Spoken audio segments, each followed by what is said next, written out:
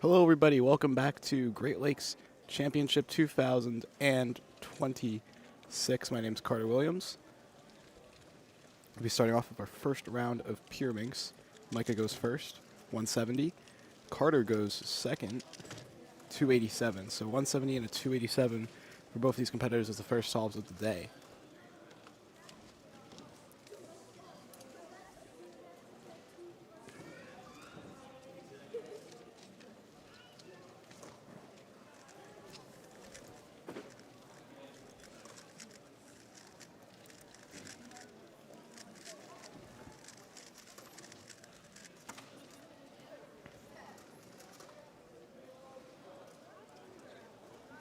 So Micah David Ties and Carter Kukala both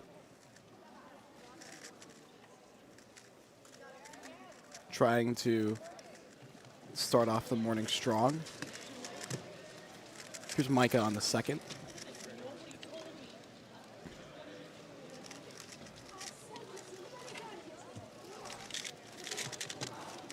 Micah with a 160.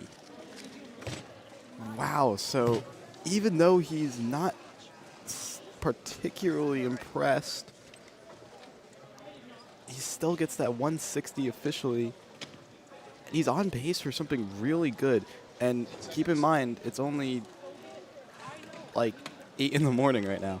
Here's Carter on the second. Not going to be a good one for them. It's 313. So Micah on pace for something really nice. Carter needs to do a little bit of work here if they want to get a better result.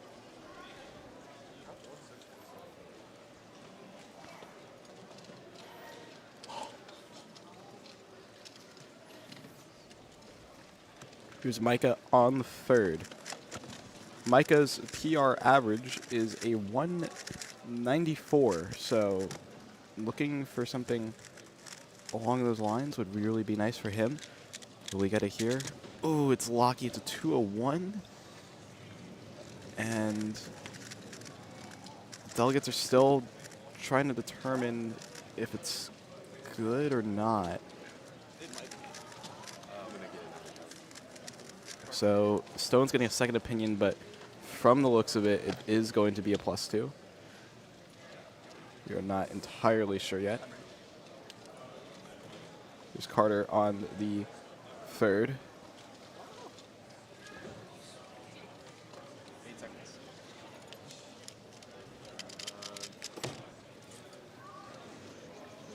Carter gets a 284. So still determining if Micah will get a +2.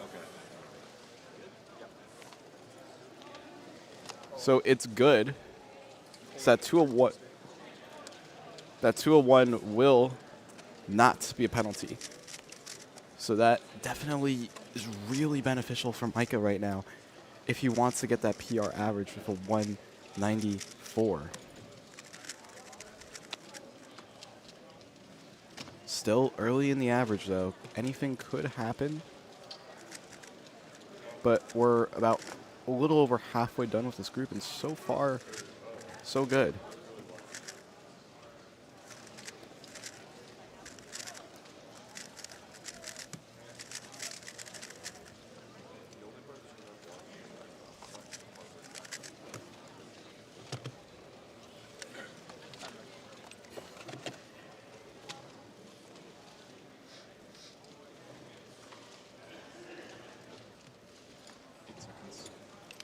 Carter solves in the fourth, 165 +2.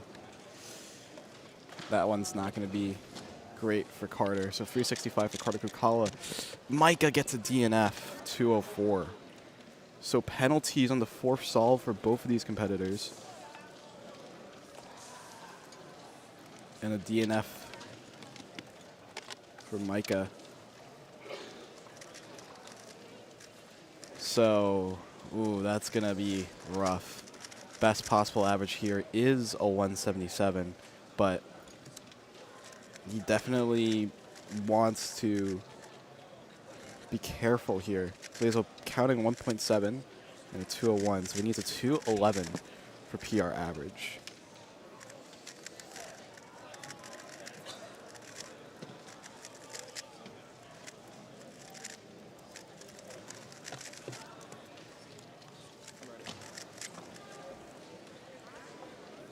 So we're 211.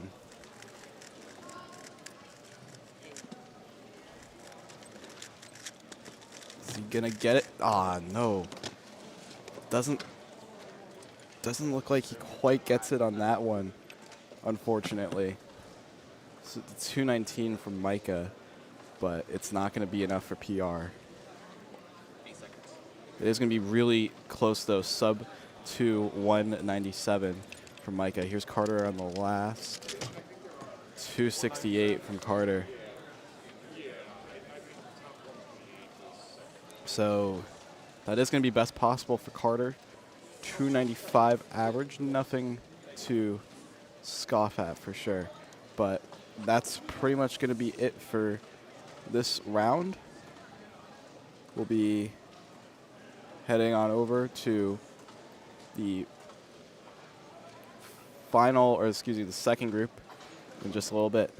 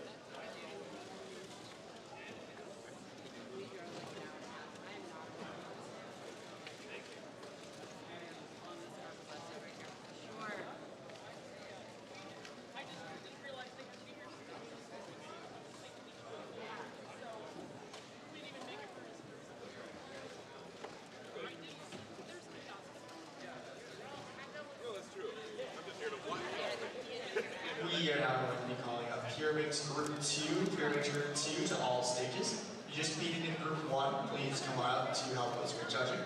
Also, fine designs will be open again today, and they are open right now, so if you want, you didn't get the opportunity to check that out yesterday. Once again, they're over in the corner by the blue stage.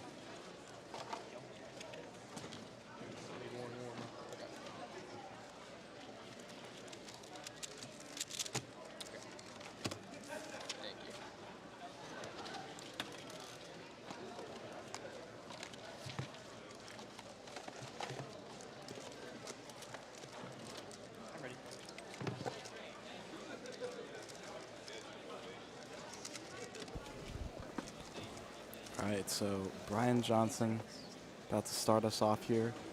The very first solve of Pyramix Group 2. So 254 for Brian Johnson. And I don't know if I'm supposed to. You don't have to right now. It's pretty clear, I think. Thank you. Welcome.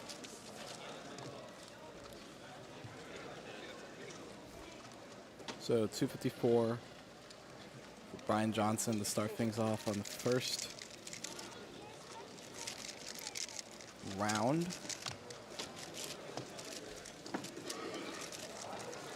Luke Garrett should get some things started relatively soon. Luke has a very big day ahead of him. All 3 rounds of, not all 3, but 3 rounds of 3x3. Round 2, semifinals, and finals. All today. We also have OH finals, and I believe there may even be an OH second round. Nope, it looks like it's just finals, but that's okay.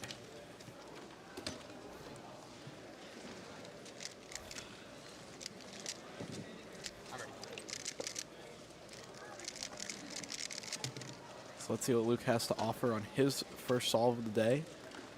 8 seconds. On the last day of Great Lakes Championship in Fort Wayne, 12. 2026. Ooh, it's really shaky, nervous, 279. Not the most clean from Luke Garrett. But it's okay.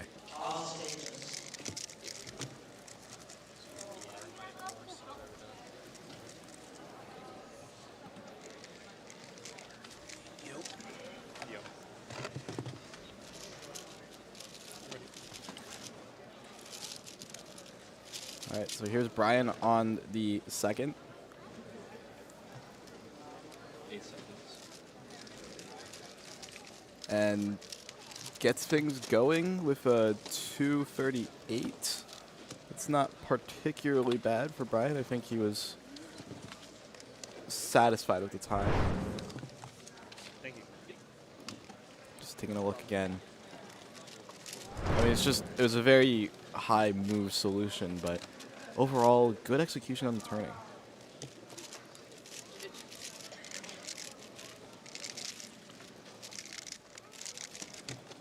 So Luke warming up, trying to get some things ready here. We have a lot of other competitors waiting their scrambles.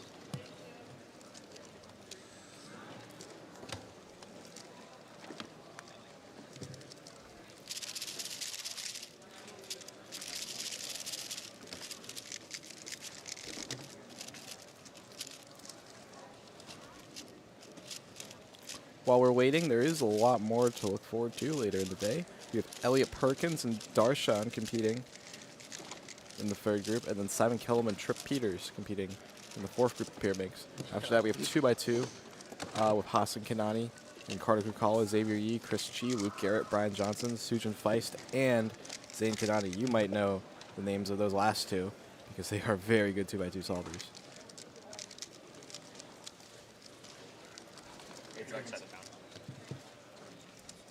So Luke gets ready for his second, solves his second in 2 seconds, 248. But I'm frustrated with just the lockups and the bad turning. And even though Luke Garrett's main focus here is probably going to be 3x3, you still want to make sure that your turning's on point for later in the day. So these are good. These early rounds are like test rounds for your endeavors. It's going to be a free flat from Brian Johnson.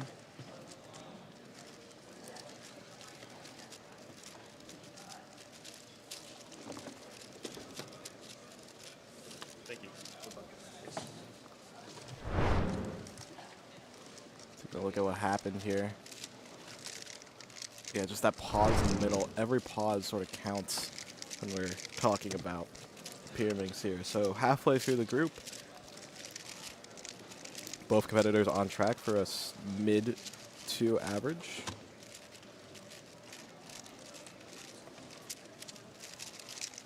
Looking at the data that we already have entered in, Micah leads the pack with a sub-2 average very comfortably.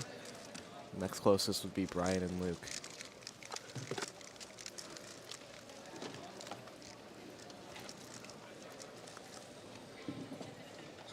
I'm ready.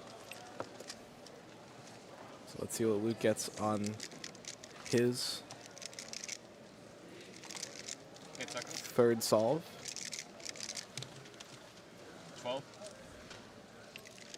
Luke goes. Still has to solve the tip in the back, and he forgot about it, so that's going to be a +2 for 11, unfortunately.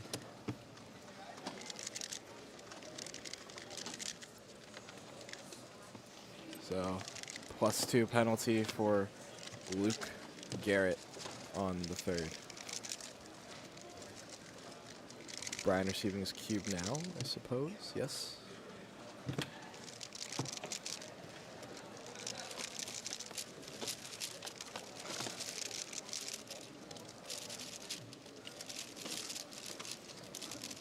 See what Brian has worked on his 4 scrambles. 4 scramble looks quite good. 8 seconds.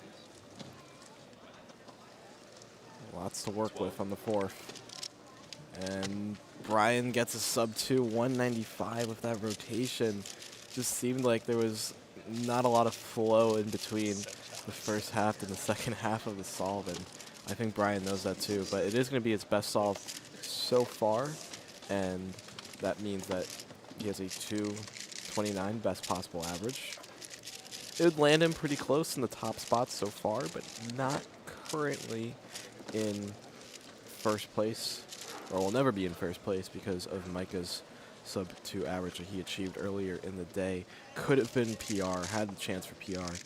Also had that DNF earlier on the 4th solve that really changed things for him. Hopefully he doesn't think about it too much throughout the day.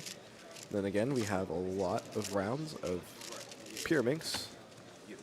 We have 3 rounds of Pyraminx to work with. Here's Luke on the 4th solve. I'm ready.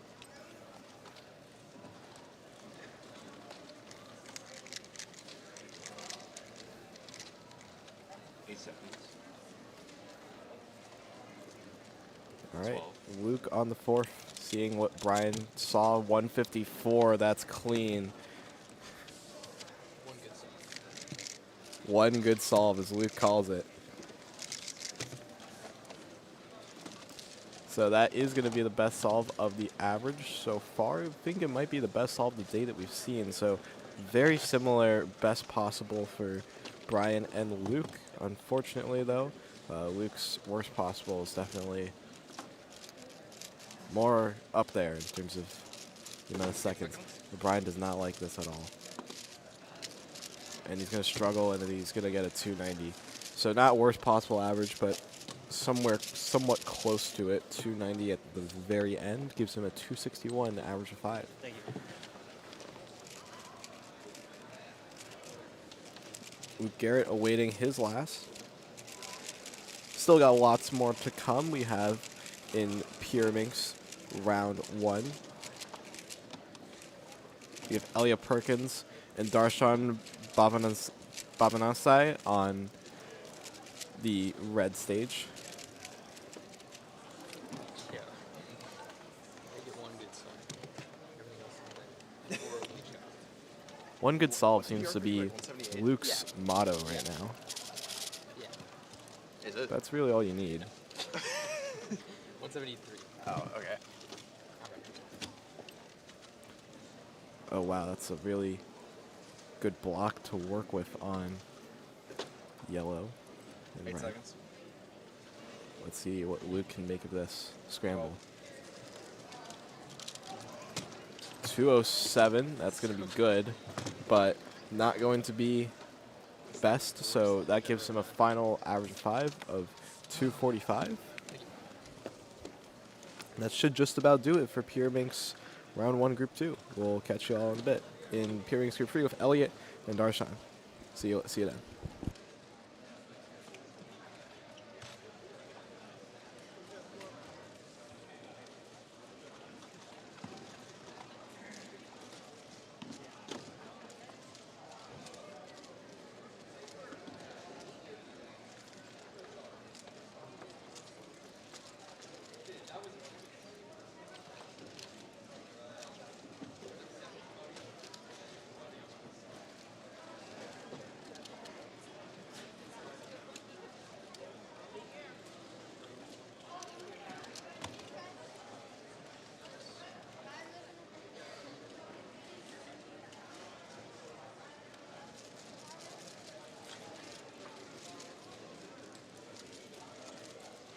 You're now calling up Pyraminx Group 3. Pyraminx Group 3 to all stages. If you just competed in Group 2, you are likely assigned to judge for Group 3.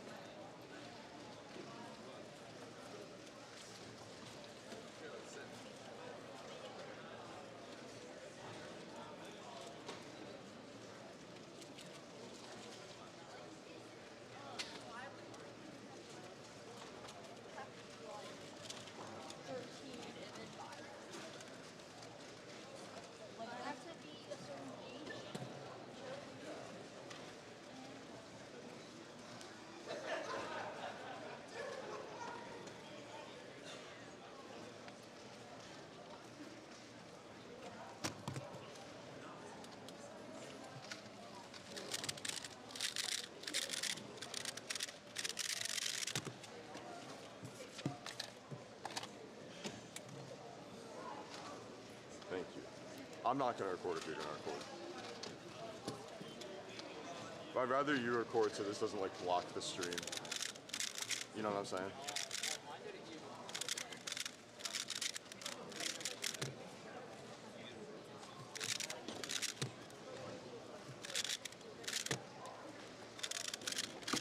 What's up, Mr. Bob? Is that your warm-up while? Yeah. Well, actually, this is my main. I'm competing with my a different cube than I usually do. Just trying it out. I set it up the other night, and It's my first Johnson Center, by the way. that's crazy.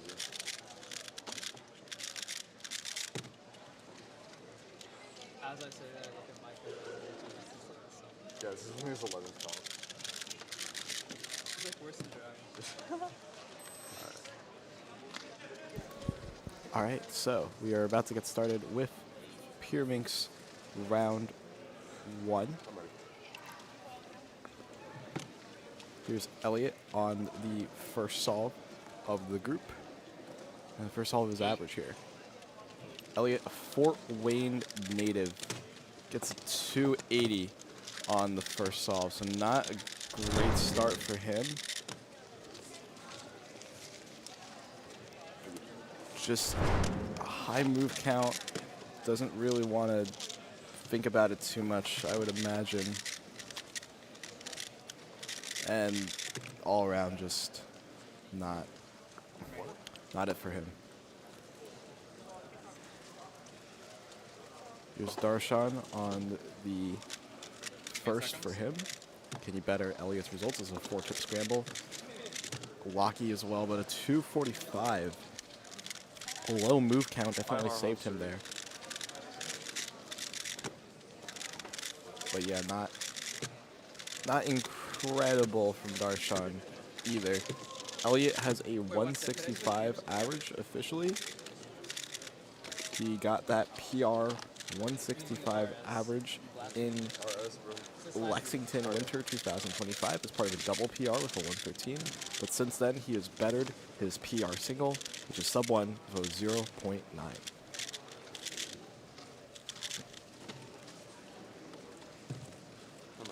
Here's Elliot on the second.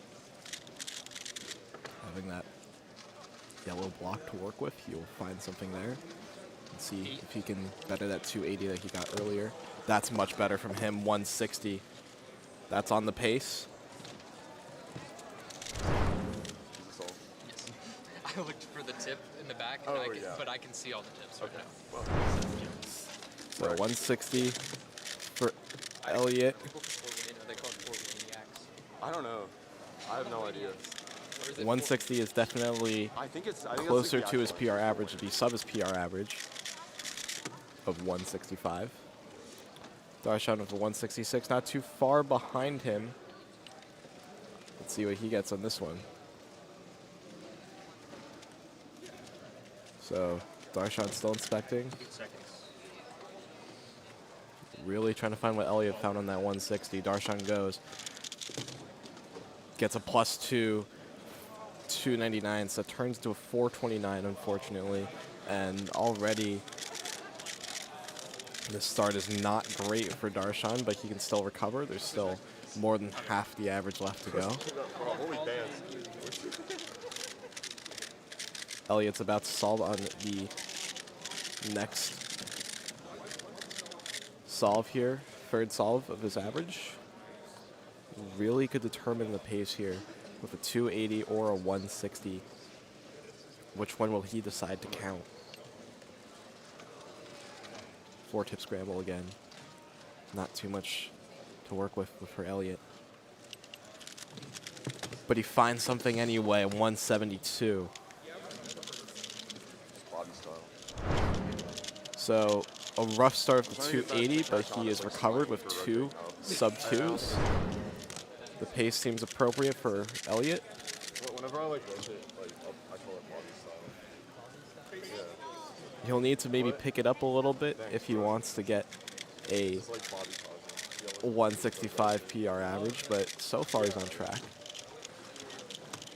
It may be up to the scramble gods though to decide what happens to Elliott on solve number 4 and 5. But anyway, let's watch Darshan as he completes his third attempt. Or is about to complete his third attempt.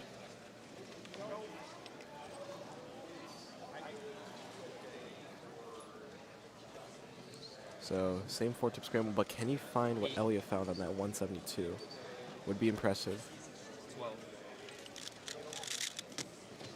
Oh, whoa, he almost +2'd again, but recovers it barely with a 311. I saw him take the pyramids down at around the 1.8 mark, so a +2 would have given him 3.8, so it saves him about 0.7 seconds, but would have been ideal if the +2 didn't happen in the first place. Or at least the possibility of a +2. This one must have been a work with for Elliott, 1-tip scramble. So this is really important for Elliott here. Really needs to clutch up. Not it for today. 211, can't be too mad about it. Or 212, excuse me. Can't be too mad about it. His best possible average is still a 181. That's very decent for Elliott.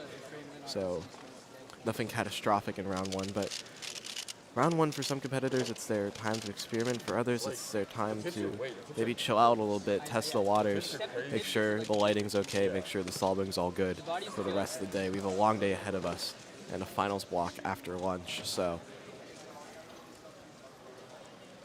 conserving all the energy possible would be nice for all these competitors who are solving today. Can Darshan better that 212 to possibly save his average here?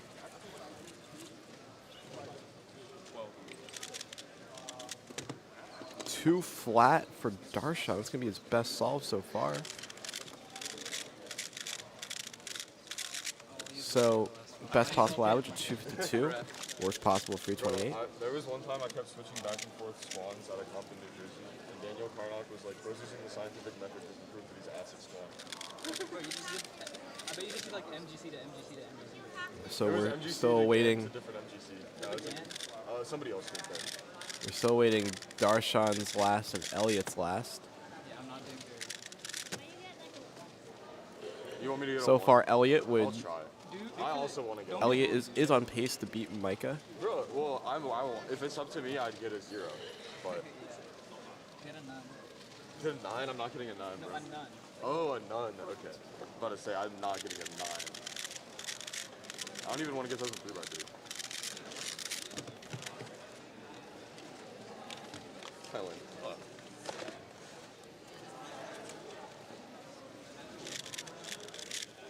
I'm ready. Here's Elliott on the last. Another 4-tip scramble. Scramble's not looking too good for these competitors this morning. 252, that's going to be close to worst possible for Elliott.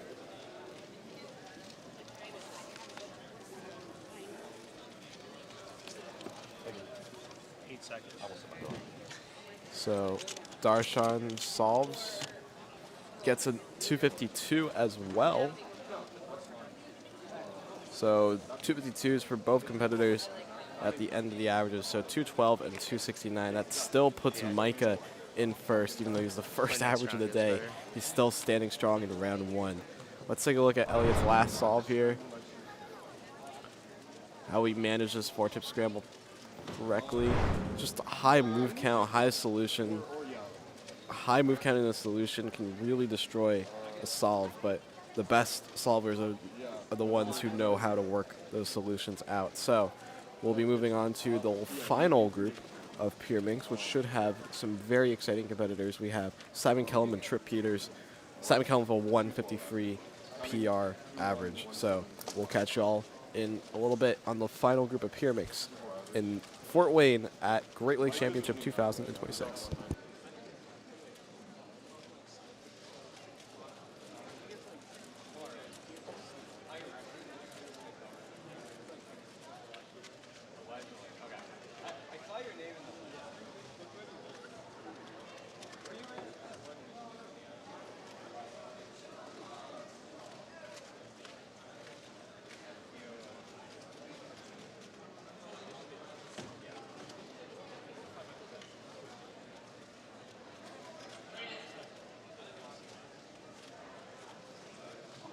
We are now calling up Pure Minx Group 4. Pure Minx Group 4 to all stages. Please come on up and submit your puzzle, or if you just competed in Group 3, please come on up and judge.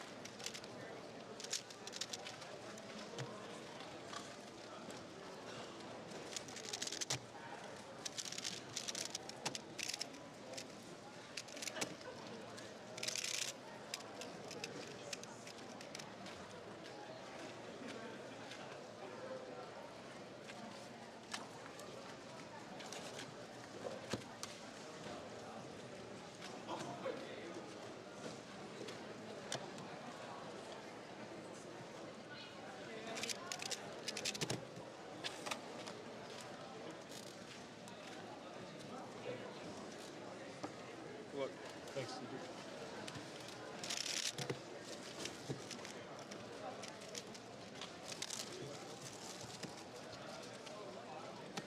Can we get this scramble, please? Here, let me see.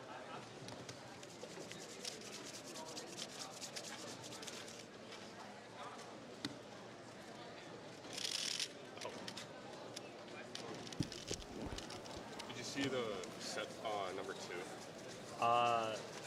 Not fully, but I heard it's pretty good. 2 was really good. I thought one was pretty good too. There's a lot of like easy stuff, but it wasn't that good.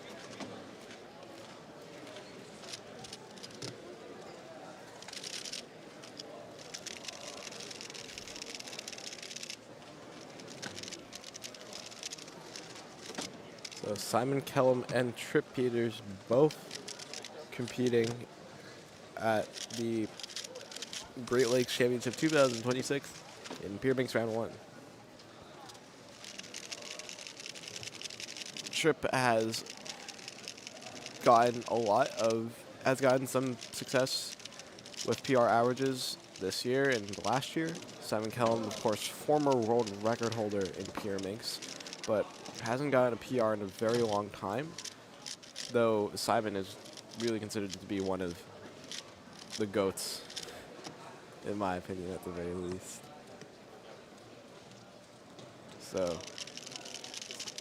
we should still expect some really exciting solving, especially from these experienced competitors.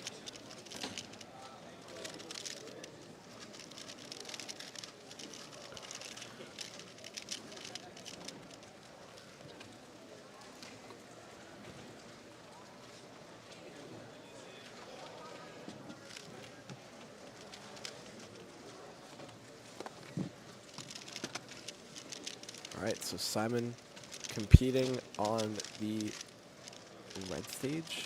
I'm ready. Let's see what he finds on the very first solve of the group. 8 seconds.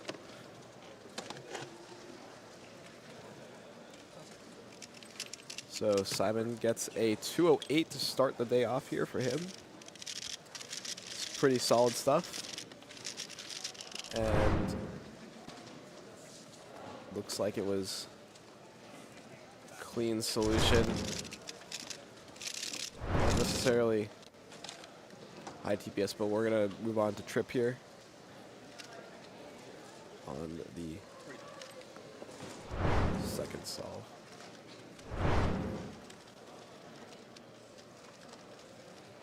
Eight seconds. So 233 for Trip. Nothing too much to write home about.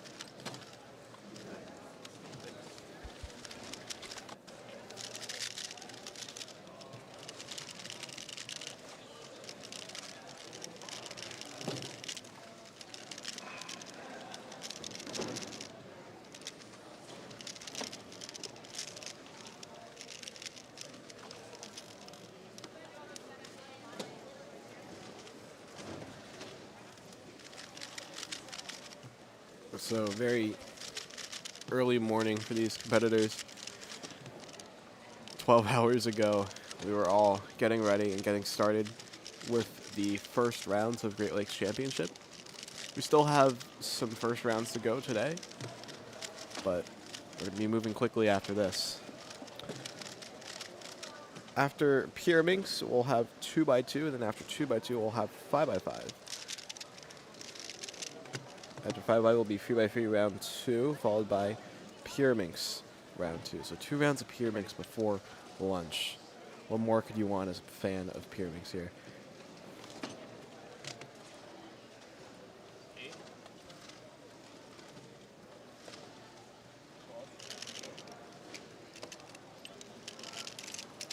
Simon gets a 431, has to sort of shake it off here, unfortunately.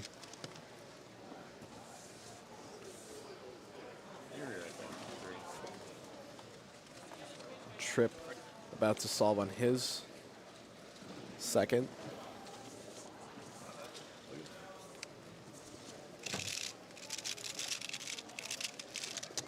Gets a 209.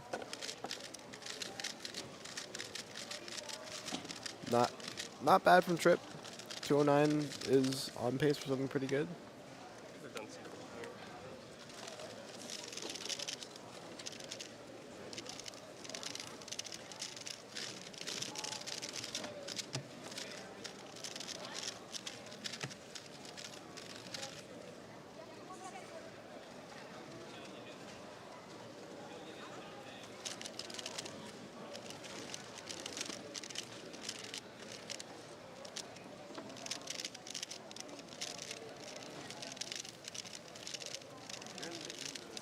So Trip and Simon both have completed a pair of solves here. Doesn't look like at the moment they will be breaking Micah or Elliot's first and second place spots, but possibility for Trip to maybe combat Luke Garrett, who sits in third currently with 245.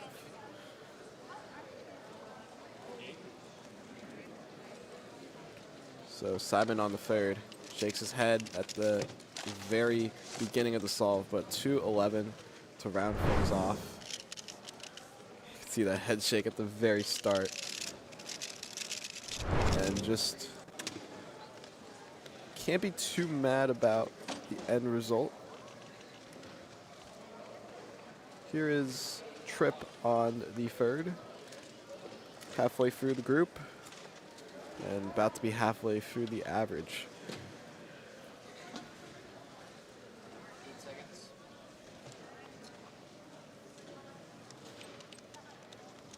Ooh, very locky solve all around. 364 for Trip. That's going to be his first 3 of the average, and that really tanks what the possibilities could be. Counting 233, though, still could work with something there. Simon has a 208 to 211, but that 431 is really hanging over his head right now.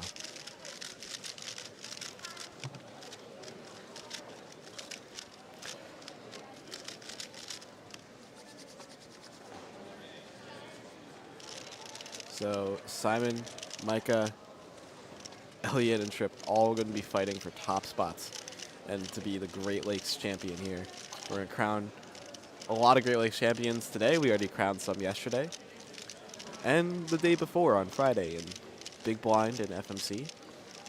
But here is where the crown jewels are, where we'll have a lot of events with new champions and new winners. Simon is inspecting his fourth. It's going to be 2-tip scramble. 8 seconds.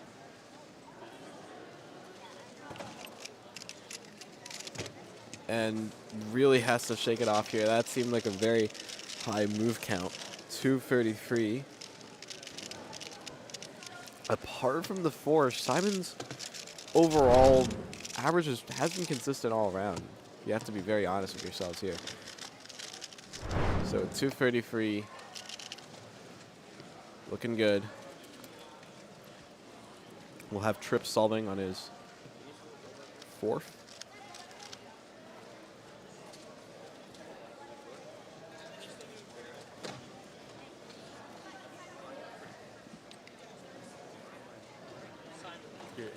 Yeah. Can Tripp find what Simon found to give himself another low 2 average here? Yes, he does, and he finds something even better. 188. That is the first sub-2 of the group and first sub-2 for Tripp Peters so far, at least in the Pyraminx event. So best possible average here of 210 for Tripp Peters. Best possible average of Simon Kellum, 217. No one has guaranteed themselves to beat Luke Garrett, though. Simon cannot beat Elliot in second, at least in round 1, but Tripp can if he gets best possible average of either 210 or something very similar, a very similar average of 211 if he counts that 188. Simon about to go on his very last solve of the group, of his average 222. Oh, yeah, that's consistent. So that means that his average is just going to be 222. Yeah. That should be fairly okay for him. Figuring out what happened on that last one. Just consistent all around, I suppose. And Tripp moves his fifth solve. Trying to figure out what's the best strategy here to possibly be second seed going into second round. 188 is not a tall order, but it's not guaranteed.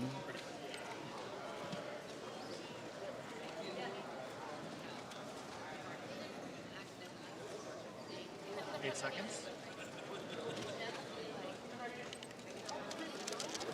Gets a 187 that is going to be best possible average, and Tripp slides himself into the second place spot so far with Elliot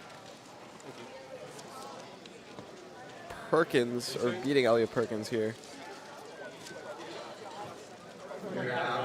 So 187 from Tripp. That was very... You are scheduled in June 4. You're judging for Group 1, so please come up to do that.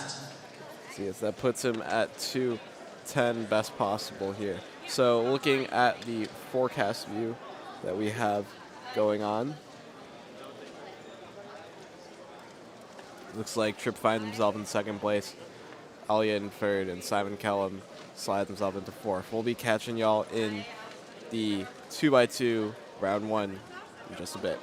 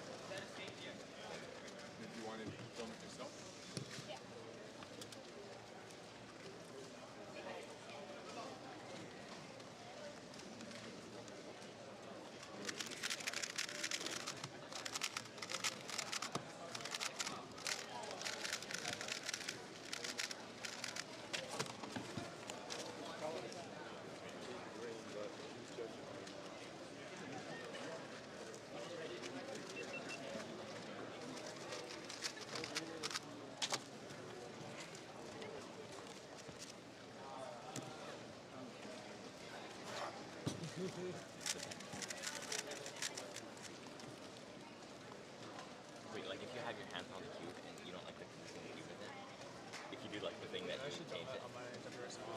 Oh, okay. You know that single, like I hit the keyboard on my way to the top. Oh, wait. It like moved slightly. I didn't even notice until I watched the video after. Yeah, but like sometimes you set it and it's like not an optimal position. So then what if you just like use air to push it to a more optimal position?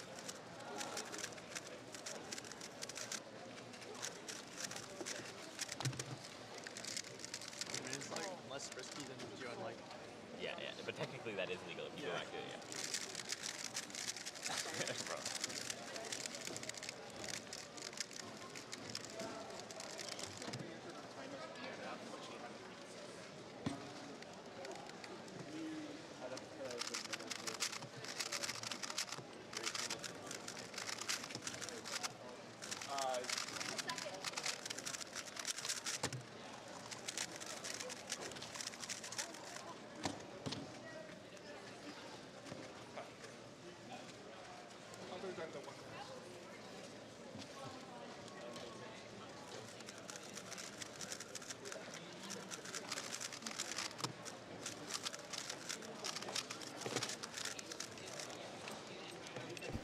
All right, so Hassan and Carter are both getting ready. Carter's going to solve first, though.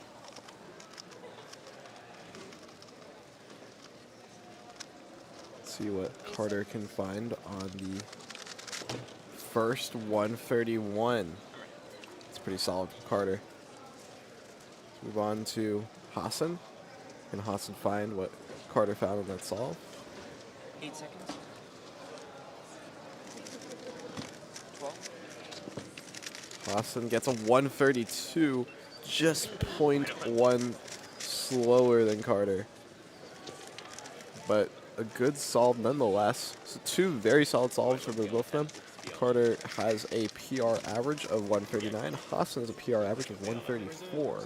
So both on pace, pretty much. I feel like I saw it. It was like that simultaneous. Yeah, it was like we did the same solution. And it was like a juice scrum. Yeah. I don't really remember what the scrum was like. I do remember that it was like this case.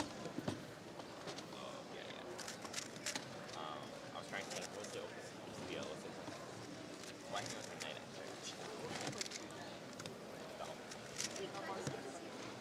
So,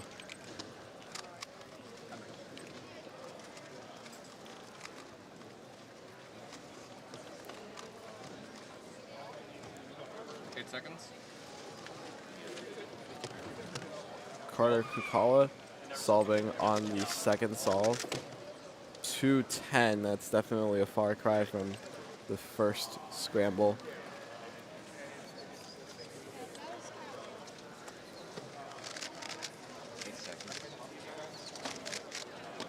Hassan with a 132 under his belt already.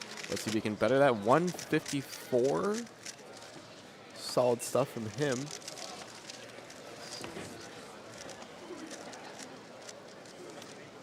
So not a bad way to start off your average here.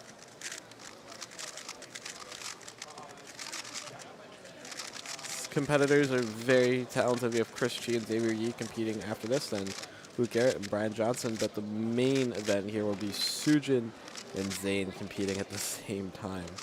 That's going to be a really nice showdown. Sujin, the favorite to be Great Lakes champion.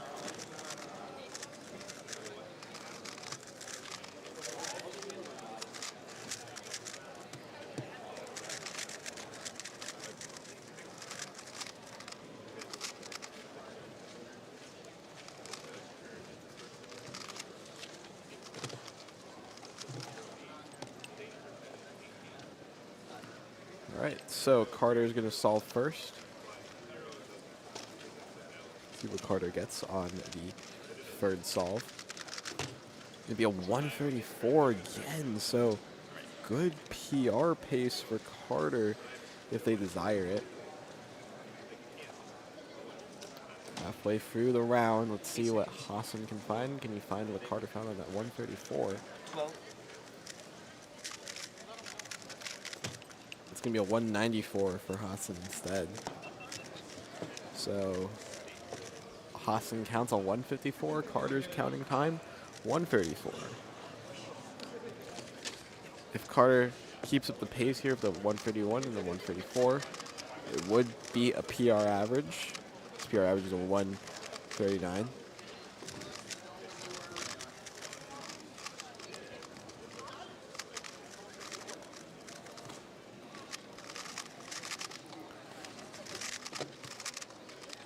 Carter's fourth.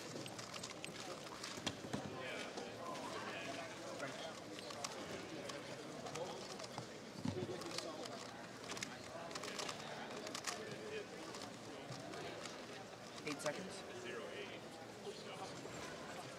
12. Ooh, stumbling on the fourth solve, 383 for Carter. They're not going to be happy with that. So 383 for Carter Kakala. And that means that best possible average is going to be a 158. Austin still has to do his fourth solve to determine what best could be.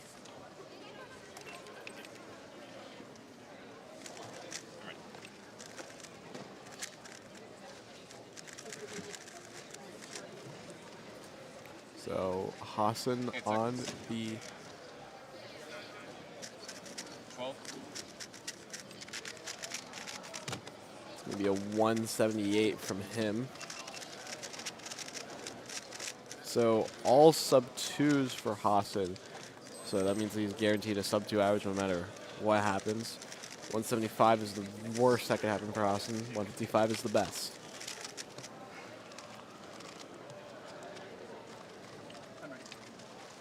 All right, Carter's solving on the fifth.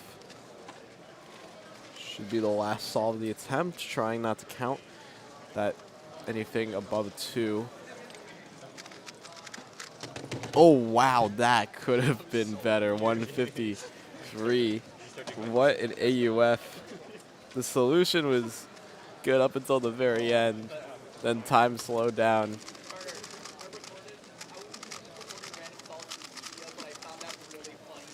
So final average of 166 for Carter. Hassan has the opportunity to take an early lead in round 1, but that will most likely be usurped by his brother, Zane, or by Sujin. Hassan works on the fifth solve. This should be the final one for him of this average.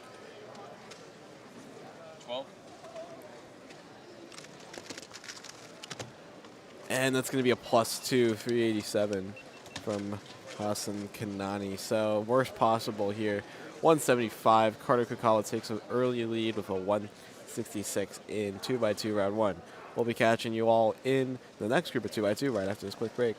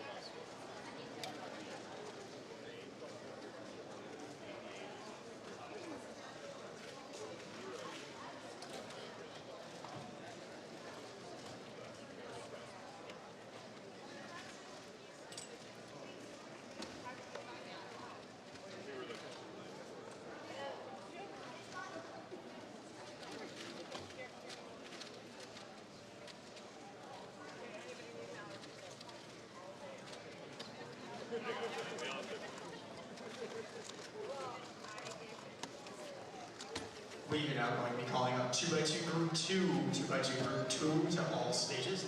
You You just competed in Group 1. You will be assigned to compete judge in Group 2.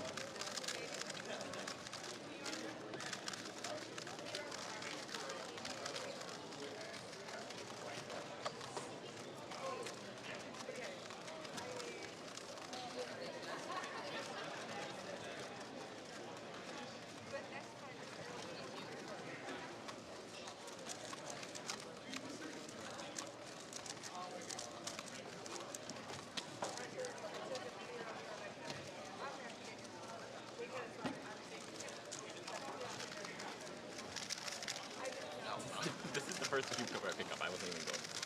That's Cap.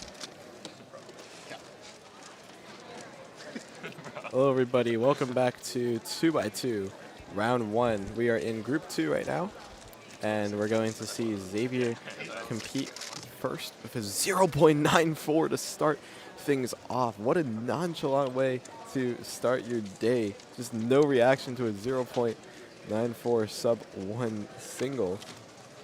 8 seconds. Wow, okay. Xavier's PR average is a 126, so is Chris's 0.91. What is happening on the first solve of this group? 2 sub 1s in succession.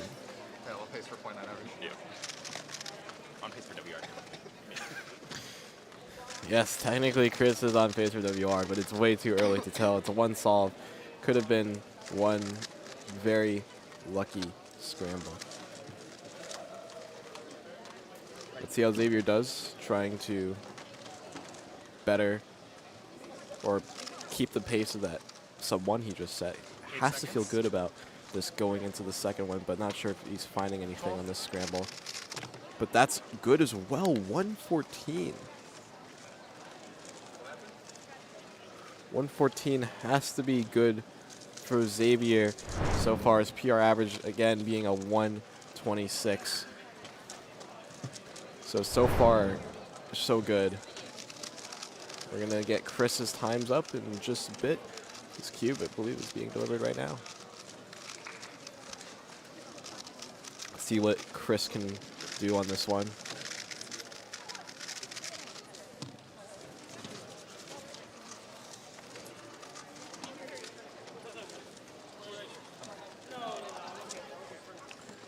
So Chris really wanting to improve upon this. Let's see if he'll find anything with this scramble. Whoa. Doesn't look great here. 2.3 for Chris. Let's see what Xavier gets. Aw, hesitant 177. Had that block up towards the end of the solve, unfortunately. So that means that it's looking like, yeah, I mean, 126 is still possible. That 177 definitely puts something into peril here. Yeah, just overall not. He was kind of shaking his head in the middle. When you look at the replay, though, it's really hard to sort of tell that he was not necessarily at his pace, but man, I think he's probably trying to calm down a little bit, but it could just be a small hiccup and a great average if Xavier decides to make it good. Here's Chris on the third.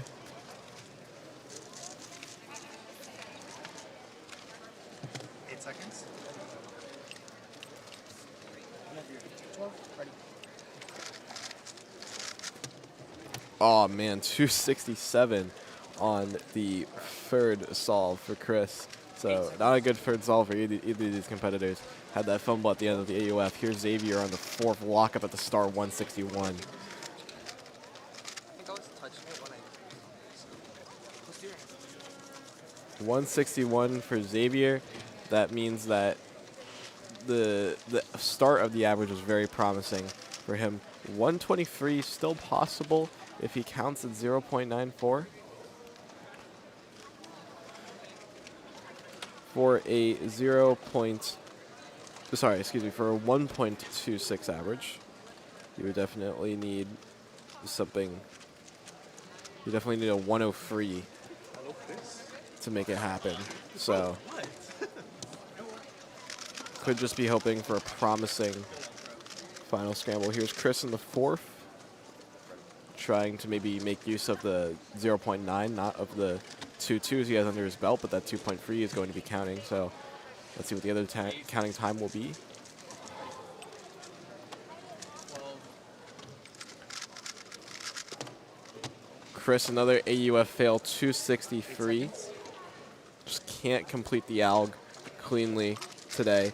Xavier gets a 152, so not PR, but still a decent 1.42 average for Xavier as he completes his average of 5. That slots him very well into first, about 0.24 seconds ahead of Carter Kukala. Still a lot of 2x2 left to go, though. More than half the competitors still have to compete. But he finds himself in the top spot so far. Could we see him make a run in the latter rounds of 2x2? We'll see.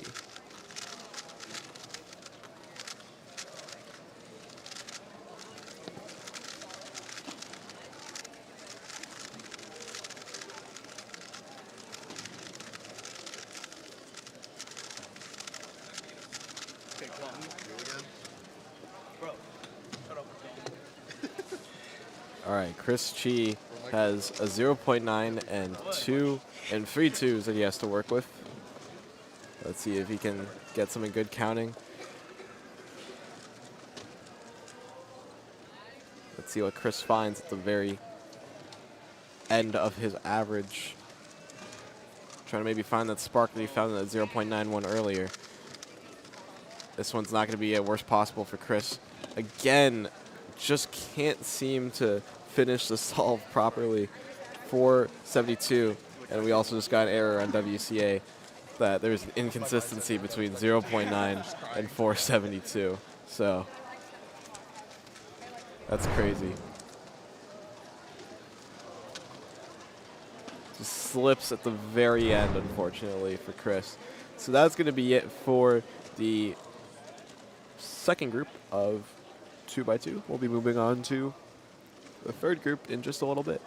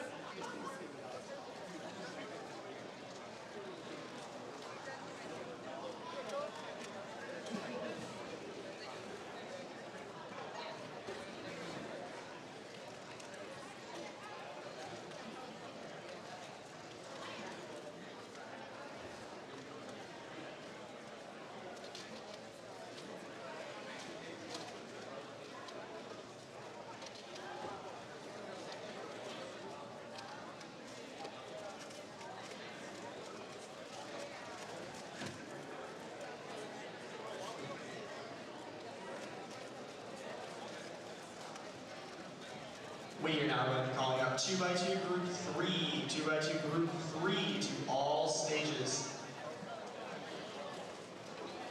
If you just competed in group 2, please come on back up to help with judging.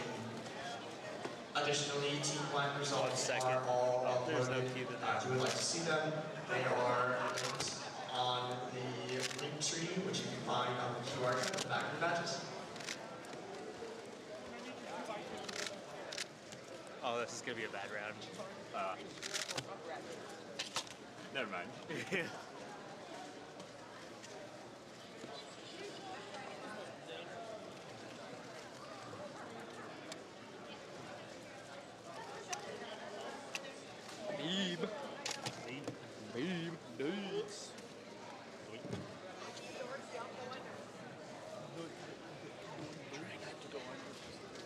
Yeah, that's my bad. I'm doing my Lisa imitation. Yeah. Are you ready or? Yeah. I'll go around, another round.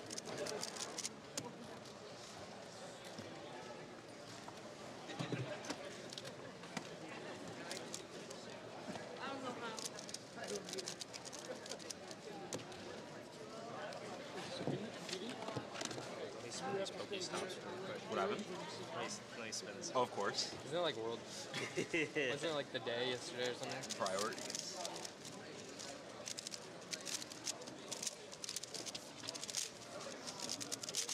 I'm ready.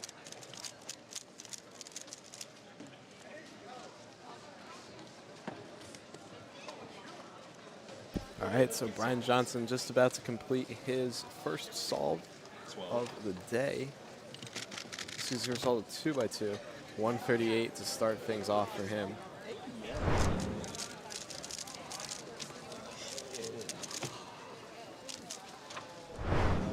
So 138, not too shabby from Brian. Definitely maybe expecting something ever so slightly better. Yeah. Oh. I just like did something.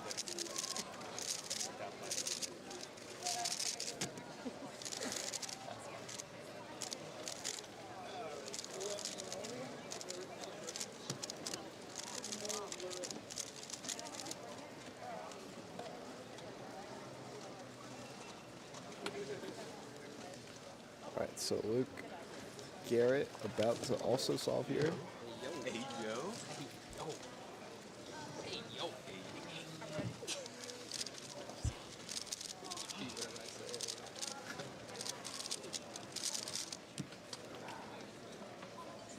Let's see what Luke can find. I believe he has a PR average of 118. Sorry, excuse me. Brian Johnson's a PR average of 118. Luke Garrett would have a PR average of 113. Definitely not breaking PRs with this solve, though. 441 to start things off for Luke Garrett. So unfortunate stuff from him. Let's see what Brian can do. Oh, drops the cube and tries to fix it at the very end. Has to do a J-perm to work everything out. 306. That fumble was very costly.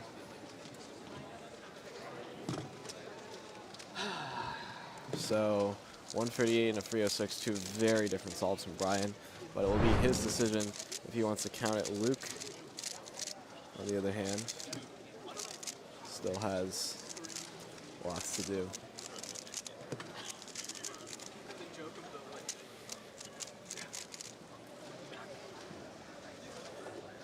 So Luke with that 441, definitely not ideal, but can maybe turn it around in the end if he really wants to.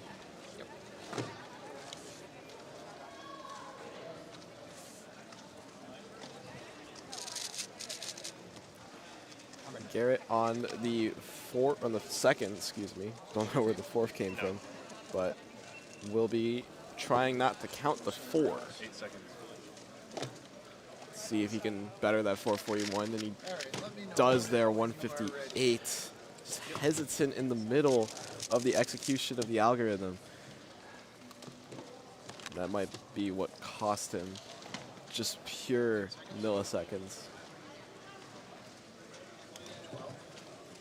Here's Brian Johnson on the third, pause in the middle, 176. So that solve will be counting for Brian, but looking like he'll really need to pick up the pace here. Already on not necessarily solidified in the top spots just yet. You kind of just want to get, you just kind of want to get as close as possible to Sujin and Zane if you want to place high here. There's also always a chance that maybe Sujin or Zane maybe even fumble in the first round, but first round stakes are relatively low for these competitors. 107 from Luke, that's good from him. So this is more like it from Luke Garrett. Just a really clean execution is really all you need. There's definitely, with these solvers, it can happen in the blink of an eye. These solves sometimes.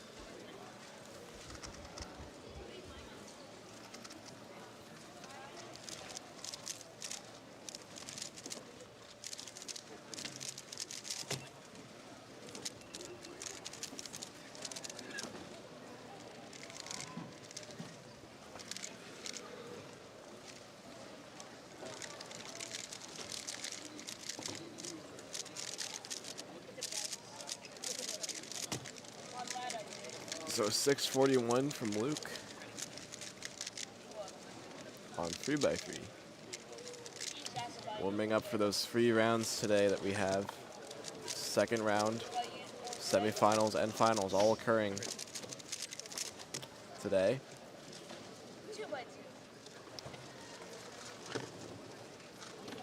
So Brian solving his 4th solve. That's a really clean 125. Just purely good execution on that one here. So 125 from Brian. Let's see if we can find anything from Luke. 162. Doesn't like that one. Just has to slam the table here.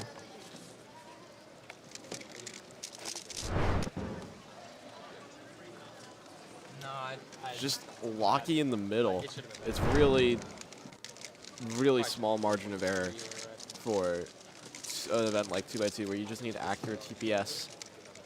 You need to make sure you're executing those algorithms correctly.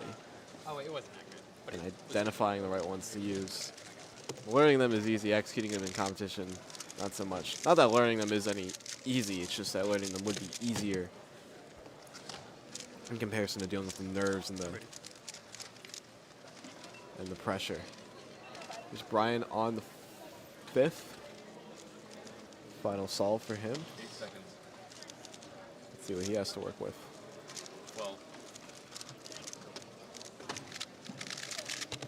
156 to round it all off. Not too shabby. 157 average of 5. He can't be mad about that. That puts him in 2nd place currently. Though we will have to see what Luke Garrett's going to get. See if he'll slot himself in the top spots.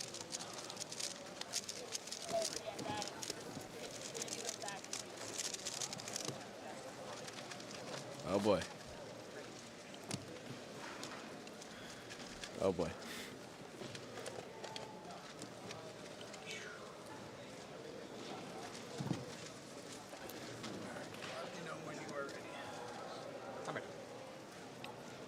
See what Luke can find on the last scramble. 8 seconds. There's 3 ones. Doesn't want to think about counting that 4 right now. And he doesn't. 139. So that's going to be a 153 average of 5 from Luke Garrett.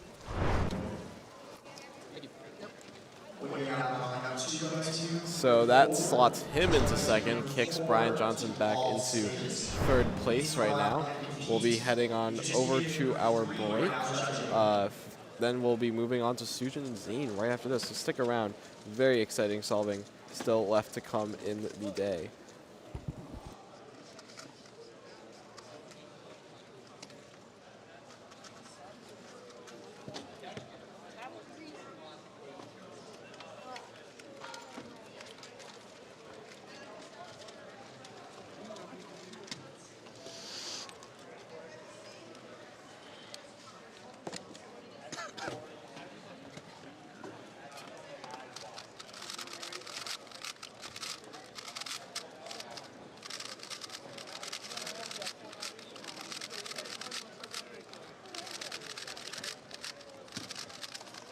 You're also using GoPro?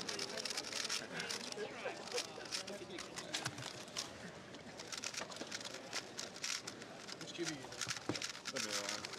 Oh, not the 104? Thank you. Sure.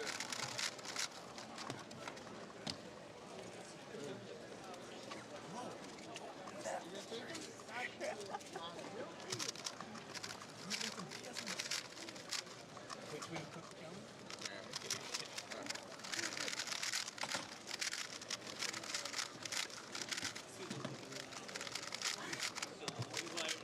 Doing some BS.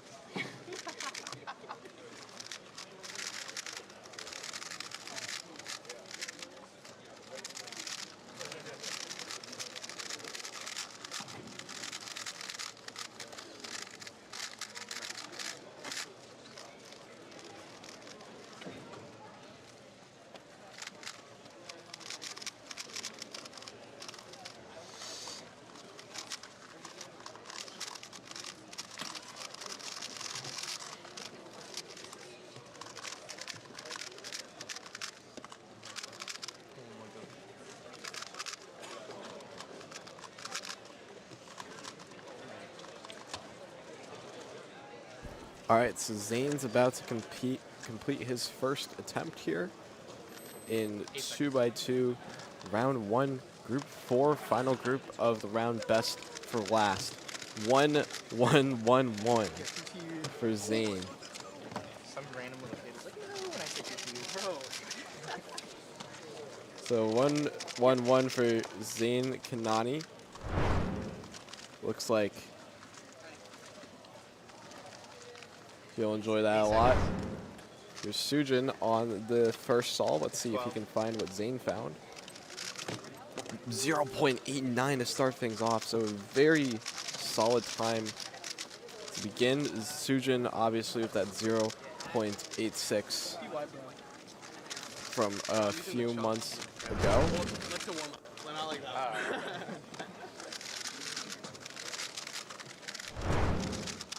Sujin is one of the best 2x2 solvers in the world.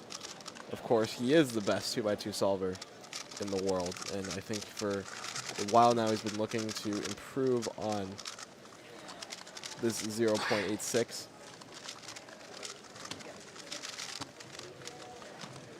There's such a small margin of error though in 2x2, as you get just so infinitely fast.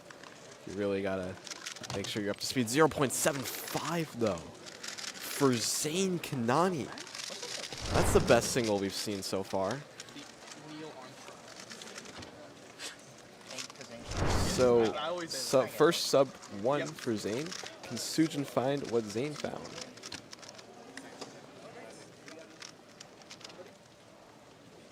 Let's see what Sujin can do here. 0.74 for Sujin. 0.01 better than Zane Kanani. 2 sub 1s for Sujin so far. I just like bang. And he does it so calmly too. It's like he's just executing any old algorithm on 2x2. Very low move count solution, and just overall really pleased with the solve.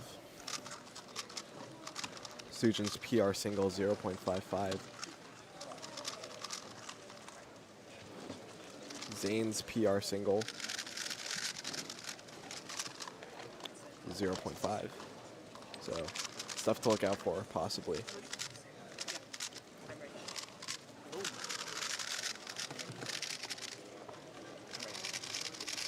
Let's Let's see what Zayn can find on this last name scramble. There was some comp we went to. And he knew right away, too. Winter comp, but like we all got different names. Nobody got that right. That's funny. Yep.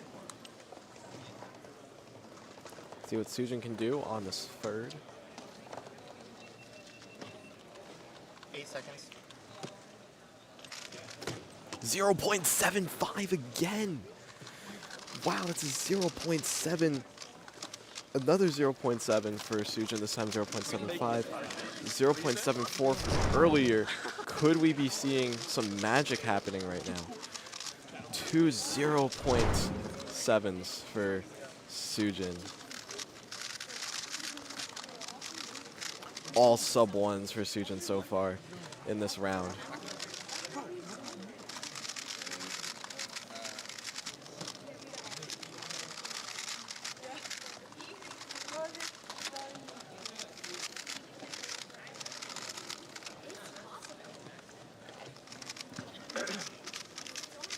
So Zayn Kanani on getting ready to solve. Sujin also just got his cube delivered. Yep. Sujin will be going first. Just wants to go straight into it. Seeing if he can secure the world record right now. Oh, lucky though, 133. Still good average. Yeah. So Sujin with a 133 Wait. would give him a very good I just average. wanna check the average. Best possible average of 0.79 for Sujin. 0.81 for Zayn Kanani on the third. You could have something interesting going for him too. Hello.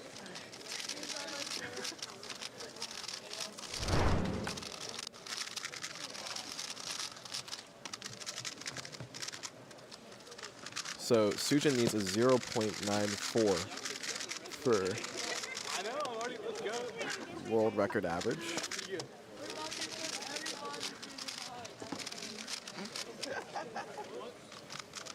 Make sure you reset the timer. Thank you, bro. Give me some. Gio. Thank you, bro. You guys are okay. I got you. Yep. So Sujin just going to go straight into it. Seeing if a 0.94 is possible here. That's what he needs to get his world record average of 0.86. Guaranteed sub 1, so sub 1 average. Just really wants something good here. It's lucky though, 1.18. That lockup in the middle costs a lot. So ending off the average with That's PR3, right? two I have 490. ones. Just couldn't find a way to break the world record again, but still has 2 more rounds to go. So 0.94 average for Sujin Feist. Zayn with a 121. That is going to be his worst solve so far. That gives him the best possible average of 0.89, so still could potentially break PR if he really wanted to.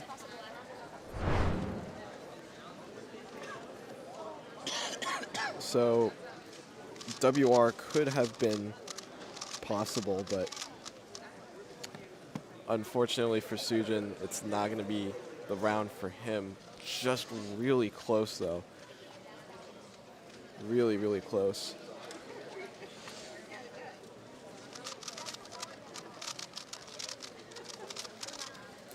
After 2x2, make sure to stick around because we have 5x5 coming up.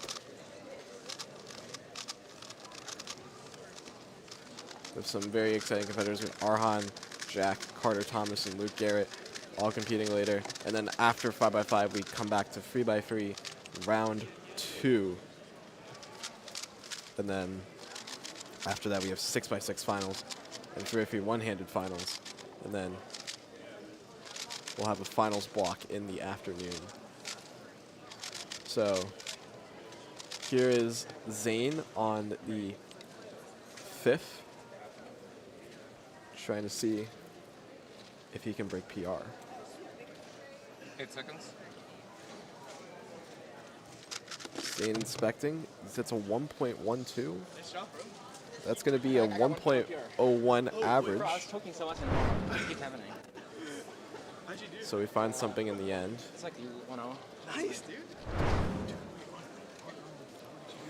Yeah, so Sujin almost got world record there, but we'll definitely see what happens. We're going to try to bring Sujin on for this next group of 5x5 right after this. I need to have that exact. Okay, it keeps happening. I don't know if I'm warming up and doing trash and then it comes. We are now This is why you don't warm up. 5x5 group 1, I cannot 5x5 group 1 to all stages. If you're competing or trying to compete in 5x5 I'm saying for please come on up to judge for this one. Additionally, as a reminder, please do not stand in front of the chairs. You can be especially distracting competitors as well as while anyone who wants to watch. So if you are sitting in the chairs, be mindful of the competitors that are next to you. And if you are on your stages, please do not stand to the side to view those. Please stand behind the chairs. Dude. Wait, what was my BPA? Did I have 79 BPA or 8? It was like, I don't know. I had 79. You can always fight what you You don't warm up. That's the thing. Oh my god. Wait, I did like 5 moves to each. I did like. You see, look, you had to get solution. That's how I was like, he might get the. It was kind of annoying trying to get, but I did. Oh, okay. It's like a weird premium. Oh, wait, just like in front of that TV, basically? Yeah. Okay. It was not really PR good though. Yeah, that was gonna throw it, yeah. Dude, oh my god. Oh my god. Alright, chill out.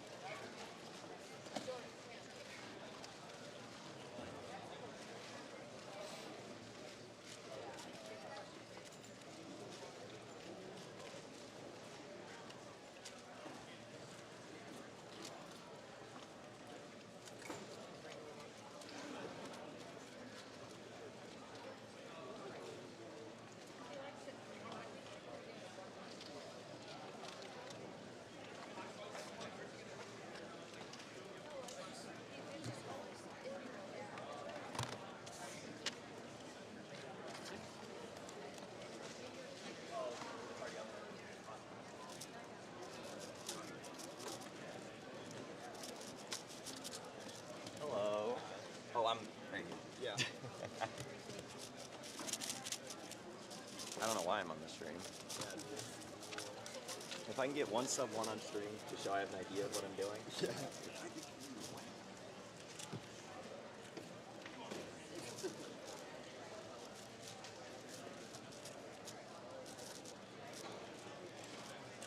Do I got food on my face?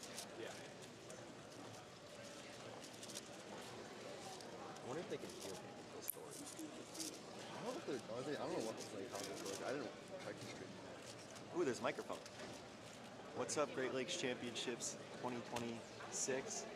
It's me, Daniel Pavlich, aka half of the Lazy Cubers. Let me look at this. Today we're going to be doing 5x5. Is that YouTube or Twitch or? It was my old channel, I accidentally deleted. Oh my god, I've had like 2 channels deleted by YouTube because I was like when I was like 11. Oh, mine was because I deleted my email because it got hacked. Yeah, no, my email got like deleted because it was like they thought I was like underage. I think it's like 14. I don't know why.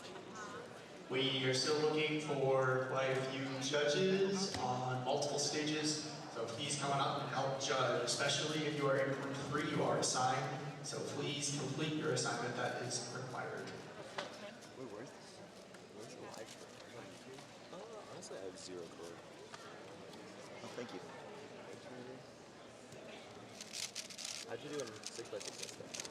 Oh, I did pretty bad, but there's still the finals.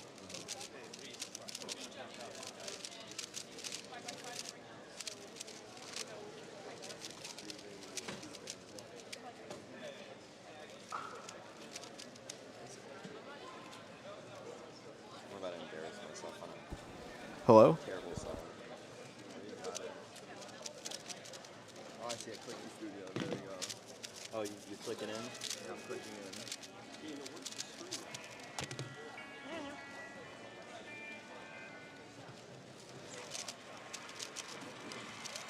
Wait, you should put it on the camera so that it leaks. Like, show the camera the stream. Oh, wait. Wait. It's like 20 seconds behind. Like, the timer's at 2:12. Yeah, wait. How long until you see my hand pop out?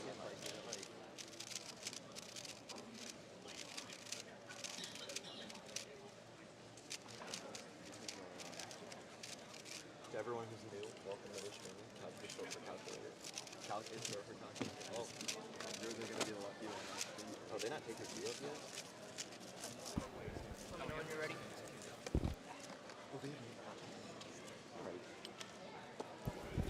All right, hello everybody. Welcome back to Great Lakes Championship 2026. My name is Carter Williams. We're going to be watching the first solves going on right now in 5x5 round 1. Yeah, so on Tuesday, we're going to have Anthpo. He has a 101 official average, I believe. So he's going to be starting here.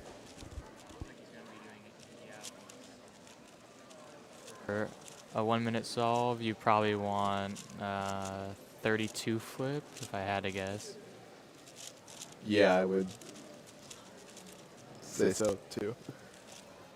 And on the other stream stage, we have Max Woloschek, but currently he hasn't received his cube, and he'll be going up next. He has a 49.79 official average, so he has a decent chance at maybe getting a podium here. Yeah, definitely.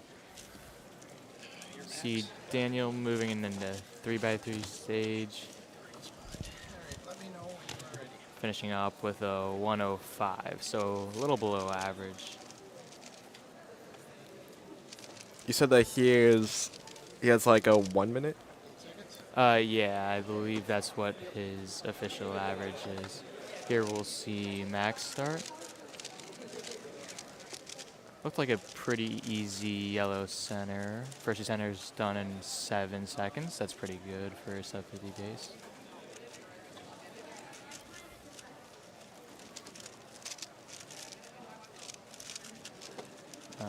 Yeah, that first center and cross edges took him a while, so he needs to catch up a little.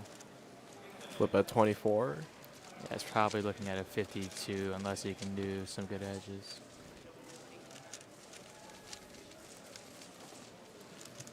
Yeah, struggling to find some edges here. I feel like he's sort of looking back and forth. Yeah, and parity 2, so this will probably be like a 52. Okay, that's not bad. Oh yeah, a little lockup. So 52-1 here. Not a bad start, but had some little issues around the cross edge stage. Now we're gonna see Daniel do his second solve.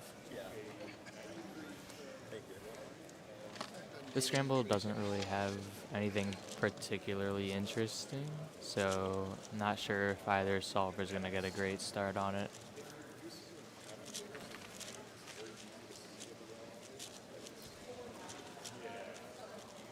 So it looks like a decent first 2 centers here at around 8 seconds.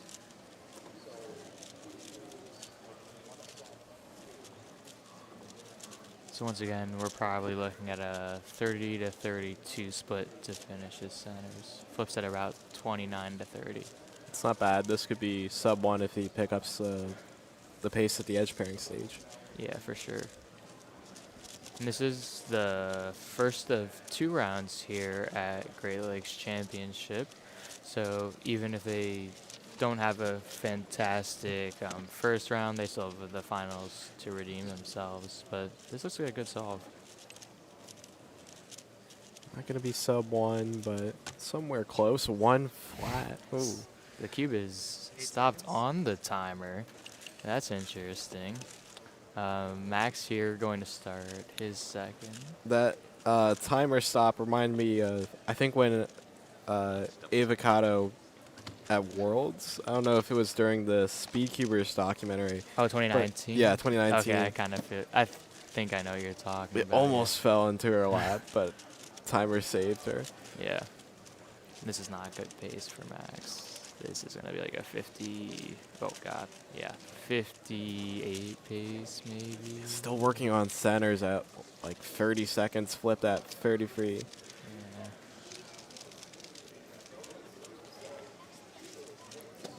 So 50 to 3x3 stage is probably what he needs to save his sub 1. And that's not going to happen, so this will probably be over 1 minute.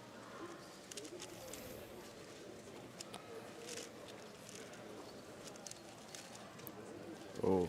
He had F inverse, actually F prime, and did 2 Alex. But a 106 for Max. That's probably the worst time of late for him. Yeah, unfortunately. Yeah, just some real hesitation after those first 2 centers really kind of cost him. And then he kind of just continued to stumble from there. Daniel just caught his cube.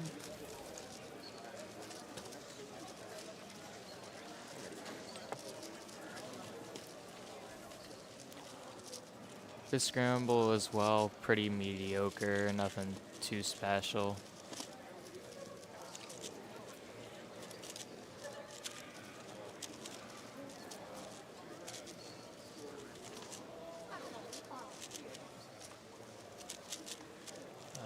Looks like he's still working on some cross edges, but just finished them up.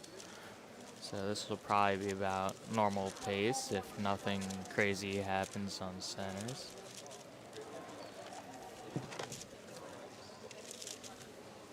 Yep, 32 flip. Max will also be starting his solve.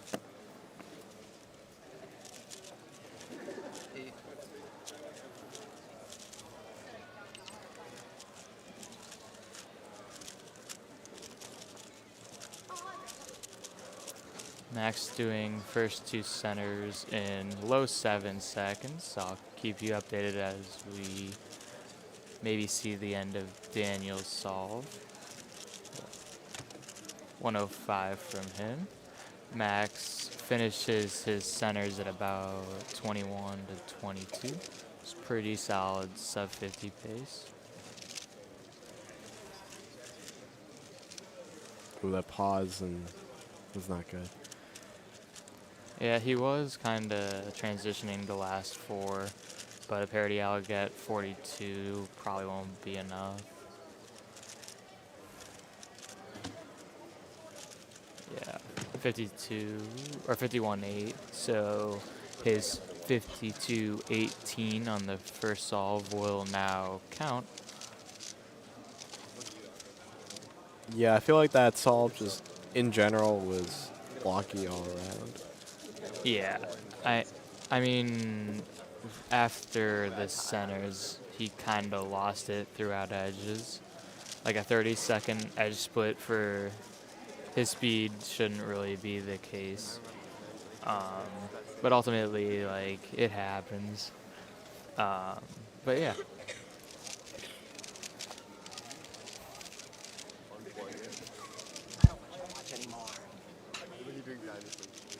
All right, Daniel's cube's just about to be delivered.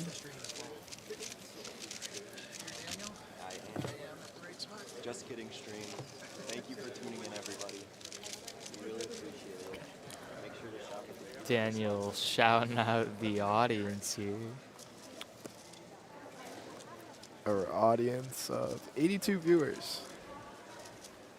And you guys should really stay tuned because we got some more exciting 5x5 action coming after this group as well. Is this just a plug for yourself? No, not necessarily. We also got Arhan, Serene, and Jack Pfeiffer, who are both very good 5x5 solvers, even better than me, I would say. So you can tune in to watch them.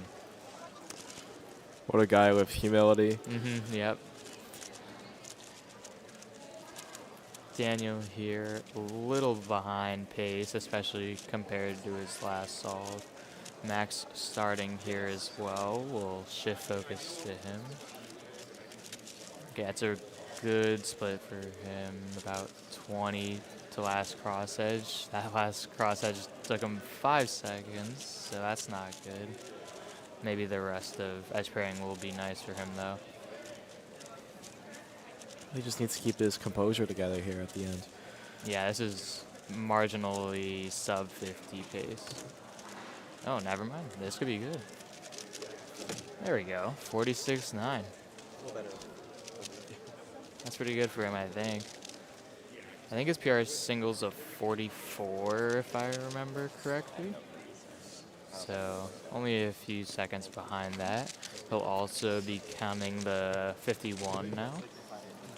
His best possible average is now 50.33, which is slightly above his PR, but if he's able to get it, nonetheless a good average.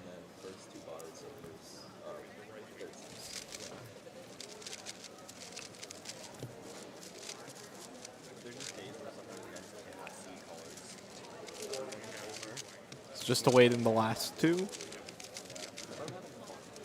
Yeah, I believe 5x5 scrambles at this competition are going to be correct. So there might be some delays in between the solver's previous solve and their next one, depending on if there's some issues. But we'll see Daniel getting his cube.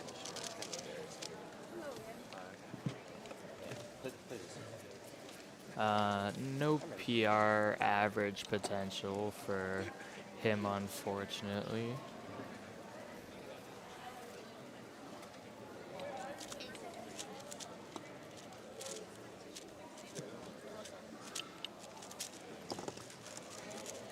Max also starting now.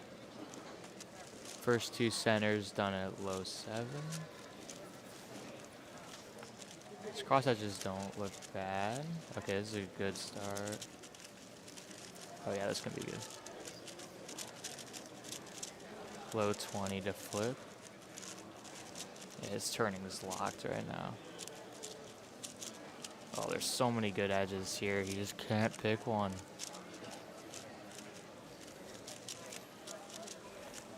Yeah, and unfortunately, this is probably not going to be a sub 50. Unless you can turn it up here in 3x3. Or no, he'll get it. Yeah, 49.85 to close that out. Daniel also working at the end of his 3x3 stage. This will be his worst solve though, so he'll get a 109. Max ending up with a 51.29 average, and Daniel with 105.93. Yeah, so worst possible for Daniel. Did not meet his goal. He set a goal earlier that he wanted to get a sub 1 on stream. So, unfortunate. So close. The 105 was close. Yeah. Alright, so we're going to have an announcement here, and now we're going to transition to our next group. Which has you. Yes, it does. Oh boy. I'll be excited. Yeah, Catch you on a bit. You should be judging. We would appreciate that. Thank you. 5x5 group 2, submit your puzzles.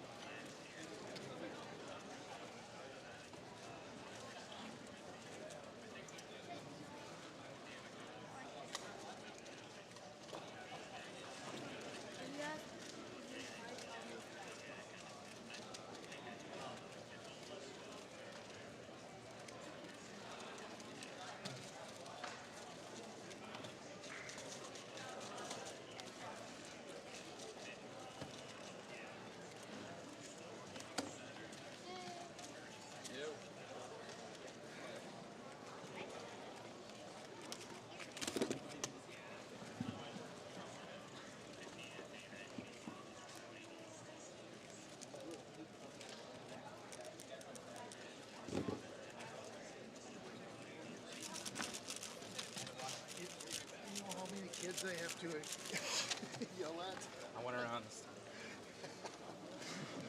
You guys, I don't care. It's the little kids that don't. Well, I guess it's gonna be a while.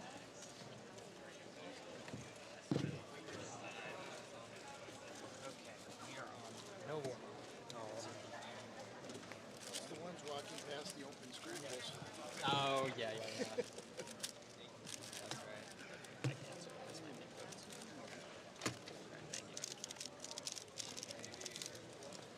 Is that race night? 3 by 3, I think. Oh. Yeah, pretty sure. I think this is round 5.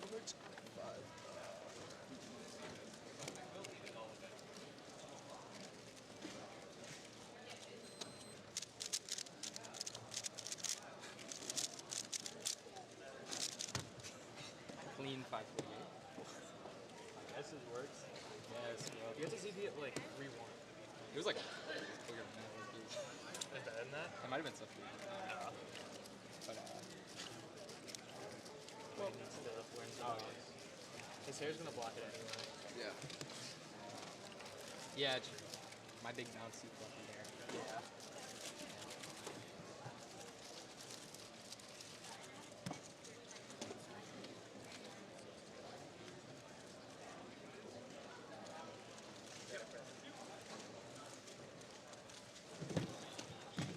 Are you driving back tonight? Yeah. We're dropping Chris at the airport. Oh, that's right. Wait, the Fort Wayne one or the Indy? But it's alright. But it's only like hour and a half. Yeah. Hopefully I avoid traffic. Yeah. Should be late though.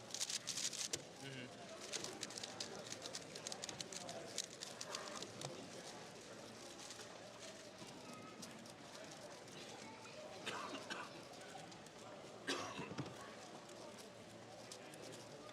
Luke Garrett? Oh, yes. I think that's you. I believe. That's my name. I'm gonna wear it out. I could thank you. Take a picture. That's on it. I'm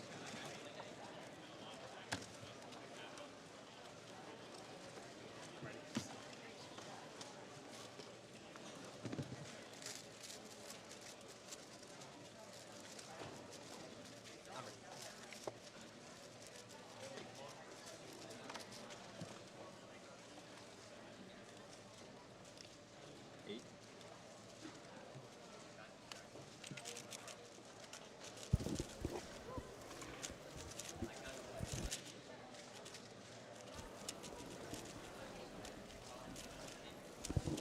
Hello, everybody. Welcome back to Great Lakes Championship 2026. My name is Carter Williams.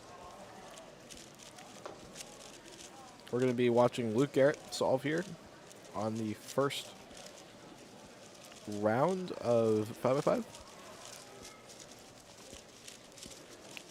Luke, a very skilled all-rounder, always has something to show us in almost every event. Looks like he's going to be finishing up 3x3 stage here. His PR average is 44.16, same as Carter Thomas, who also has a PR average of 44.16, but it's a 43.06 for Luke Garrett. No, that's smart. I feel like Solid stuff from him. yeah, most people don't. Yeah, it's like I do it. It's like some people only do it like 3 years ago. Yeah. It's just it's stuck. It can be good. Here's Carter Thomas on the first. I just never. Especially when you do it every time. It's not gonna be. I'm ready. See what Carter Thomas could bring on the solve. And really just wants to solve those first 2 centers relatively quickly. Cross edges looking good. Pretty smooth for the cross edge stage now. Center stage is where you really have to get the juices flowing, get the engine started. Completes first 2 centers of a flip of 23 seconds. It should be on pace for somewhere around the mid-40s if he keeps it up during the edge pairing stage. Slight lockups here, but nothing too catastrophic just yet. Moving on to the last 4 edges, but this is maybe not going to be sub 50. It could be, though. Let's see what happens here. It's going to be a 49.26 for Carter Thomas.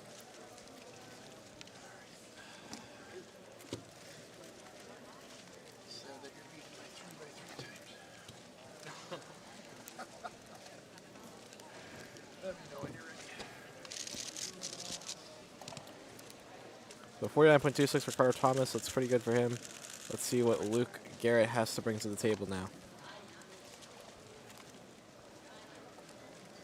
49.26 would not be good for Carter if he were to keep it up, though, if he wants to get PR average. Let's see what Luke gets here. Starting off with first 2 centers, and then quickly transitions to the cross.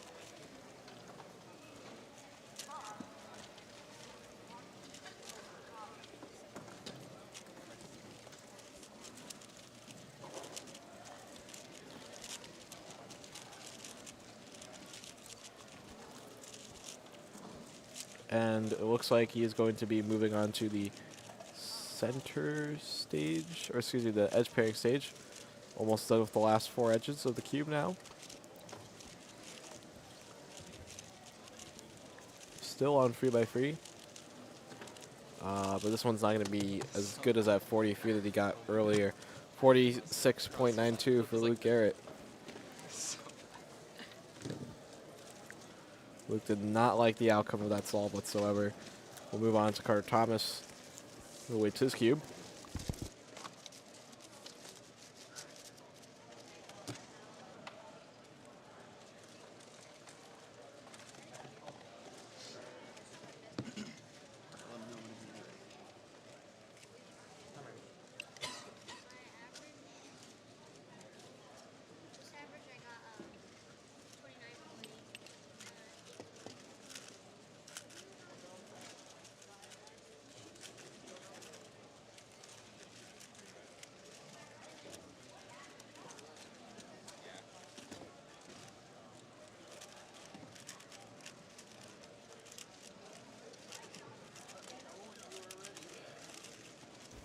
So Carter was struggling a little bit on that center stage, but he can maybe make it up here in the edges. He flipped around 22, similar to his 49 from earlier, but he really wants to pick up the pace here, wants to finish off these last 4 edges strong. This 3x3 stage around the 40-second mark. This is going to be probably not another great solve for Carter, unfortunately. 48 from Carter Thomas.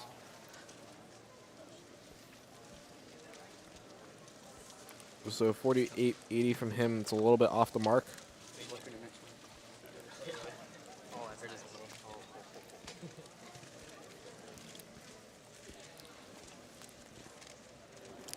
I probably should have invested with her. I had one like 7 years ago at this point, I guess I had one for Cuban. Yeah, yeah. Not used it since. Yeah.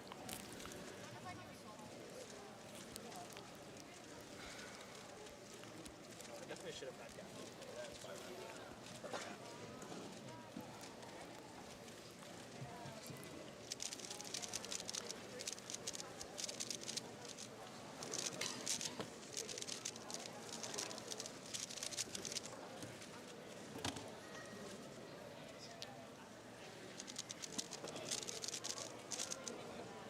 Warm-up solve from Luke Garrett as he awaits his cube to be scrambled. 11.43 from Luke. I guess you could say I knew that. Yeah, you know the ZB. I knew how to solve it. Wow. With an outbreak.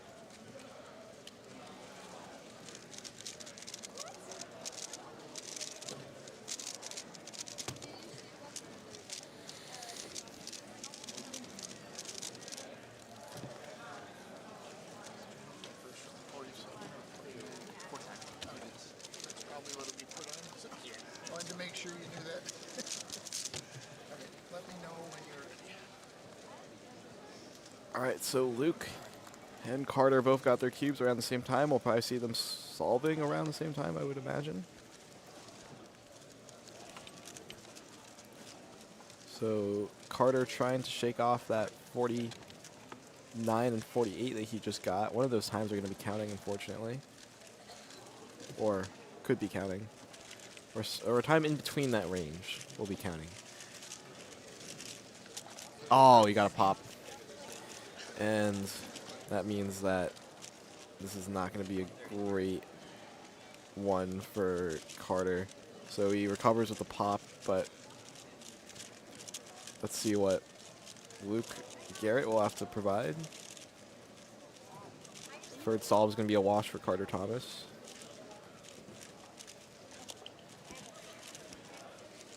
Luke's almost done with the edge pairing stage. Just has a couple of edges to finish. Finishes it up at around the 40-second mark. Should be recovering here. Carter Thomas with a 54.74. And Luke Garrett with a 47.81. Oh, damn, that's a 54. Well, I thought. Yeah, I saw it. But, like, I thought it was going to be, like, over a minute at least. That was, like, the So that pop, pretty unfortunate from Luke Garrett, unfortunately. Or sorry, Carter Thomas. Man, I have my cubers mixed up here. Like, a wing pop as well. Like, oh, no. I think my setup's good. So, final day for these two solvers here, Luke Garrett and Carter Thomas.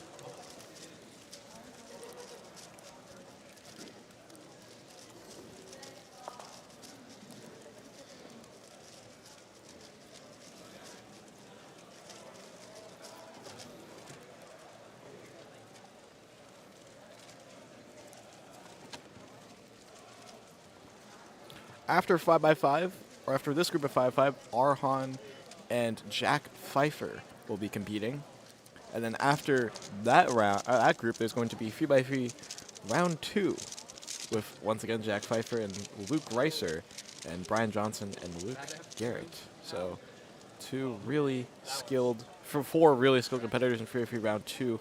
That's coming up next. Then after that, we have a Pyraminx semifinal with Elliot Perkins and Simon Kellum, and then Micah David Ties and Trip Peters.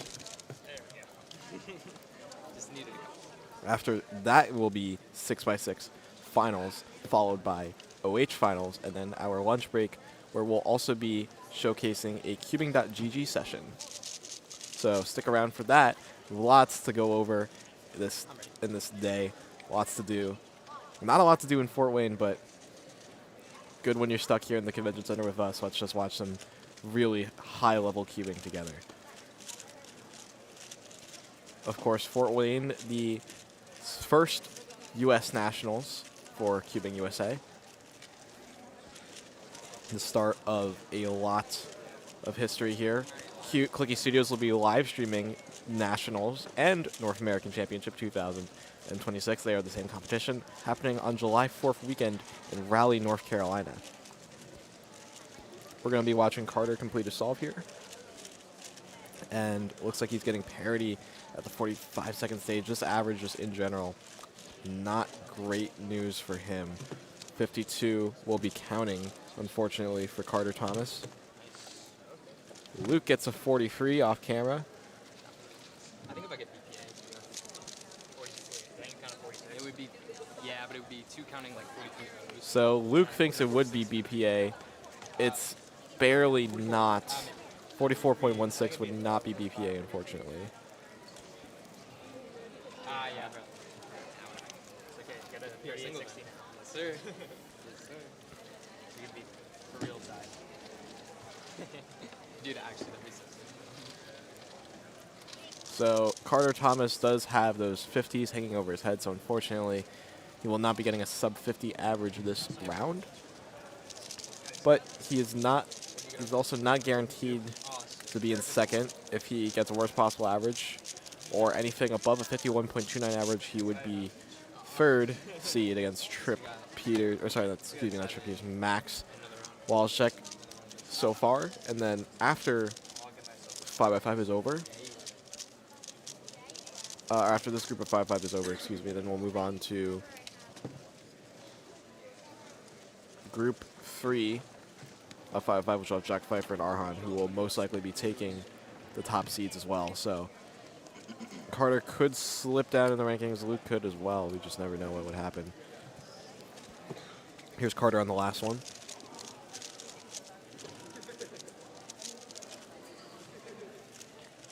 So Carter locked out of a sub-50 average, just has to make this last solve count. Make this last solve mean something for him.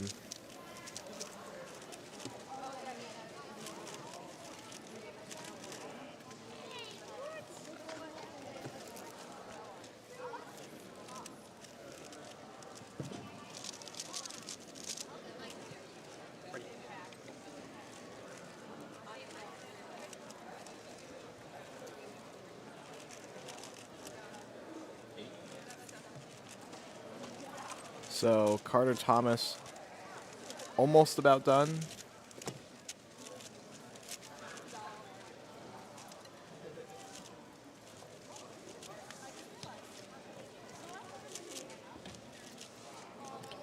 And that's going to be a 48.61 for Carter Thomas, and that will be best possible average for him. But doesn't look like he's going to really be making waves here in the rankings. So Luke Garrett just about to be finished solving here. He's not going to be getting best possible from the looks of it.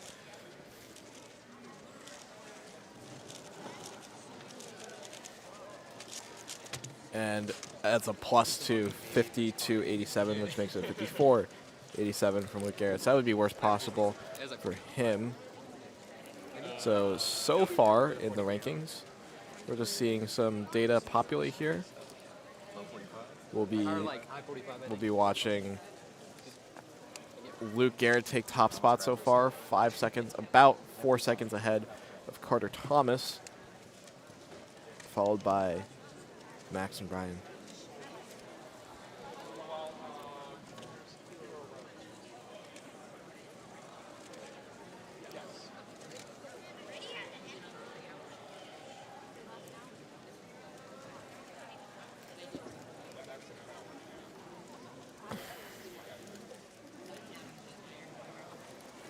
We now have group 3 agrees to all stages.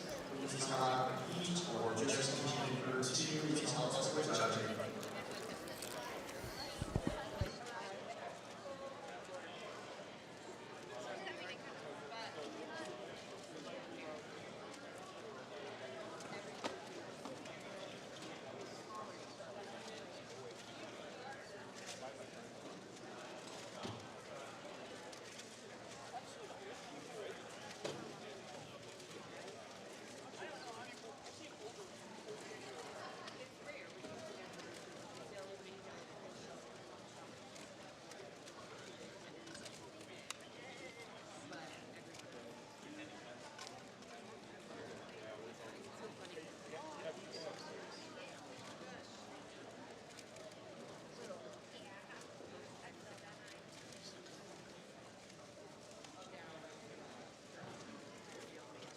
Also, we'll soon be starting on round 2s, so if you would like to know what group you're in for round 2s, you can see that on the competition group's website, which is also on Linktree, which you can find on the QR code on your badge.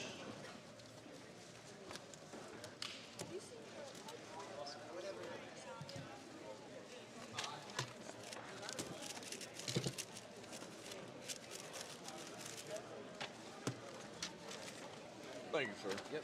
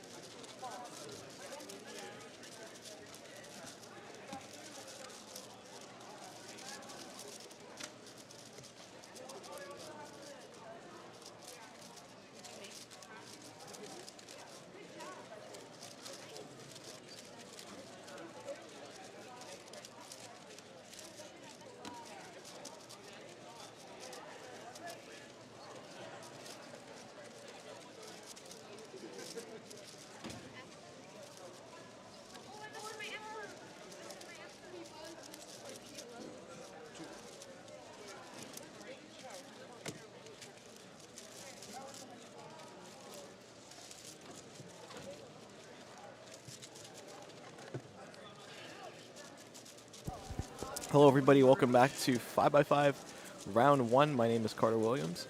We'll be watching our two competitors here, Arhan and Jack. Jack will be solving second, Arhan will be solving first.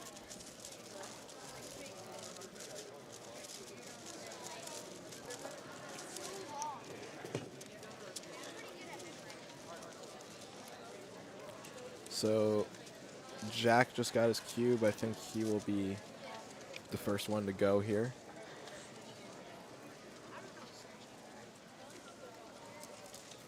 Jack's PR average is a 43.6. So something around that range would be pretty good for him. Arhan's PR average is a 44.07. Arhan just about to get ready. Lifts up the cover. Jack really needs to get stuff started with the center stage. Had that lock up on that green center slightly. So lock up in there. 22-second flip. Needs to maybe catch up in the edge pairing stage a little bit if he wants something good. But does so really well. These edges look really nice. Last edge is already complete. And now he's going to move on to 3x3 stage and gets a pretty okay 44.62. Jack didn't seem too satisfied with the time, but it's much ado about nothing.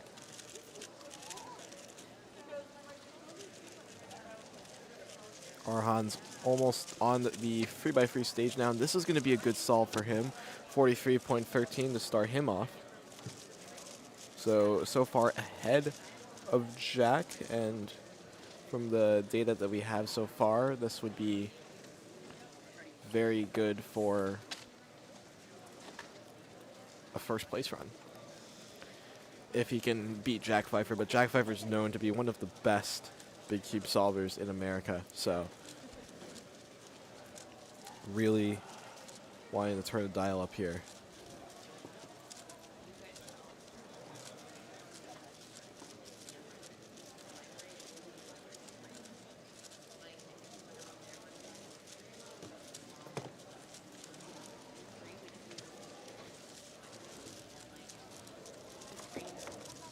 All right, here is Jack on the second solve. 8, 12.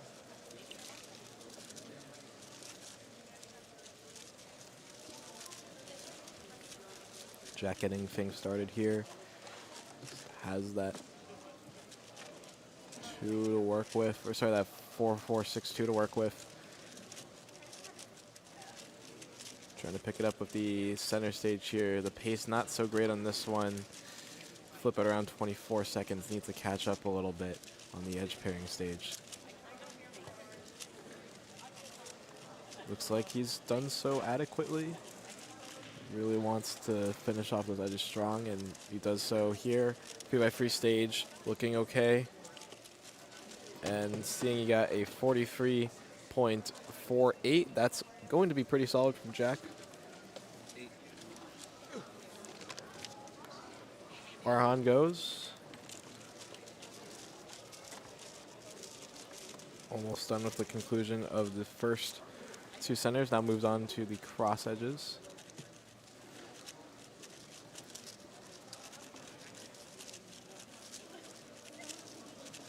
Now moves on to the center stages.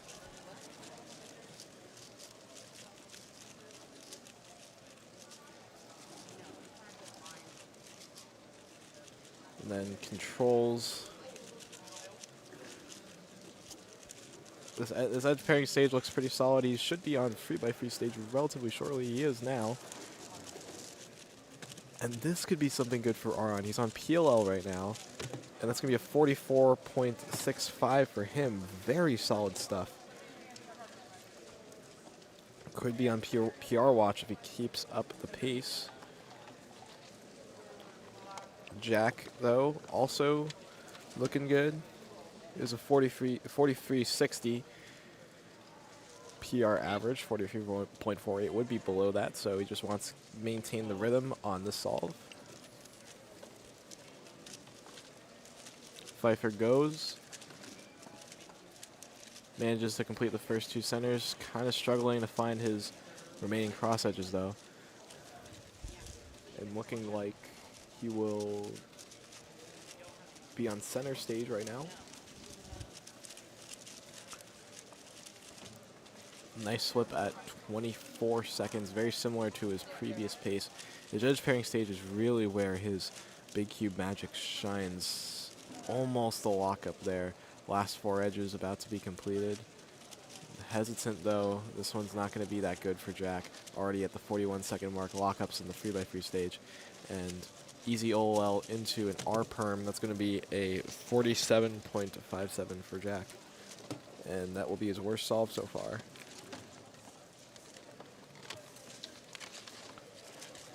Jack will try not to think about that too much. Still counting a 44.62. Anything could happen if he just locks in on these next two solves.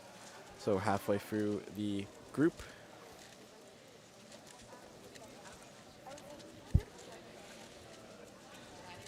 Arhan will complete his third solve.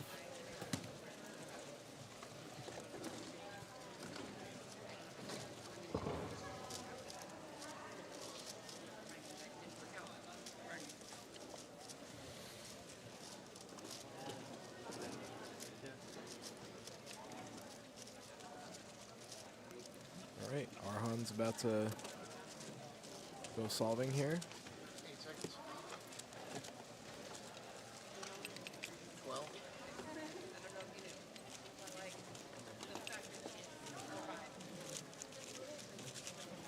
Jack is also about to solve. We'll pan on over to him in just a little bit. 8 seconds. Once Jack completes the inspection, we're gonna cut to him. And here's Jack.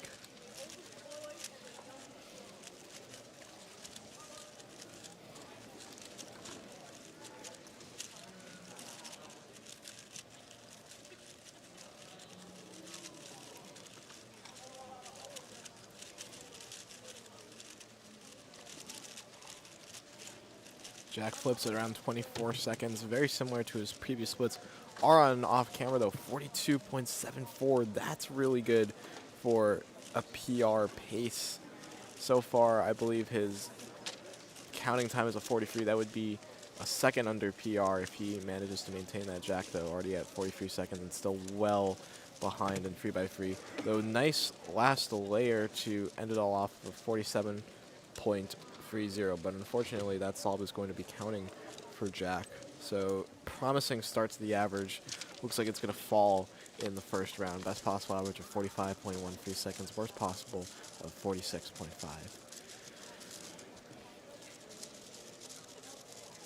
Jack's not guaranteed first seed either. He would need to beat Luke Garrett's 45.93, but depending on what Arhan gets, Jack could be locked out of it completely if Arhan does not manage to clutch up.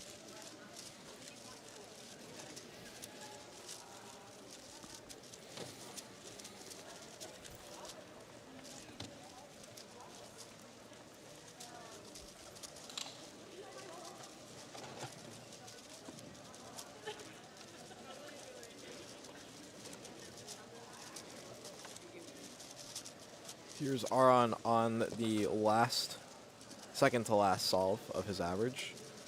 Really he could lock up PR right now.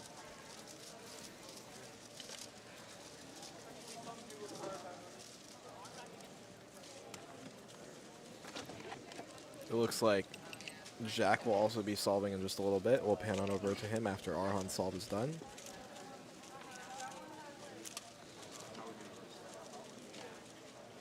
Seconds.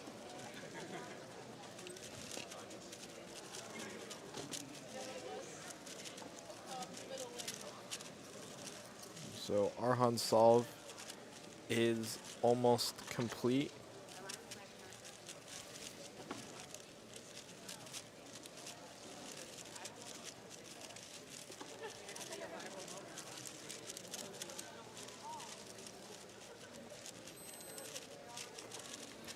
And seeing if he can maybe do some magic here, and he does. 42.77.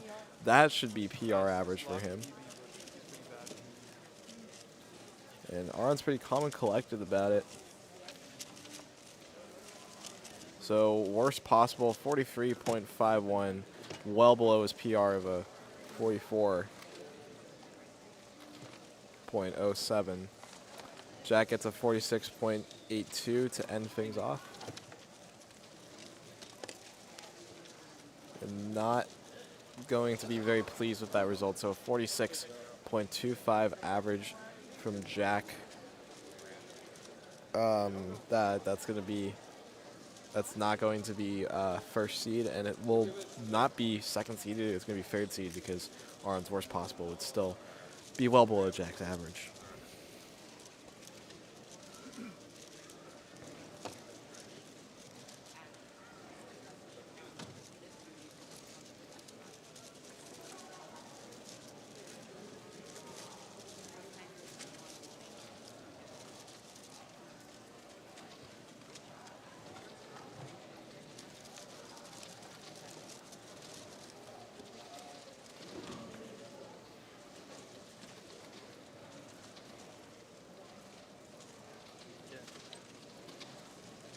All right, Aron's going to finish his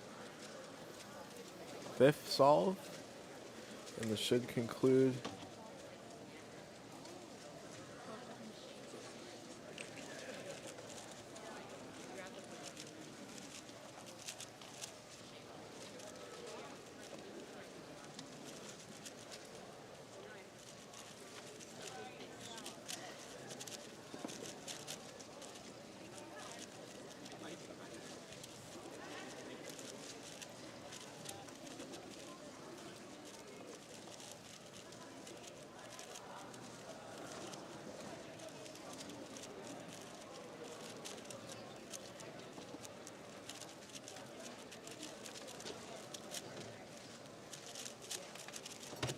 and that's going to be a sub 40 for Aron, 39.64.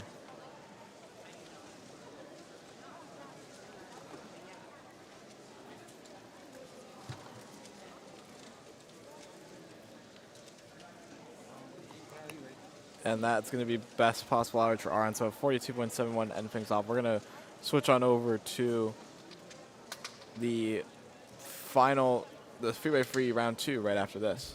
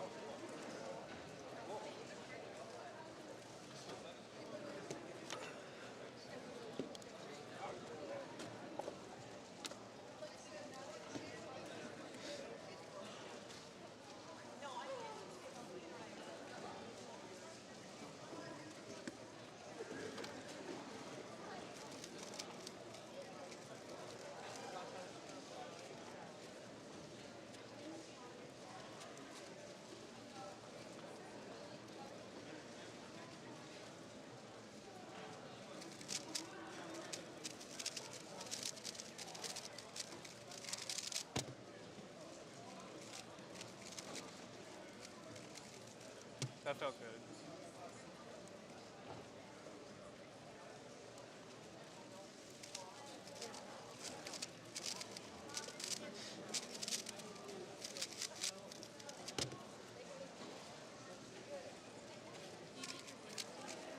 I have.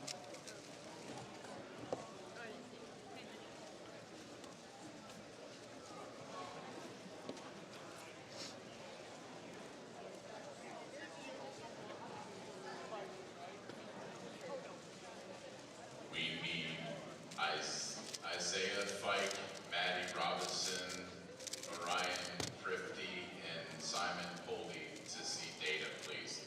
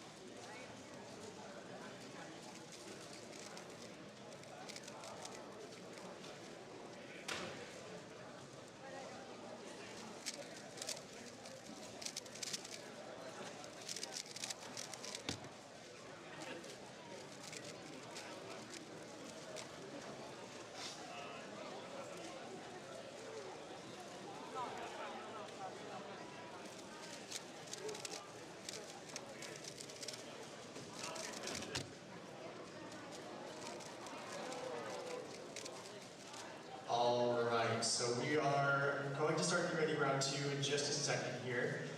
So there are a couple of things we're going to do first. First of all, if you have not already, please check on competition groups to see what group you are in for the ready round 2, as well as the other round 2s that we have. You can find that link on the QR code in the back of your badge if you're not familiar. Before we do start that though, we are going to do 2 things. The first thing we are going to do is going to be one raffle. So we have the Pharaoh cord, the ENI carry, and the E-Star clock left. So this one person will need to choose from those. And that person is going to be Justin Reelman. Is Justin here? There he is. All right, come on up and pick your prize. All right, the other thing, and that we always like to do at Midwest Cubing Association competitions, is we like to recognize all of our newcomers. So at this competition, I believe we had 27 newcomers competing, which is great. This is the first competition to be attending. So we're glad to see all of the new faces here. So, if I call your name, please come on up to the red and blue stages, and we'll take a picture of our podium. So, in 3rd place, with an average of 16.14, our 3rd place newcomer is Calvin Tremeyer. Calvin, come on up. Our second place newcomer with an average of 1581 is going to be Trent Ryder. And then our first place fastest newcomer at this competition out of 27 with an average of 14.06 is Vincent Taylor. And those three come on up, we'll take a picture of the podium. Let's give a round of applause to all of our newcomers at this competition.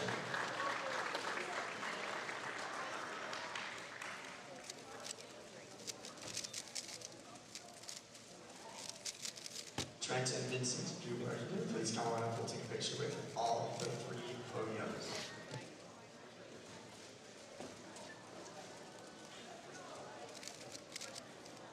And newcomer certificate.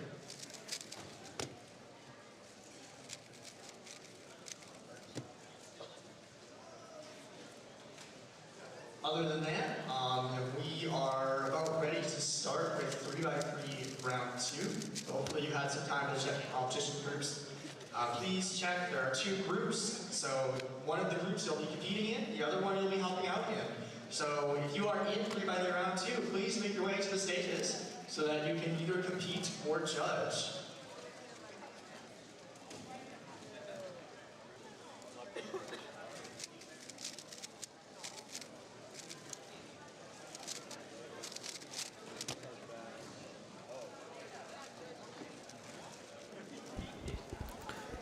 Luke Greiser here has been warming up at the station for quite some time.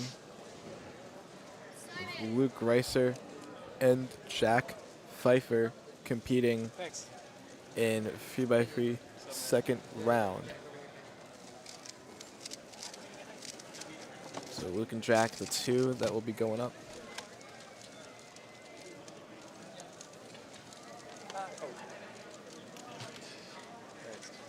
So Luke has just submitted his cube. We'll see Jack making his way over relatively shortly.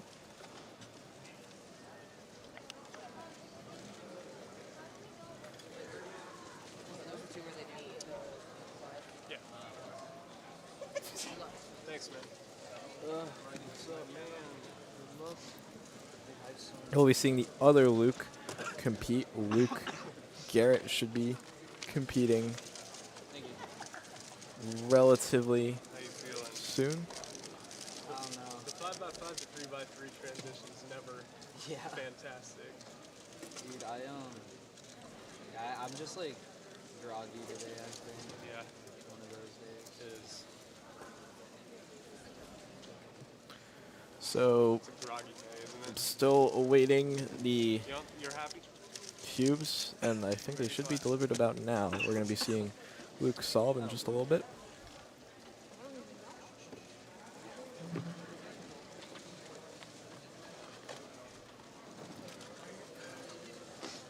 Let me know when you're ready. So Luke Greiser about to solve. Looking for the first solve of the 3x3 round 2 on the Clicky Studios stream. Let's see how he does on his first go.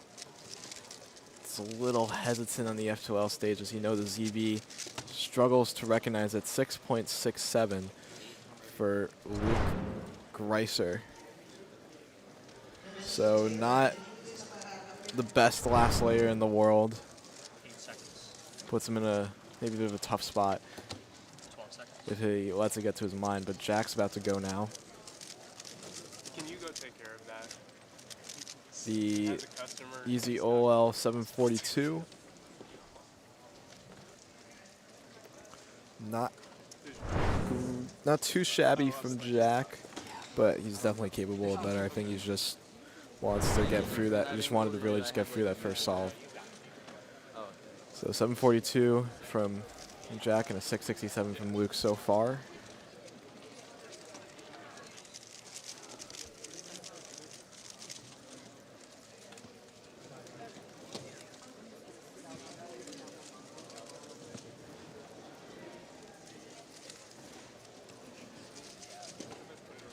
Jack Pfeiffer's PR average in Fury Freeze is 615. Luke Greiser's PR average is a 538. So I think Luke's really just looking for somewhere around sub 6 here would be nice.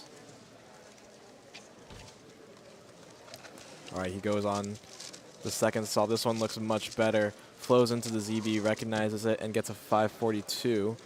That's a little bit more on the pace for Greiser here.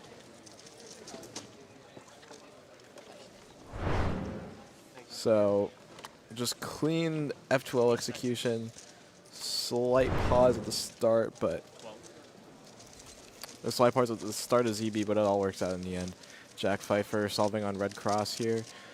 Looking at the last layer of a 793. So 2 7s for Jack. A little bit slower than the average that brought him here. Jack had a average of 689 to start things off in 3x3 round 1, which is the reason why he is the 3rd seed. Luke Greiser, on the other hand, had a 718 average, though he's still 4th seed going into the 2nd round. So far, though, Luke Greiser seems to be improving his times. Luke Greiser, though, had that DNF in that average yesterday, which is the cause of maybe why he's dropped a little bit lower in the round 2 rankings. Here's Luke on the 3rd solve. Looking okay. Last layer, the PLL 621 from Greiser, and he's not happy about that. Taking a look at what happened. There's OL PLL, and he just locks up on that last algorithm, unfortunately. Pfeiffer goes on the 3rd solve, trying to better a 742 and a 793 here. Looks like he does so here, reaches last layer, 4 seconds, PLL at 5, solved at 6.62.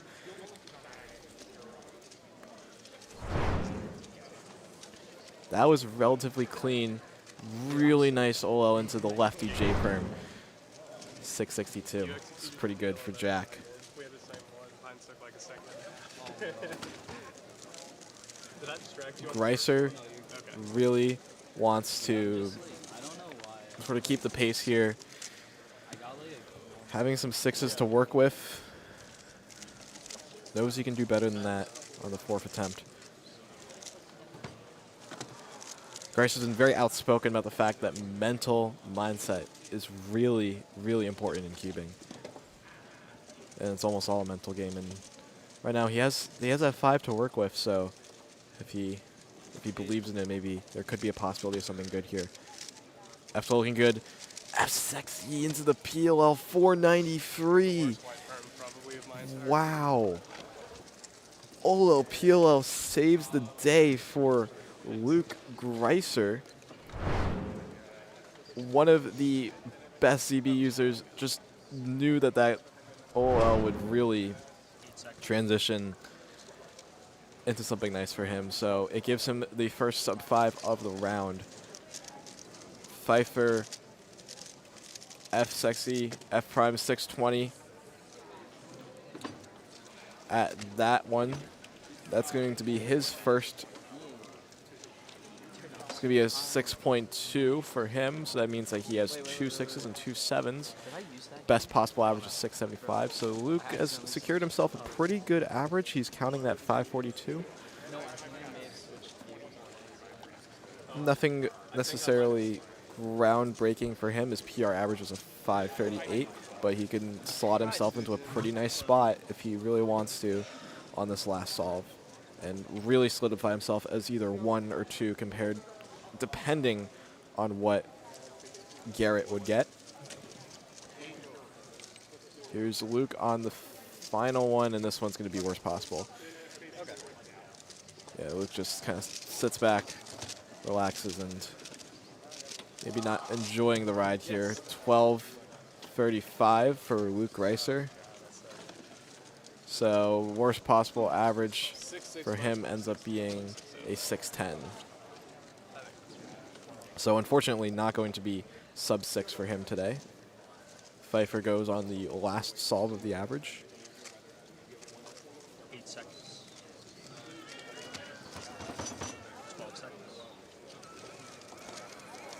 Cypher really just wants to get sub 7 here. Maybe save the average. Does he know the ZB? He does. It's a 731, but it's going to be at the recognition cost is what Jack is really going to have to pay. So he will not get sub 7, unfortunately. Yeah, like So he 7-2-ish. purposefully created that transition from ZB by doing F inverse sexy F prime.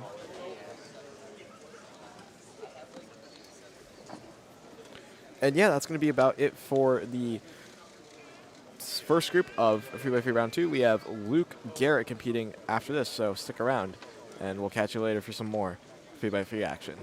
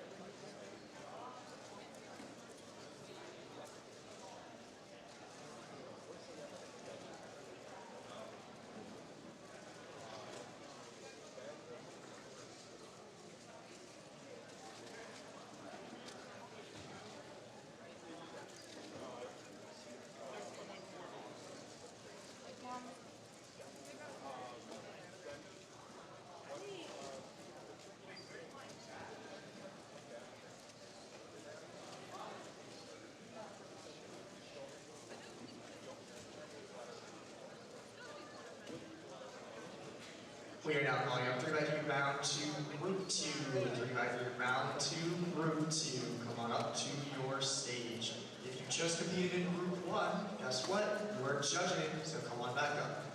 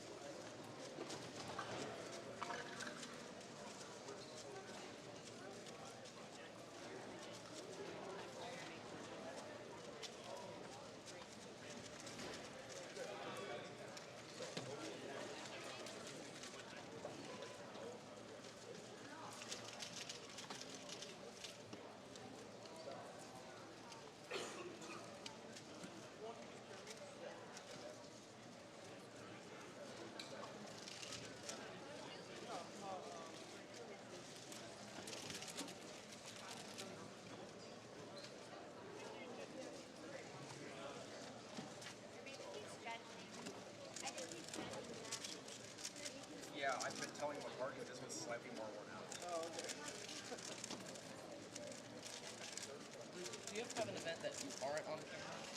Yeah, like Scoob. Oh. Hey, buddy. That's mine. What's your, oh, the water bottle? I got you.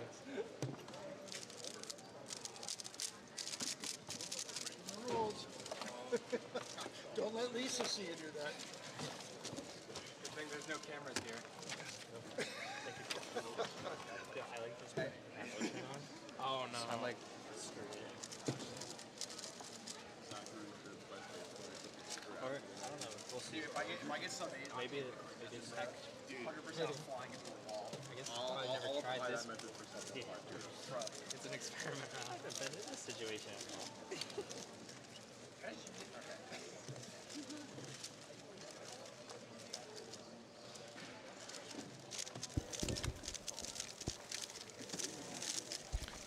Hello, everybody. Welcome back to Great Lakes Championship 2026. My name is Carter Williams.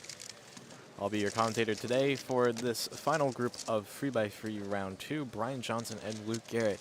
Luke Garrett was actually the second seed coming into here because Brian Johnson got a 6.18 average and Luke Garrett only got a 6.55. So a little bit off pace for Luke, but so far right now, Luke Reiser is gotten an average better than all of those, 6.10 for him. So good luck, you two. So both competitors have received their cubes. Let's see who decides to go first.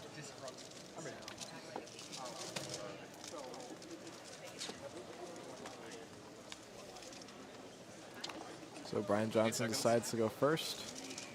Let's see what he gets here.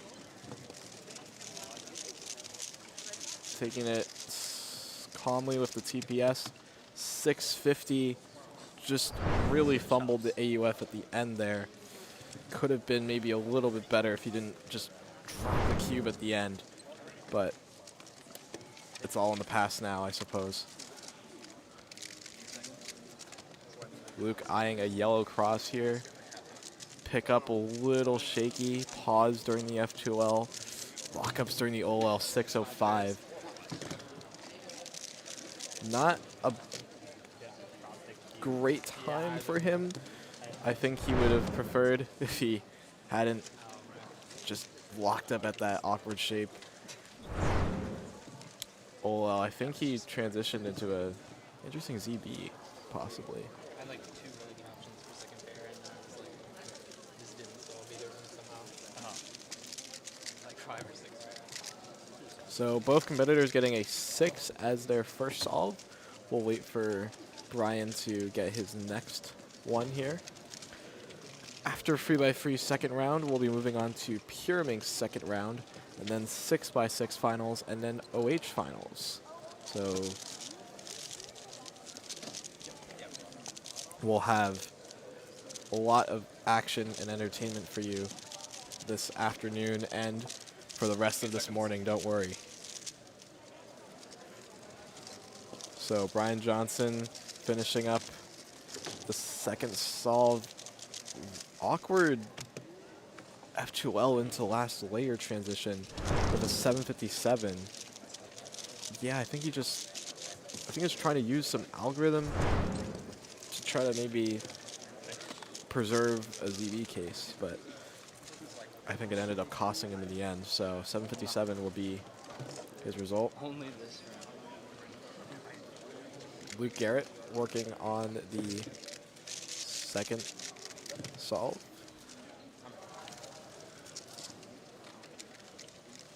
I think he's eyeing something on green, perhaps? Maybe, or no. He's looking at a lot of crosses here. Luke ultimately decides to go for green. This is a really clean transition. ZB at 3, solved at 5.42 seconds. First sub 6 for Luke Garrett today in 3x3. Definitely an improvement on that 605. This one, that F2L just looked a lot more solid. And even though the recognition may have been a hair slow, he at least got it done. And sub 6 is nothing to be ashamed of. Brian, on the other hand, has some work to do here. Wants to improve on the average, trying not to think about that 7 that he just got. So Brian Johnson trying to make things work here. Let's see if he can clutch up on this third solve of the average. PLO at the high 4-second mark, 598, a sub 6 for Brian by a hair. So that does save the average for him. Nice A-perm to end things off. Looks like we'll be cutting on over to Luke Garrett, who will be completing his solve in just a little bit.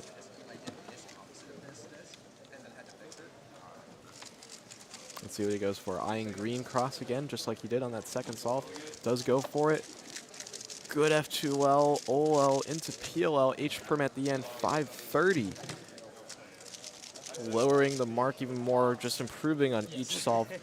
Each solve gets better and better for Luke Garrett. Nice awkward shape OL, or maybe not so nice awkward shape OL, just the execution makes it look better. That's the skill of these top cubers. They can make the most horrendous algorithms, the worst cases, look like beauty.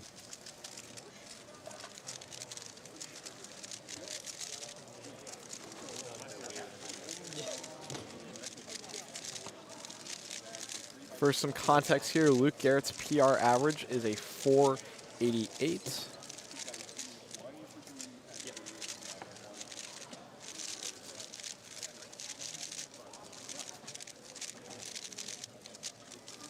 Brian Johnson's going to go on the 4th solve here, trying to improve on that 598 he just got. ZB at 4.8, solved at 6.4 seconds. Brian not too pleased with that, shakes the head at the conclusion of the solve. Oh, this is just a botched double U-flick at the very end. AUF is key. A lot of the mistakes these competitors make, sometimes it's really easy just to check out at the very end of a solve, which is why you see a lot of AUF mistakes among cubers sometimes, even if the rest of their solve looked very clean. Here's Garrett, gets a really good start in F2L, pause in the middle, but that's okay. PLO at 4 seconds, solved 599, 3 sub 6s in a row so far for Luke Garrett. Guarantees himself a sub 6 average and guarantees himself most likely top seed going into the 3x3 semifinal. We're waiting on Brian Johnson's last solve, which would be solve number 5, which should be coming along very shortly.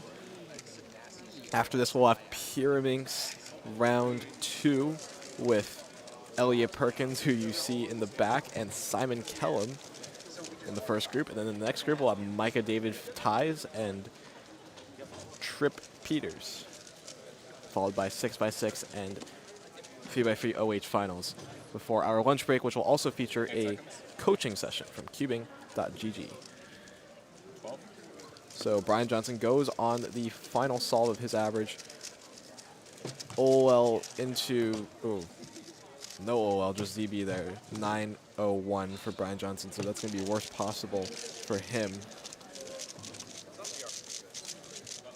So 682 for Brian Johnson, puts him well behind Luke Greiser in the standings right now, who got a 610 average last group. Will not be able to catch Luke Garrett either, so Brian Johnson at best right now is going to be 3rd seed, which will most likely, or could probably change, depending on if any of the keepers got sub 6.82. Luke Garrett goes. Checking out Green Cross once again. Green Cross seems to be doing him some favors here. Getting 2 5s with solves on green. Chooses it again. OL or ZB into the setup to ZB is a 583. I believe that was the same solution as Brian Johnson, just executed a little bit better. So 583 for Luke Garrett gives him 4 sub 5s in a row.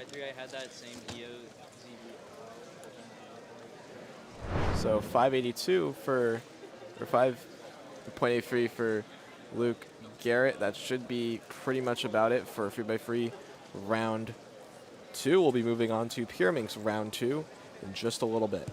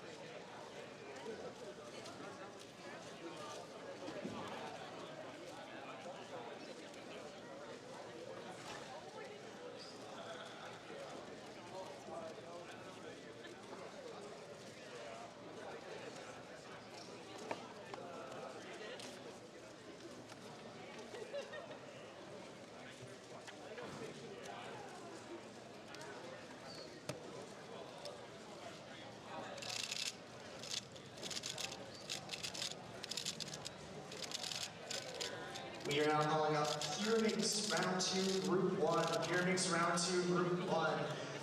If you are in Pyraminx round 2, please make your way to the stages. If you're in group 1, you can come compete. If you're in group 2, you can come judge.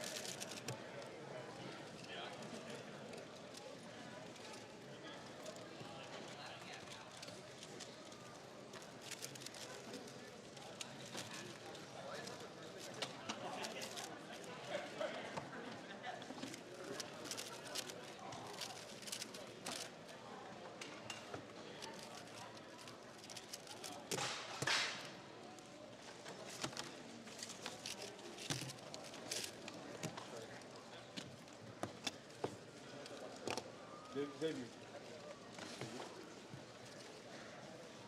This forward. I'm ready.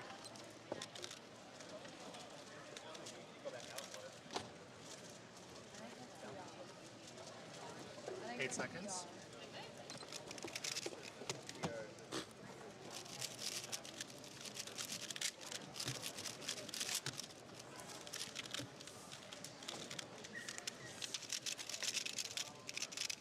All right, so Simon Kellum with a 196 to start off our horizontal. Pure Minx round 2. Thank you.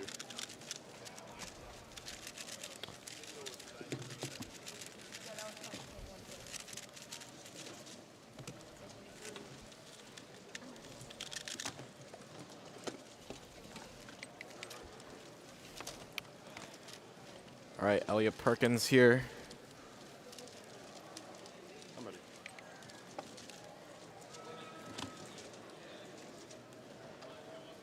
On the next solve, 196 for Simon already, 159 for Elliot. That is pretty solid stuff from him.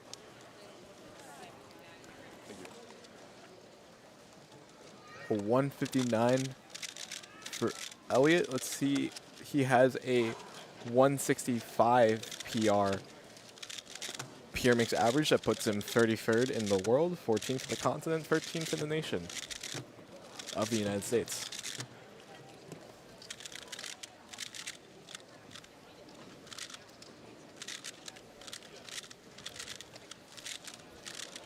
So both competitors with one sub 2 already. We'll see how they fare on this next one.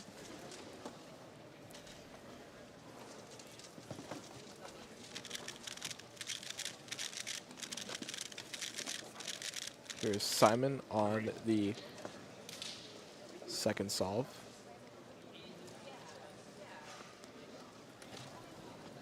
Eight seconds. Looks like Simon's gonna go ahead here. It's a 264. I'm ready.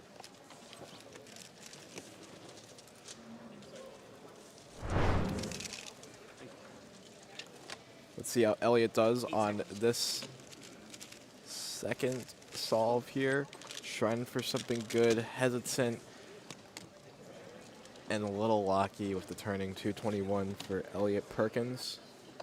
So couldn't just capitalize on the 159 this solve. There's still a lot of average left to go. High move count too.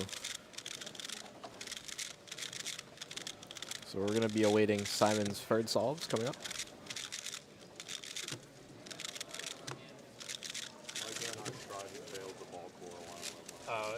We made a ball core out of wax. Out of wax? Yeah, it looked like it was pretty good. We just didn't measure it right. Oh, I think I'm gonna try again. Okay. Like,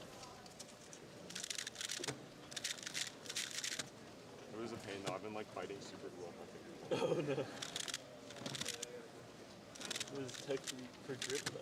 So Maybe. Elliot Perkins got a 212 average at the very start of the morning here. Simon Kellum has a 222 average as well. That's what puts him in 4th seed.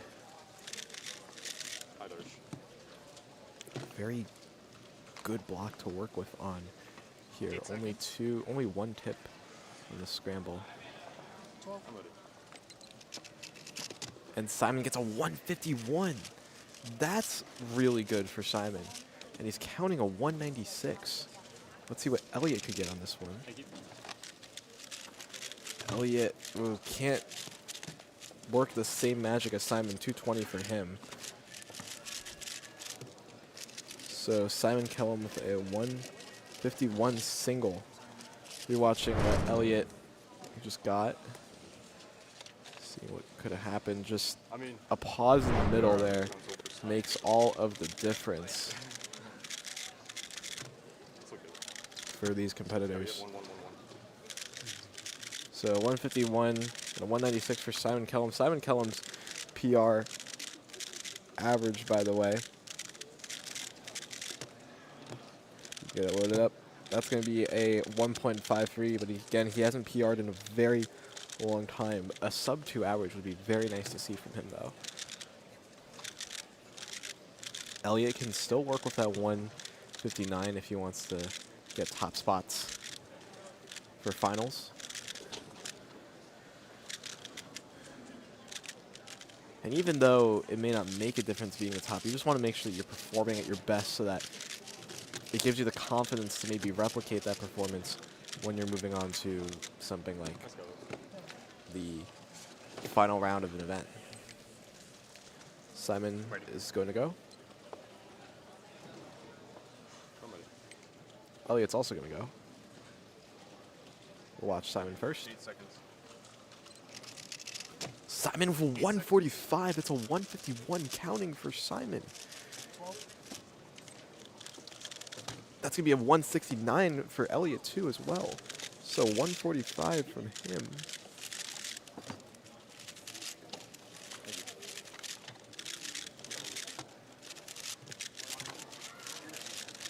So, wow. That is going to be really exciting. Simon has a worst possible of a 204.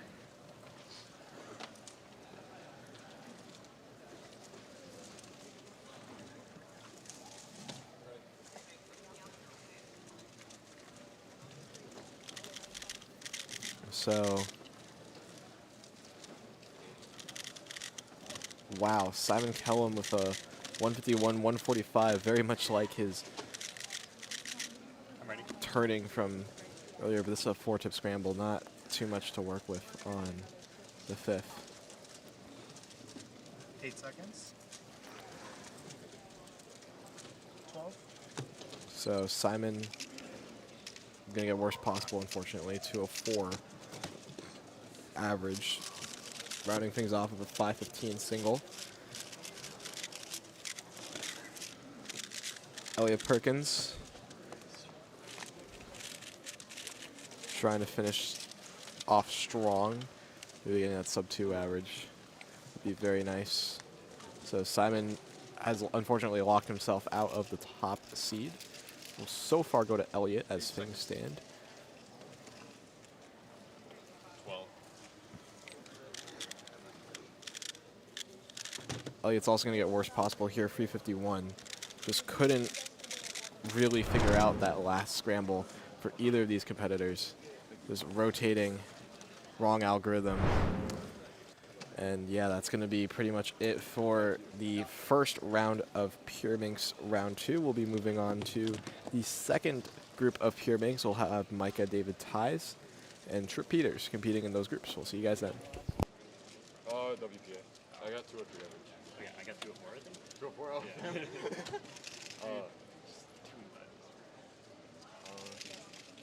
2 I can't think that. 2 or 3. 162.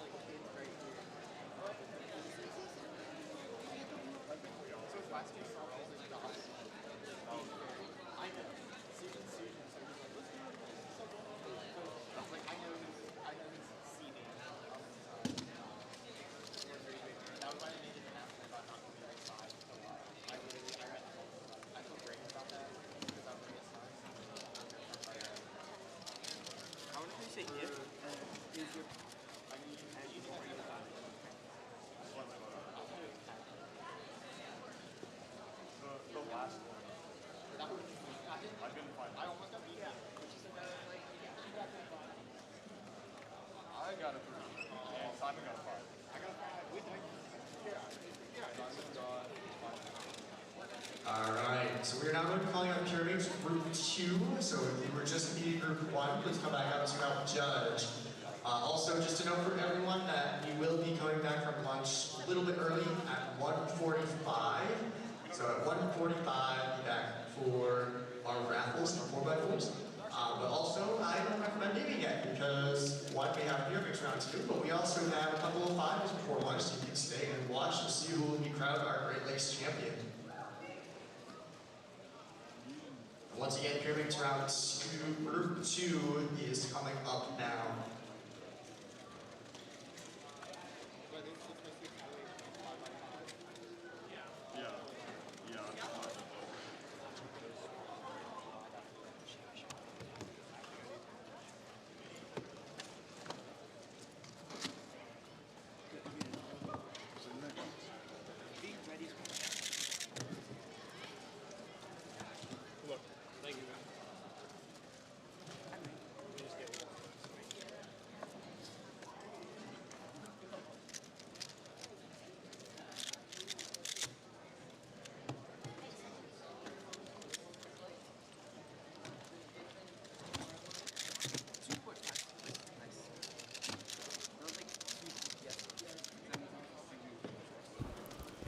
Hello everybody, welcome back to Pyramids Round 2. My name is Carter Williams, and we are going to be starting off our Pyramids Group 2 very shortly.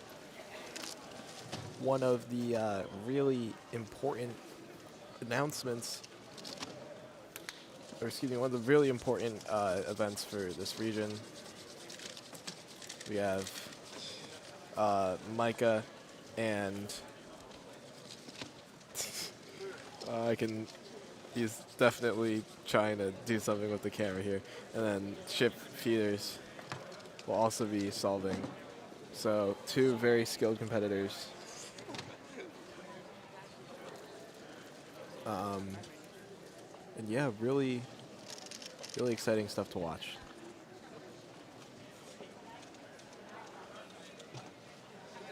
Our first scrambles are starting to be delivered.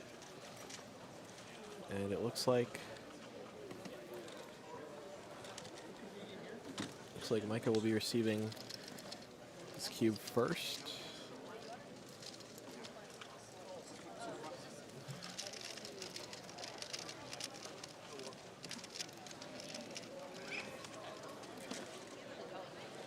So Micah receives his cube.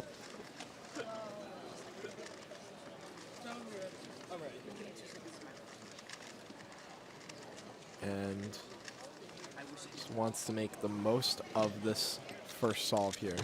135 to start things off for Micah David Ties. That was solid stuff from him. 135 from him. He's going to be very pleased to get that result. Trip Peters still waiting for the very first scramble, but I think it's really just starting to hit to Micah. He's doing, it's like emoting. He realizes that, hey, 135 is really good.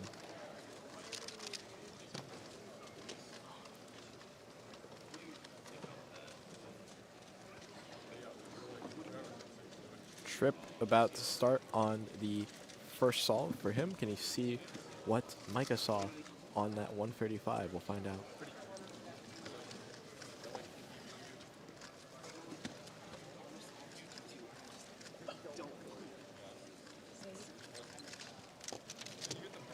Oh, you almost see something similar. 244 for Trip Peters. Unfortunately, I think he just kind of stumbled at the very end with the just trying not to +2 or even possibly DNF. I think there was something that saved him at the very end of that. Here is Micah on the second solve. 4 free tip scramble lockup. 227 for him.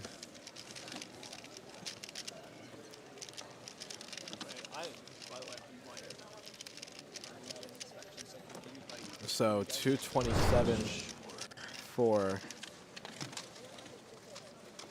Micah. That lockup was huge for him. And I think that cost him possibly a sub-2 single here.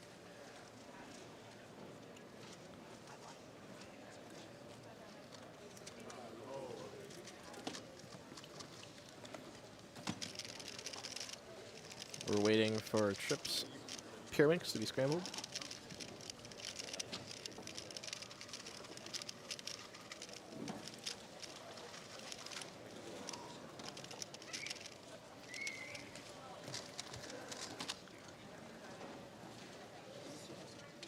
Is it good?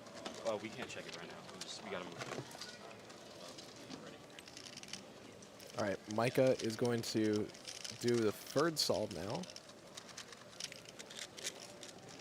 Lock up. Oh, lock up again. Almost could have been disaster for Micah if he had a +2 there. Probably turns a low 2 into a 2.84. See what happened here. So he does it, and then just at the very end, realizing the mistake that he made. Getting iced out right now. Getting iced out right now. They're making me cold because I've only done one solve. Yeah, you're right. Here's Tripp on the second solve. A little bit frustrated by the amount of time it took for the cube to be delivered.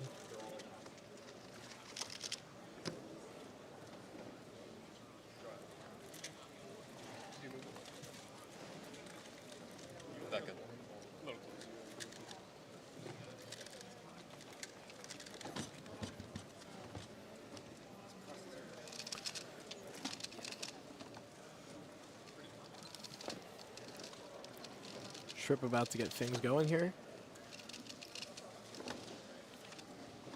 8 seconds.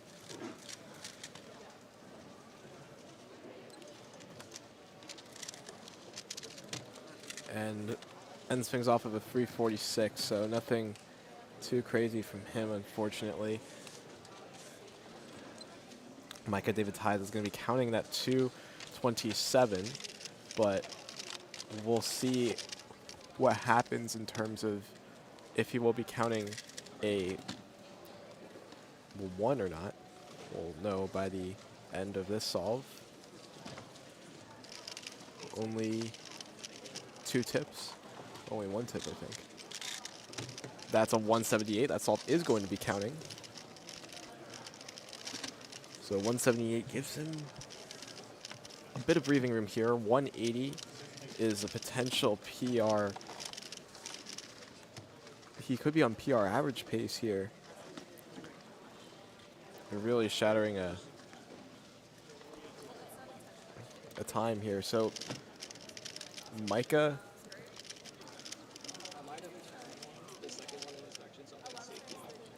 Oh, so you think we DNF?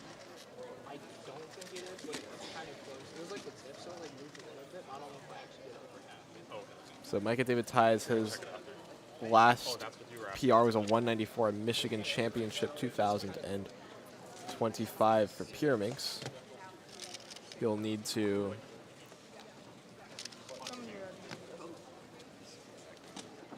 he'll need to really lock in to get a PR average. Now 194 is what Micah David Ties wants as his PR.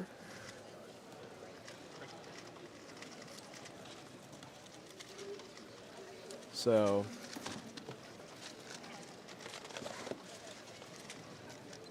Micah is going to need a 1.77. Tripp gets a free 14. So 177 to make PR.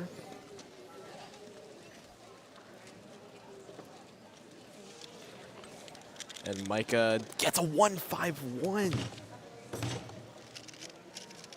And he's frustrated by it. Dude, he's counting 151. He's frustrated by the fact that Micah just got a PR average of 185. Wow. He is... I can't believe that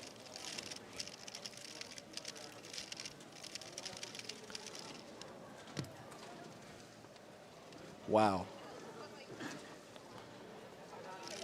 So Micah will be the first seed going into the final against Elliot Perkins, who will be second seed from what it stands, unless Trip pulls out something these final two solves.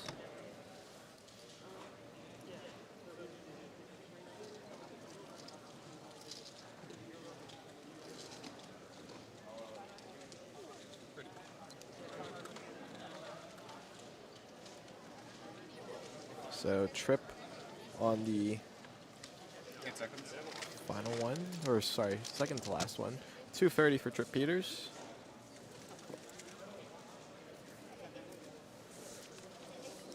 Best possible average 263, worst possible average 301.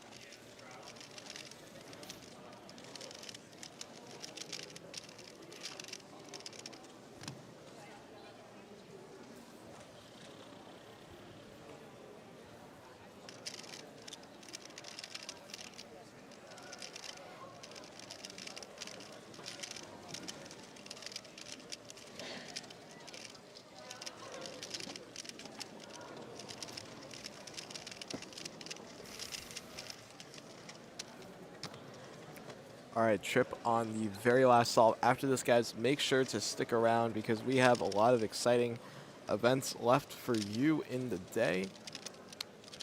After the conclusion of this Pyraminx solve, we'll be moving on to the next, the final of 6x6.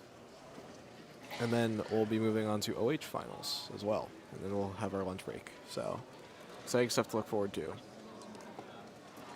There's Trip on the final solve. You can find him. There you go. 8 seconds. Trip of a 176 to round things off. That is the best single for him in this average, which gives him the best possible average of 263. It's really clean turning all around, but I feel like he's just frustrated that that wasn't present in the rest of his average. So that's going to be it for Pyraminx. Round one, we'll be moving on to the final of 6x6 right after this. Sounds about right. I think. Yeah. I did so bad. We're dark. Oh, man. I kind of show.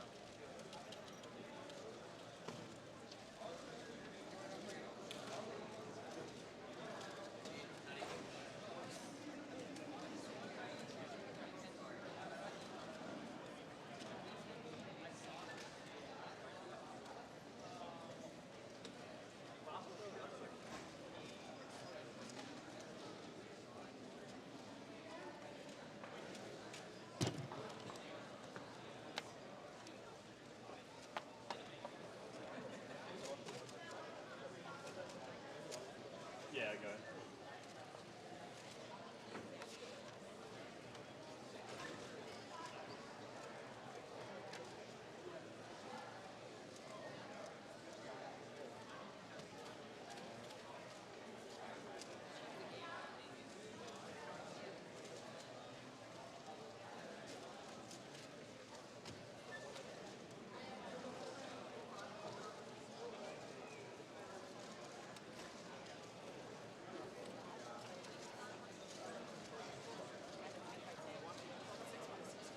All right, we are now moving on to our morning finals.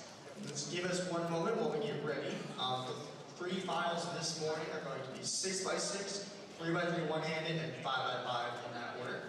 I highly recommend that you stay and watch those to see who will be crowned the Great Lakes champion in each of those events. This will be ran very similar to yesterday's finals. So once again, it will be ran 100% by our volunteer team. So thank you all for helping us judge earlier in the day. But for finals, please, you can sit back and watch some of the fastest solvers in the region competing in these finals. If you would like to watch the finals, feel free to make your way over to the stations, and we will shortly be announcing the seeds for 6x6. One other note for competitors is that, again, we will be doing a semi-live data entry, which means that you are not allowed to be looking at Are You Still Alive during the round. No, I had stepped away. I actually watched Randall Jack Pudding do pyramid switch today just for yeah. Because they don't, I must have been I can tell if they're getting twos and when they got it, I was like, alright.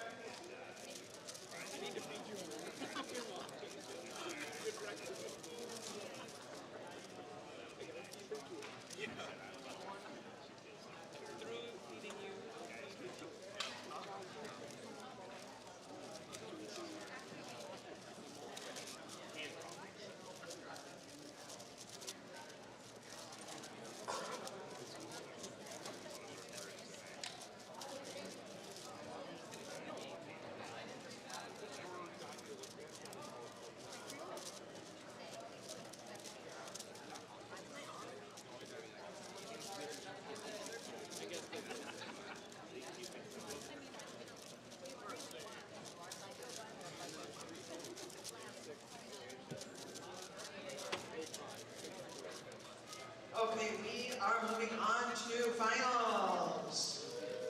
First up, we have 6x6, and then 3x3 one-handed, and then 5x5. I was told those announcements were already made. Okay. Top 16 for 6x6 finals. Our 16th seed, Chris Chi from New York, with a 154.74. Number 15, Braden Thompson from Illinois, with a 154.32.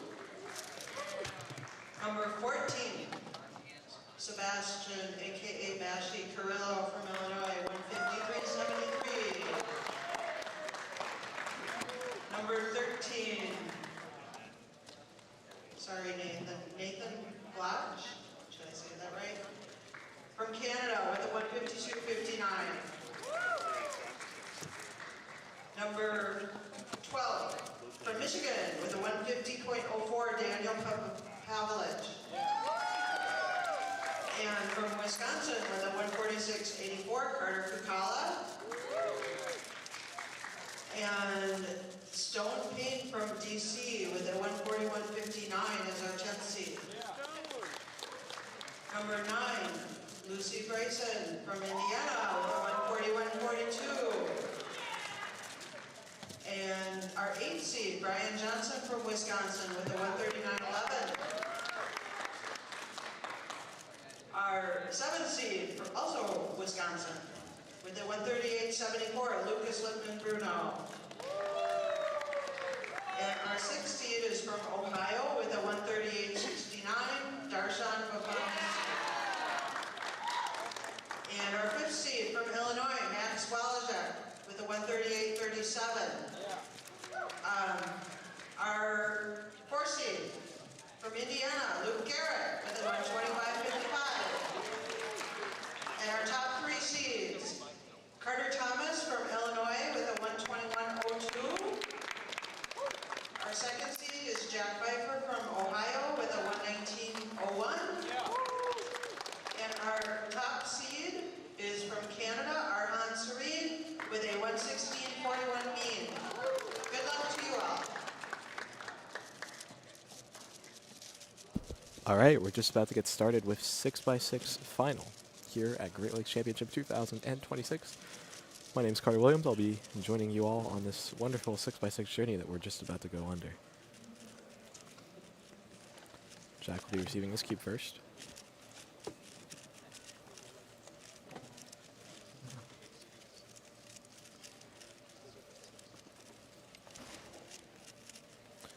It looks like he will be the one that starts solving.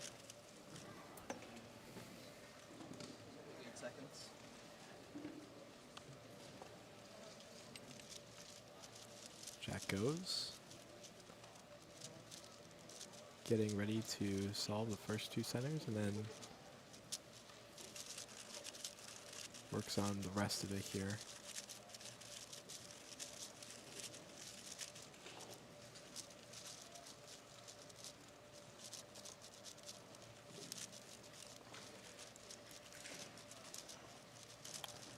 Now he's going to be on the center stage. Arhan's just warming up here. So Jack almost about done with the last 2 centers. Jack's PR 6x6 average, or 6x6 mean, is a 112. He still needs to really just pick up the pace here if he wants to have a chance at that, though. Still working on edges at 105 and well into the edge pairing stage.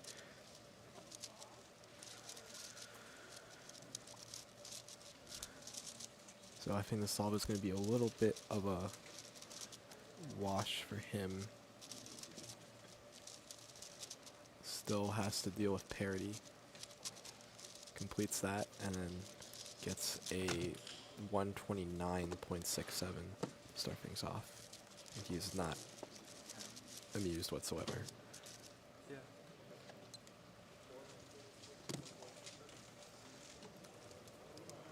So Jack, that 129 Not going to be some great news for him. Here's Arhan on the next one.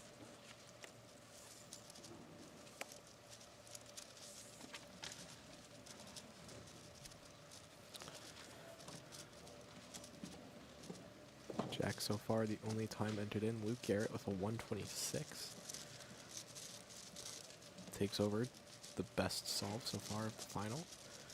Arhan using the Yao method here, trying to make things work out with the 6x6 on the last two centers at around 38 seconds. This one could be good. Transitioning into the edge pairing stage, lockups in between though.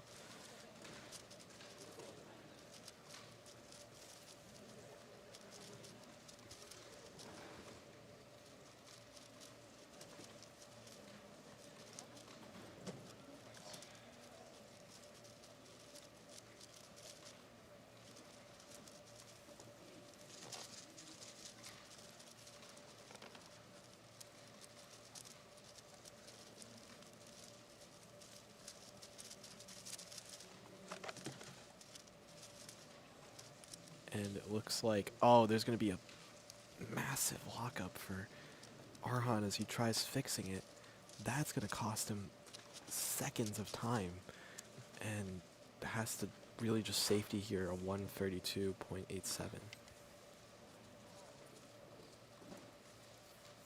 So not ideal for either of these competitors as they complete their first solves. 12 seconds. Let's see what Jack has to provide here.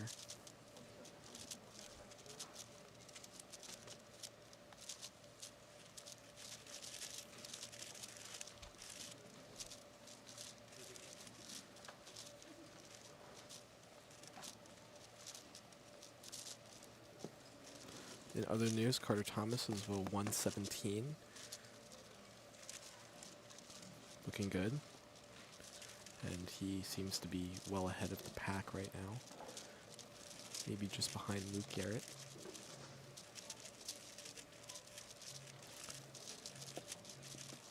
Jack really has to start catching up though. Still on the center stages at 46 seconds. These solves are not coming thick and fast for Jack, unfortunately. Flip it around 54 seconds. Really has to make up for some lost time here in the edge pairing stage. It looks like he is making a lot of good progress.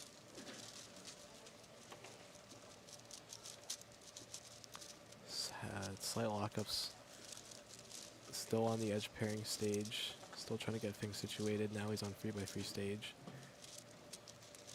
Just a very locky solves all around into the OL parity, and then looks like it's going to be a 126.95, and Jack does not like that.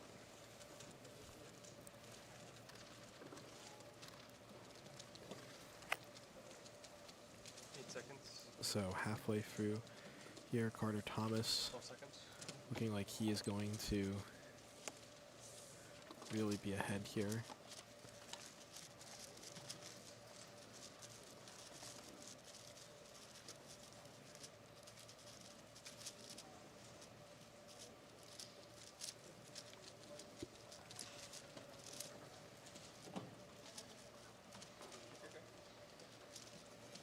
Pausing a lot to try to find these cross edges, but he has to move quickly to transition into the center stage. At least for Arhan. Carter Thomas is solving. Carter Thomas about to get started. He is on pace to be the Great Lakes champion so far. Jack's first two were not great. Arhan's still solving here, working on the edge pairing stage.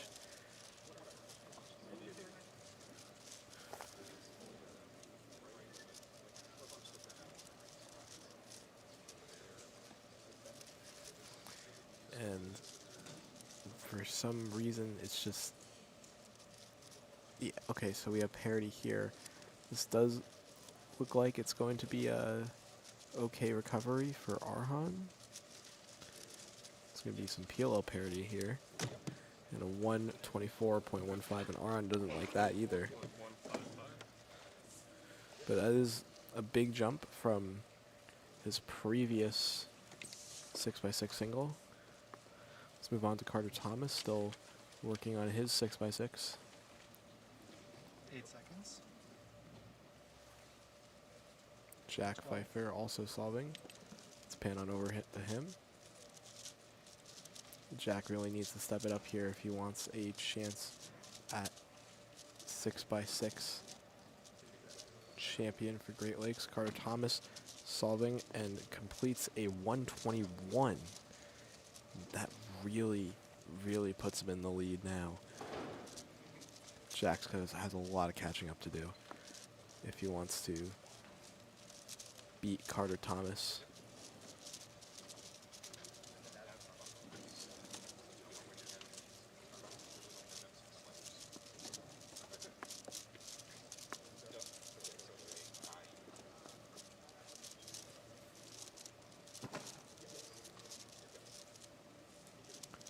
So 119 means so far for Carter. It looks like though Jack is almost nearing the conclusion of the edge pairing stage. So hold on, maybe if he can work some magic here. He's working on parity right now. 112 3x3 stage is done PLL parity, but finishes a 117, and Jack knows that that is costly, and that might not be enough to secure him anywhere. He has a 124 mean right now. It really depends on what Carter Thomas needs to get.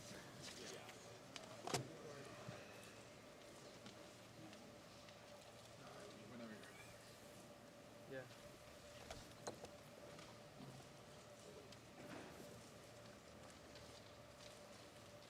So Arhan about to start solving. Carter Thomas is also going to be solving too.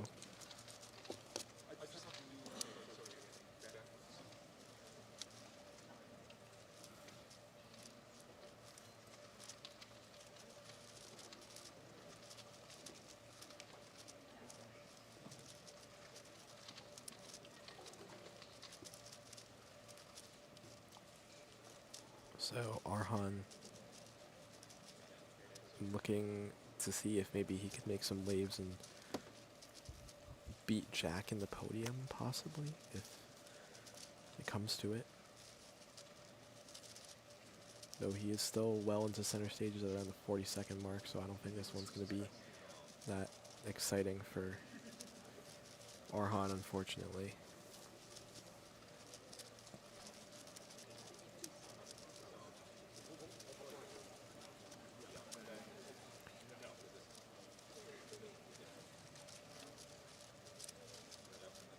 And on the edge pairing stage still for Arhan as he nears the conclusion of it. He's at around 111 right now. Is finishing a parity or an edge pairing algorithm. No OL parity, no PL parity from the looks of it, and he gets a 122.82. So 122.82 for Arhan, but wow, Carter is really zooming through this solve, and he's going to guarantee himself Great Lakes champion, and he knows it too. 122.51. That is well below Jack Pfeiffer's mean of 124. All three of those solves being way below Jack Pfeiffer. So congratulations to Carter Thomas, as he is going to be the Great Lakes champion.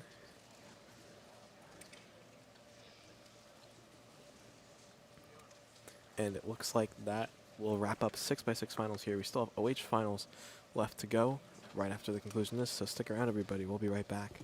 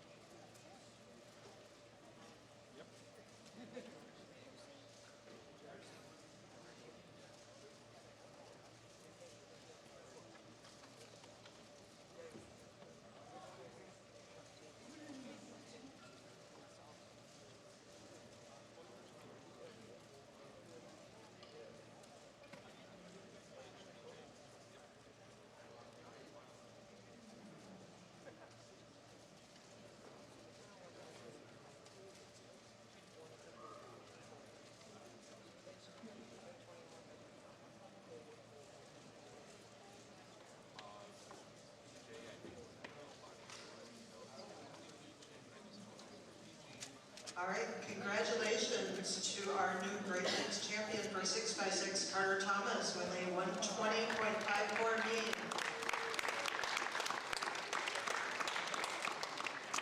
All right, as a quick reminder, we will be coming back from lunch a little bit early, so we'll be coming back at 1:45 to start 4x4 after lunch. We are moving on to 3x3 one-handed finals. Our top 16. Our 16 seed, Declan Wilhelm from Pennsylvania with a 16.83 average. Number 15, Zane Kanani from Virginia with a 16.76 average. 14 is Max Walazek from Illinois with a 16.71 average. 13 is Simon Kellen from Wisconsin with a 15.96.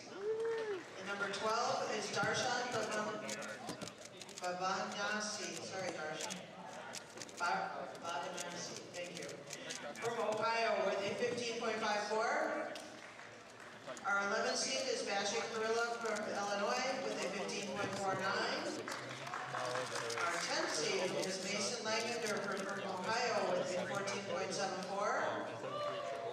Number 9 is Arhan Sarin from Canada with a 14.35.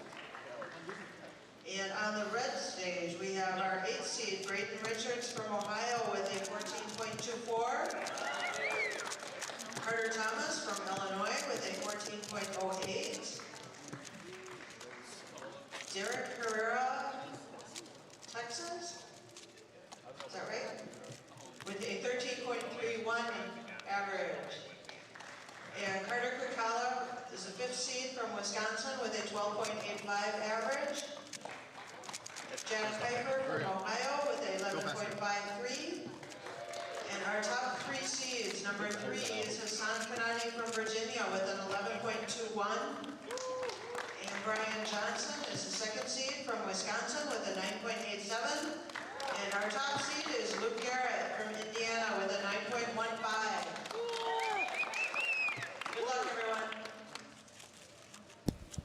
All right, so Brian Johnson and Luke Garrett ready to compete in this final of one-handed. Should be our last final before lunch. And during lunch, we'll have a cubing.gg session. So you guys might want to tune into that. Get some nice cubing tips for all of you from our very own, from CubingGG's very own Luke Gracer.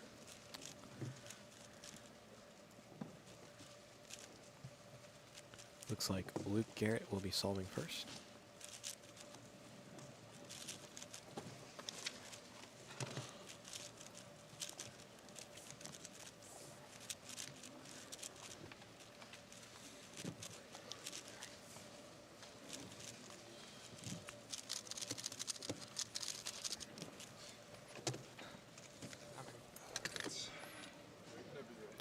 So Luke Garrett starting us off here.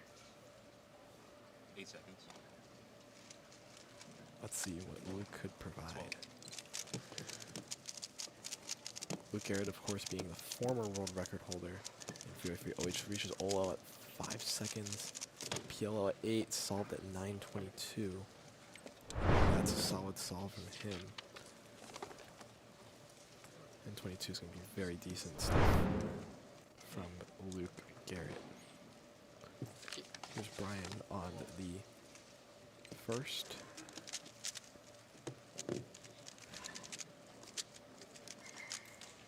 Whoa, reaches OL at 6 seconds. And then forces a ZB 996 from Brian Johnson.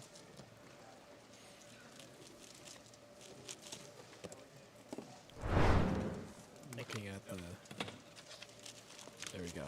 Just knew that ZB almost right away. Seems like a setup into a Soun, which would solve the entire cube.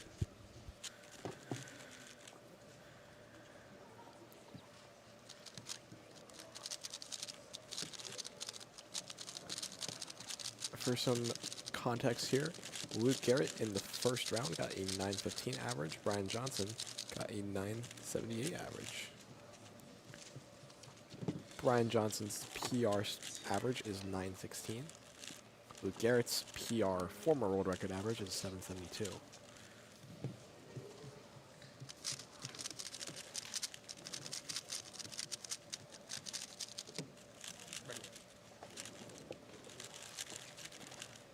So Luke really wants to shine here on this next solve, maybe try to better a 9, make it harder for Brian to catch up, for Luke to become the Great Lakes champion. Looks like Yellow Cross is working out for him. Does he know the ZB? Fumbling and stumbling at the end, 10:06 from Luke Garrett.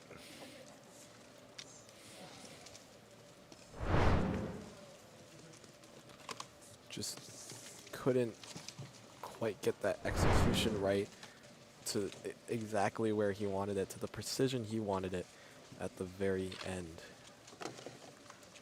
And he knows that. Yep. Here's Brian on the second. Trying to see what he can do on the solve. 8 seconds. 12 seconds.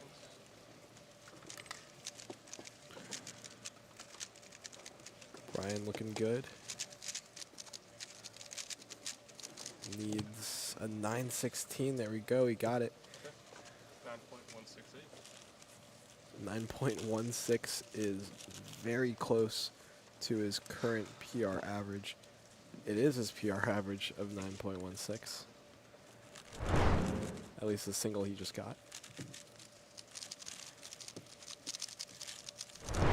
Good work from Brian. So far, no one's extremely close. The only closest person right now we have is Simon Kellum's single. Jack Pfeiffer is a solid 2.5 seconds behind the top spot, so it's really Luke and Brian is the battle we should be looking for.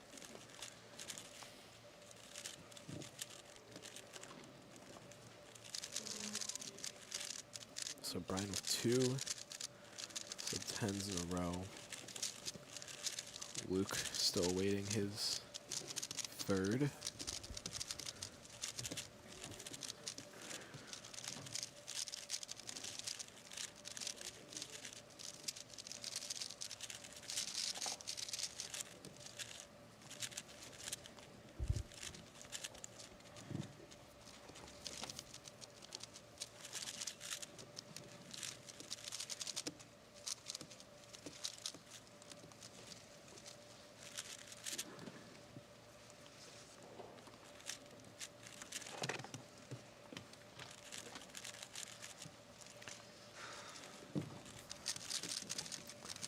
Luke Garrett is going to be solving the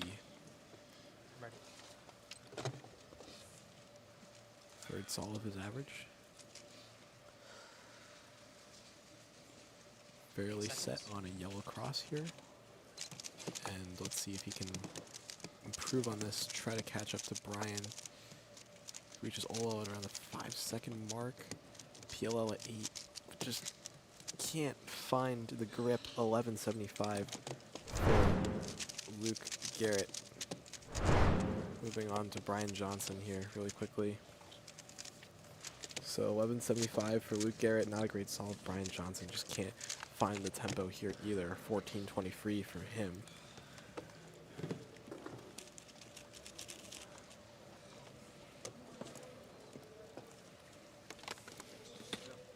Hassan Kanani just got a 957 OH single.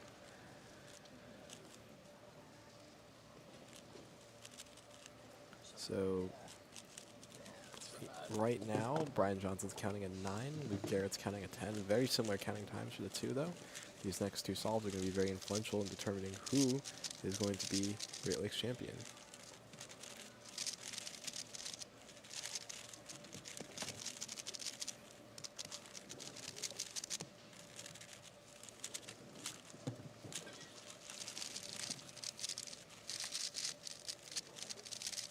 Both of these competitors sponsored by Moyu. Both have the same shirt on, just with a different name on the back. Part of the same team.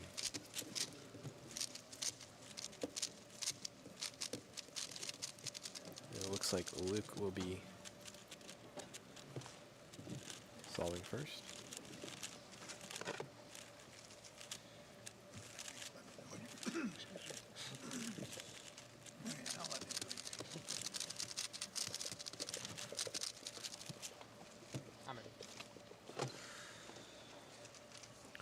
Luke trying to find something on this last one.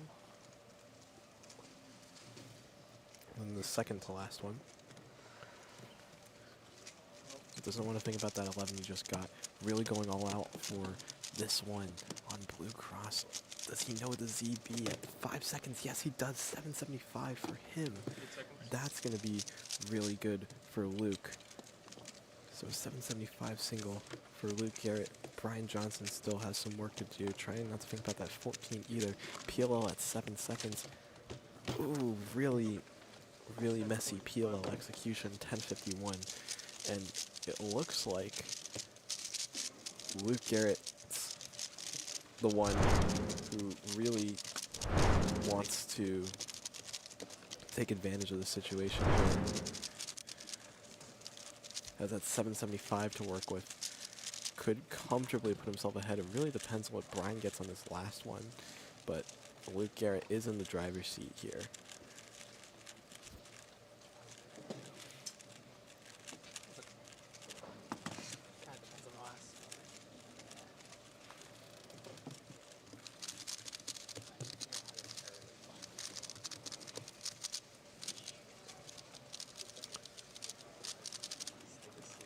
Brian Johnson is going to have to see what Luke can get to see if he'll be locked out of anything. At the very least, though, it looks like Luke and Brian will probably be your top two as it stands.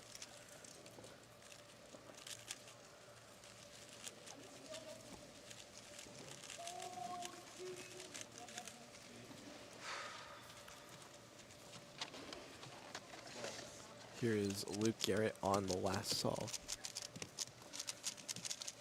And reaches the OL stage at 5 seconds. Completes the cube with a 10:22 though. That's going to be... That's not going to be secure for... That is going to be secure for Luke Garrett actually, 983. So Brian is not locked. Is locked out of first place. 959 though to end things off for Brian Johnson. It looks like he'll secure himself a nice second place finish as well. So waiting for the rest of the Fair Free OH final to play out. It looks like we're going to have Luke and Brian competing in... Or excuse me, Luke will be first and Brian will be second. So that's going to be about it for this Fair Free OH final. Stay tuned after this for a Cubing.gg session with Luke Greiser.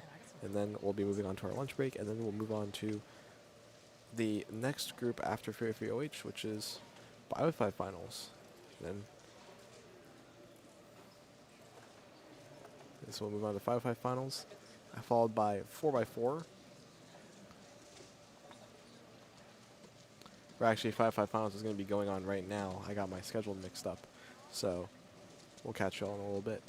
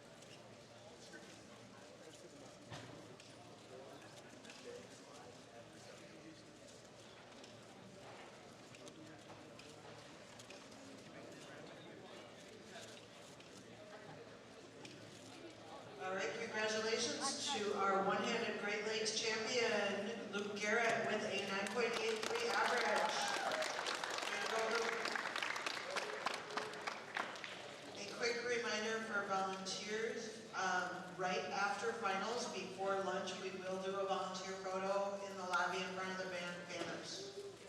Right after 5x5 finals. Okay, top 16 for 5x5 finals, and then we get to go eat. Our 16th seed, Carter Kukala from Wisconsin with a 103.62. Number 15, Caleb Lalick from Michigan with a 103.44. Number 14, Braden Thompson from Illinois with a 102.96. 13 is Vashi Carrillo from Illinois with a 101.92. And our 12th seed from Kentucky, Miles Lentz with a 59.16. Our 11th seed, Nathan Blotch from Canada with a 59.15. Our 10th seed, Lucy Grace Bryson from Indiana with a 57.33. Lucy, you have a fan club. Okay, our 9th seed, Stone Payne from DC with a 56.94. And our 8th seed is Brian Johnson from Wisconsin with a 55.99. Our 7th seed, Darshan Bhavana C. I still didn't get it right, I'm sure. From Ohio with a 54.72. Our 6th seed, Lucas Lippman Bruno from Wisconsin with a 53.06. Our 5th seed, Max Wallachuk from Illinois with a 51.29. Our 4th seed, Carter Thomas from Illinois with a 50.22.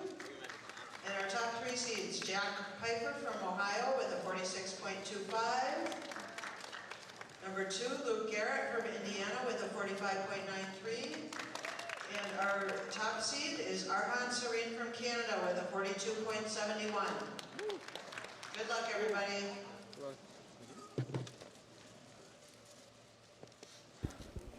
Hello, everybody. Welcome back to Great Lakes Championship 2026. My name is Carter Williams,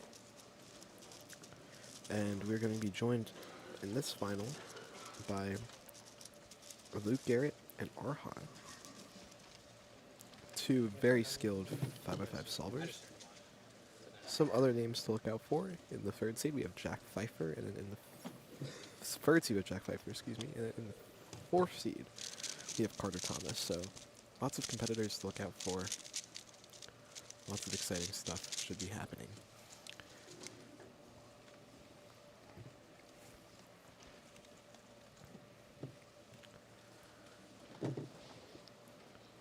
What does popcorn have to do with this? Well, Indiana is one of the biggest states.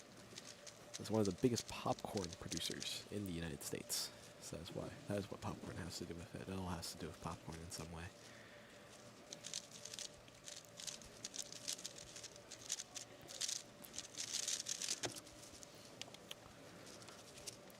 Luke is about to complete his first 5x5 solve.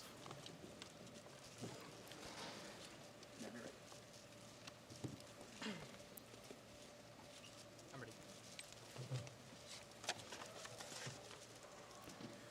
Alright, and Luke is about to go. 8 seconds.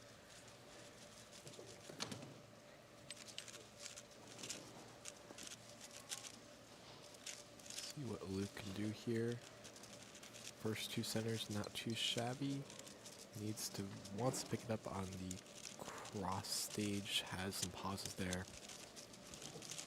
Minor lockups in the center stage, but overall, smooth execution. Flip at 20 seconds. Should be on pace for maybe like around a 40-second solve. Luke Garrett's PR 5.5 average is a 44.16. However, the average that got him here in the first place is a 45.93. So, really good 42 to start things off for Luke Garrett. 42.39 for him. Here's Arhan on the next.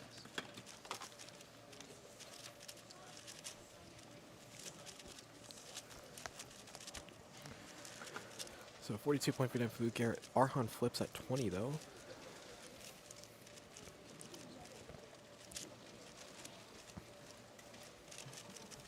We have a 42.56 from Jack Pfeiffer as well. So Gonna be interesting to see parity at 35. Wonder what he was doing there. It seems like a very weird execution of the algorithm. This one's gonna be a bit of a wash for Arhan, unfortunately. It's gonna be a 47.28 for him. So that puts him in 4th position right now. 5 seconds behind Luke Gehry, who's currently the leader. Carter Thomas still yet to solve. You can see maybe something happening from him.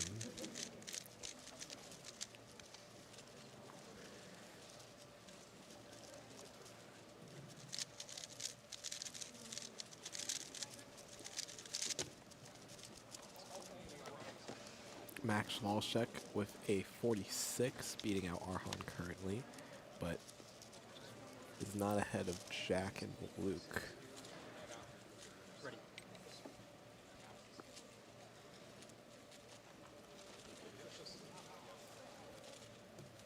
Here's 5x5 for Luke Garrett.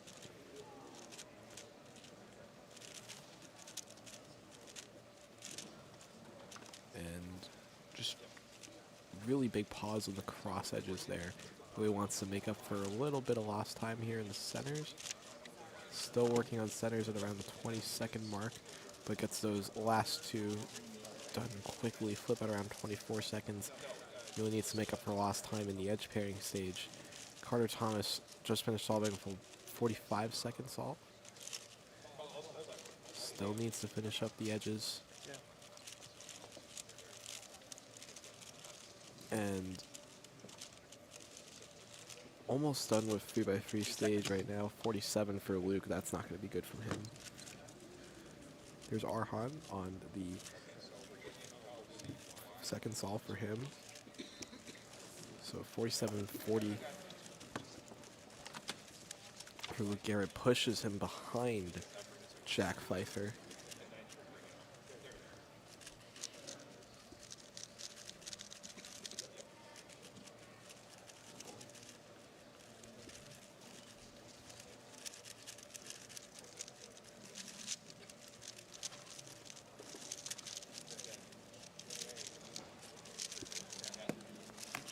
So Arhan with a 38.59. It's he says it's PR single for him. I guess he was just frustrated by the overall execution. Really wish that it could have been better, but that jumps him way ahead here. That really changes the conversation just with a single solve. Jack Pfeiffer, though, still hoping to make something work here.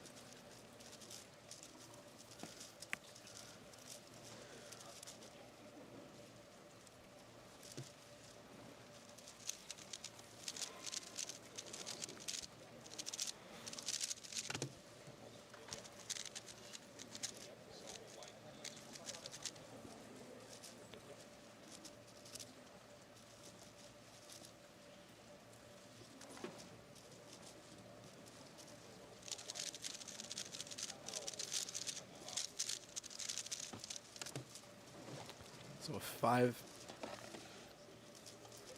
5x5 final is almost halfway there. Luke Garrett really wants to recover from that 47 he just got. Doesn't want to build upon anything too bad here. 8 seconds. 12 seconds.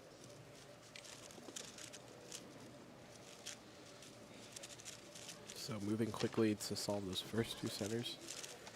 And, oh wow, really struggling to find pieces on the cross edge stage. Still moving through the solve though. It looks like Jack has two 42s under his belt, so Luke is really gonna have to want to catch up here.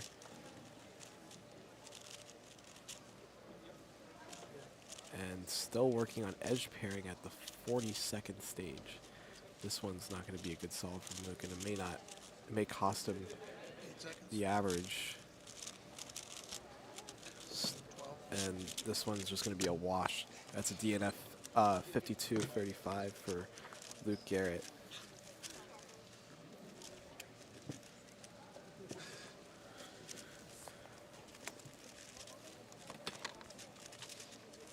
Here's Arhan on the third solve. Jack Pfeiffer just about to get started. We'll pan out over to him once Arhan's done.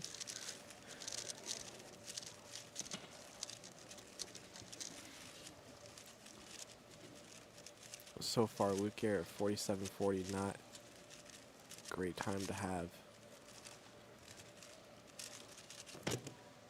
So it's a 43.24 for Arhan. And it looks like Jack is almost done with the 38.36. Wow. Jack is doing really good too. And it looks like he might be solidifying himself into a top spot here. Doesn't look like Luke Garrett can catch up that easily. Carter Thomas has a counting 45. Jack Pfeiffer having 2 42s and a 38. Looks like he's on pace to be the Great Lakes champion so far.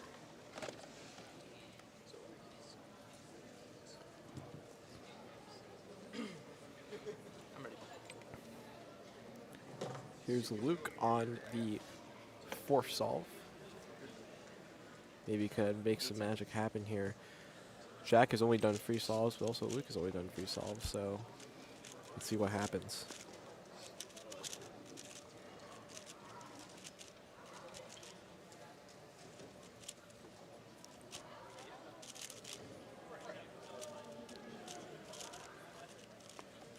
So Luke almost about to get things done and dusted. This average is still on the edge pairing stage at 34 seconds. Really wants to pick up the pace here. It could be possible. Rotating a lot to find, I think, that parity. There you go. And it looks like he's on 3x3 stage now. But this is going to be a counting solve because of that DNF from earlier. That DNF was a 52, so it wouldn't really matter to the DNF anyway, but Garrett gets a 52.82, unfortunately.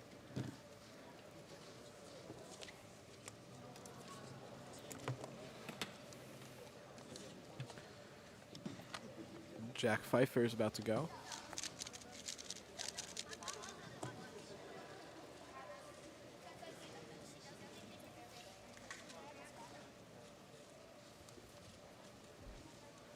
And it looks like Jack is really eyeing to maybe seal it all up here. Even like a 45 could really just kill the beast here. Maybe not 45, probably like a 44 or something along those lines. So Jack Pfeiffer with a PR single earlier. This solve looks relatively okay. Moving on to 3x3 stage PLL at 41. He's secured it. He is the Great Lakes champion for sure. So a 42 from Jack. That seals the deal for him. And he will definitely be taking home gold no matter what happens at the end of this final.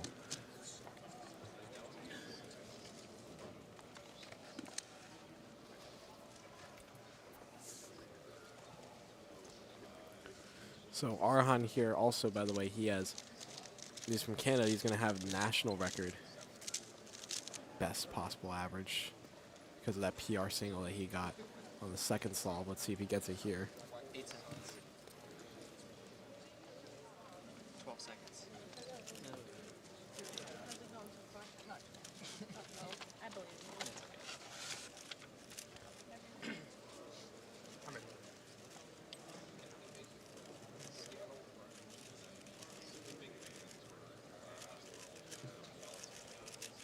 So Arhan really needs like a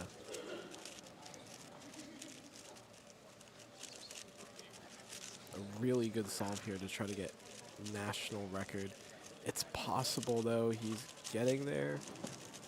Almost done with solving the cube, just needs to really wrap it up. I don't think he got it though. 41.01 for Arhan.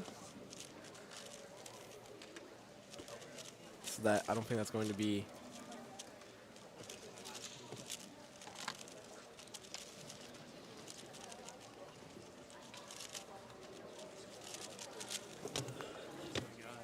and Luke Garrett gets a 44.73.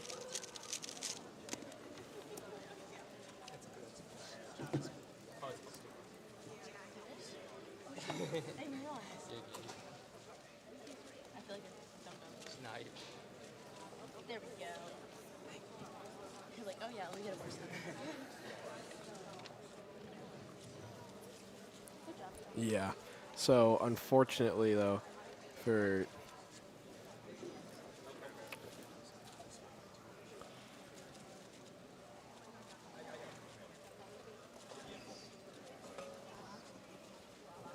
oh yeah, so there was a bit of a data misentry. Arhan could get best possible national record.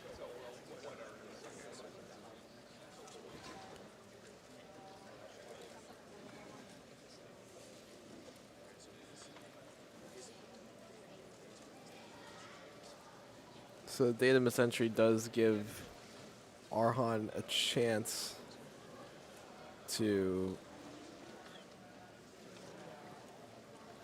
come back here.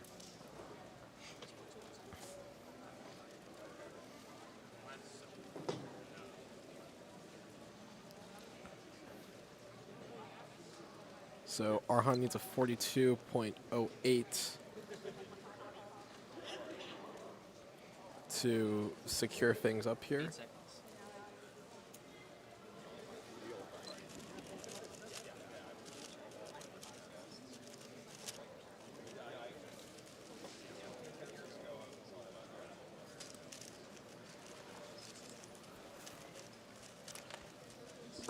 Let's see what Arhan can do here if he can get that 42. He is flipping at 18 though.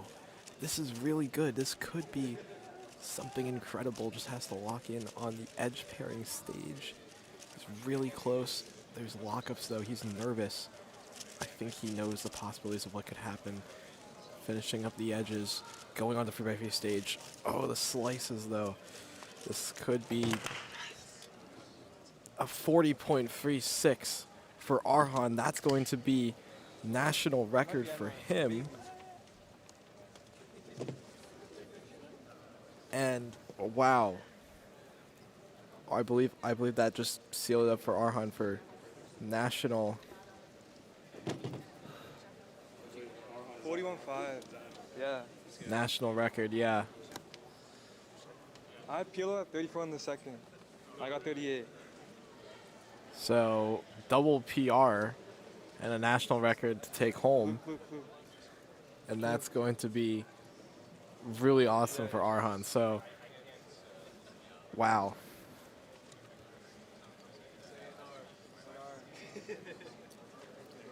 So Arhan takes gold here, but Jack Pfeiffer is going to be your Great Lakes champion.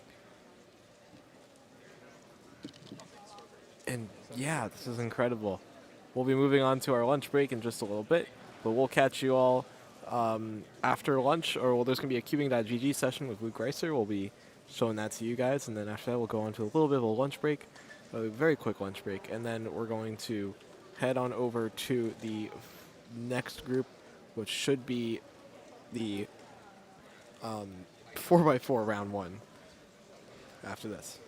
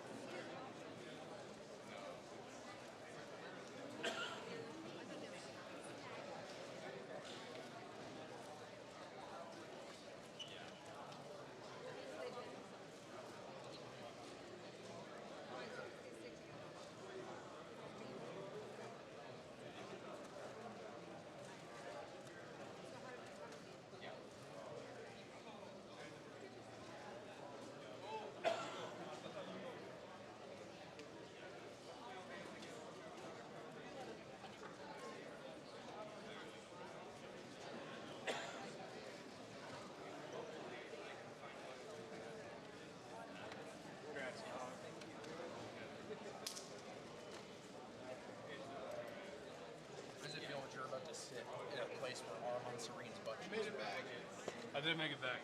I stole the stuff. You weren't watching. Huh? I stole the stuff. Oh, good. No one was there to stop me. You're about to share butt cheek space with greatness. Was that on stream? That's on me. Oh, it might have been. Here, let me pull. It's like a little delay. Let me pull it up.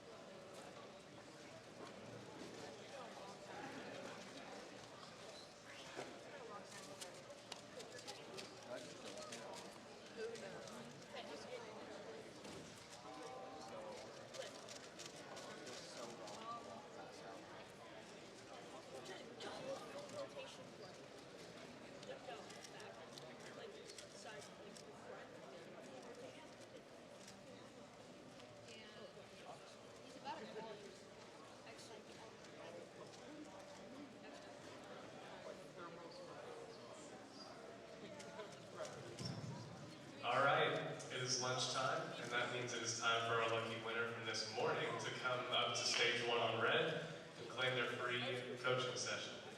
This is open to the public. If you want to come watch, you are more than welcome to do so in the audience in front of the red stage.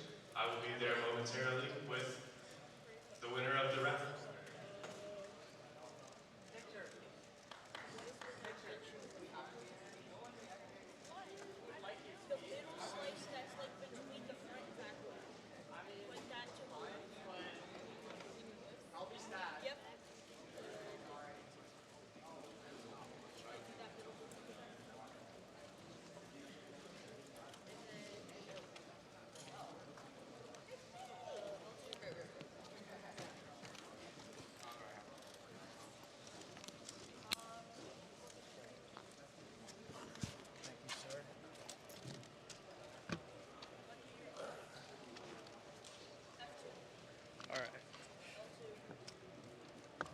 So first, congrats for winning the raffle. Yeah, thank you. I hope you enjoy this. First thing I do, I always ask questions first because we can't do anything unless I know what you need to work on. Walk me through your 3x3. Like, what is cross, F2L, OLO, PLO? What does all that look like? You want me to scramble? Sure, I'll do a scramble. I also want to hear like what you think are the weakest points of your solving.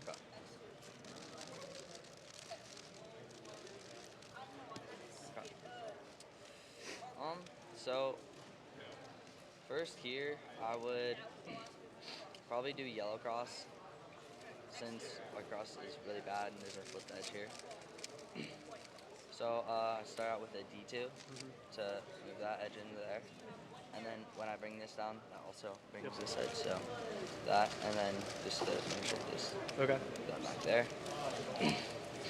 And then the next thing I would do is this F2L pair right here, so that into the back. Okay. Then probably this one, although I have this free pair, so I can do that. And this one, and then this one. Okay. And then just follow. Unfortunate last layer, but it's okay. Okay, that was pretty good. I want to go over the cross. So I agree, white isn't very good. This is what me and my friends would call a trap scramble because it looks like there's a pair and you can do something with it, but you can't. So move on to yellow. You did a D2 at the beginning, which I do like, but instead of having to do a B2 at the end to fix the red edge, you can just do D prime and then L2. So now that solves that cross edge, yep. And then the rest of the F2L is pretty easy, D prime, R prime, F. And then you can just go across the rest of it as you normally would. But I'm gonna show you a website that will help you a lot with cross. It's called solved.no. It's completely free. I like the guy who runs it a lot. He's a cool dude. Once you get in there, you'll have to scroll down and then go to trainers, inspection trainers, and then go to cross. This is the only cross trainer that is good, really. The only other way you can practice cross is just by inspecting as far as you can. So I'm gonna start you on 5. Go ahead and do that scramble. The way the website works is it gives you a scramble, whatever this length is, that's how many moves away the cross is from being solved. The cross color is always going to be on the bottom when you scramble. So this is a 5-move yellow cross. Sure, I think I misscrambled. That's okay. No, I didn't. Oh no, I just the sides.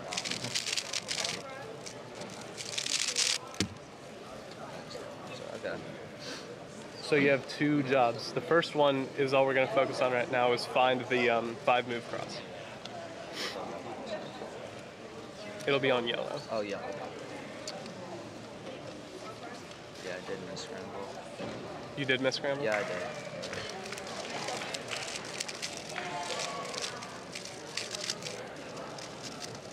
I just did it on the yellow side.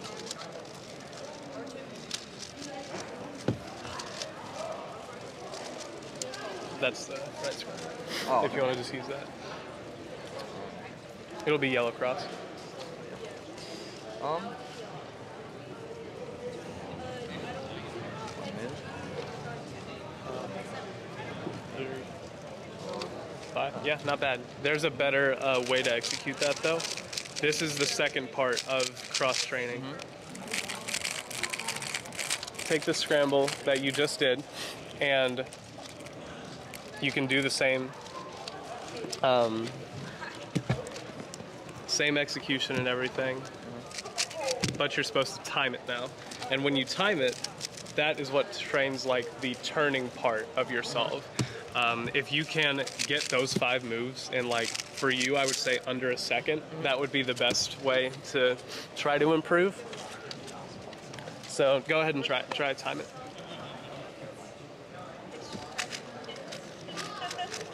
Okay.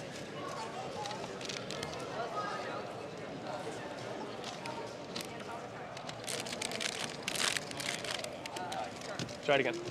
This time, make sure your turning is a little calmer and smoother. Still on yellow cross. Yeah, we're gonna. It's the same thing. Okay, that was better. You didn't solve it, but that was still better. So taking your turning slowly. A lot of people confuse turning hard for turning fast. Like if I did that end perm versus that end perm, the second one was faster, but the first one looked faster because I was turning hard. And when people watch, you know, Yihang, the fastest turners in the world, they're assuming that he's turning really hard. His cube is like the loosest thing in the world. He can go like that. He can move his finger and do a U2. He's just learned how to control it, and his turning is very calm. He doesn't turn hard. That's a very common mistake that a lot of people do. So doing this is going to help you a lot with your cross solutions, but it's also going to help you with your pickups, executions, that kind of thing. How well do you know F2L is my next question. I think I know it decently well. I mean, there are, you know, every once in a while I come across a weird part, and I think I normally find most of my issues with not exactly, you know, executing a pair, more finding a pair, and going to the next pair. So. Great. It's almost like I scripted this because that was what I expected you to say. That's what I expected us to work on, so let's do that. There are several drills you can do to improve look ahead. One of my favorites, do you want me to do white cross or yellow cross? Probably white. So, you starting with a white cross.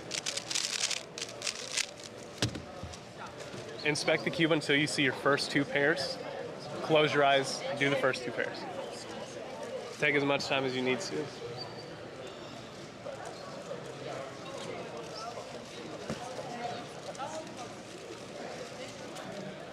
Okay, you were close. Ah, man. You did the right pair, but it was in the wrong slot. So go ahead and solve the second pair. Don't solve 3 and 4. Okay, now do 3 and 4 the same way. Inspect, close your eyes, and do them. You have diagonal, so it's not going to be easy, but I think you can do it.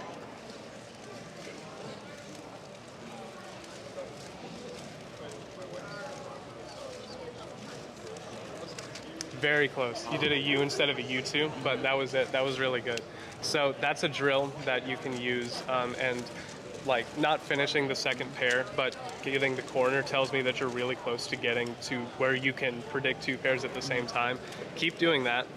If it's too difficult to do the first 2 pairs, doing the last 2 pairs is better as a stepping stone into it because there's less information that you have to deal with. The other thing is slow turning. And I've told this to everyone I've coached ever, and I will keep on telling it to everyone I coach ever. What do you consider to be really good at 3x3? What second barrier do you think? I'm really good at? What second barrier do you think is really good at 3x3? What second barrier do you have to break to be really good? What do you think? I think helping with look ahead and inspection probably will help a lot at getting me faster. What second, like how fast do you want to be at some point? I mean, I don't know. It kind of depends on, how long I actually take cubing, but for sub 10 for sure. Sub 10? And if I, get faster and faster. So I want you to watch this. This is going to be a sub 10 solve, and I'm not going to turn fast at all.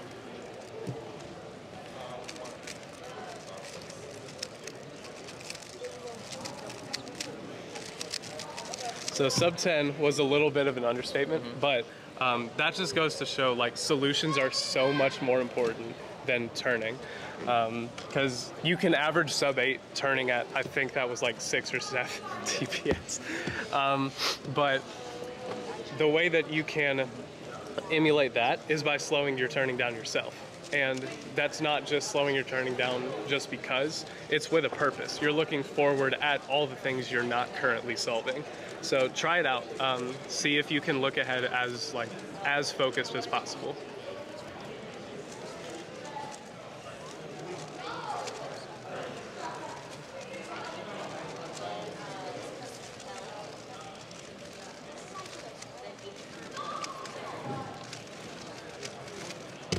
What do you normally average in 3x3?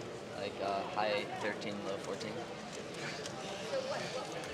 So F2L is very good to practice. Cross is very fun to practice too. The boring part of 3x3 is algs, and that's just the truth. Do you use CS timer as your main timer? CS timer, I use cube time more now. Okay. Do you know how to access last slot plus last layer? Yeah. Okay, that's the most important drill that you can do for turning in general, besides PLL time attack. That's really good. The Chinese kids have been using that for a long time. It's so many moves, and one mistake, you're like kind of done. But this is a little more forgiving. It simulates what a 3x3 solve feels like without having to actually do an entire one. And that way you can work on last layer a lot more. You can get into those reps. So go ahead and try.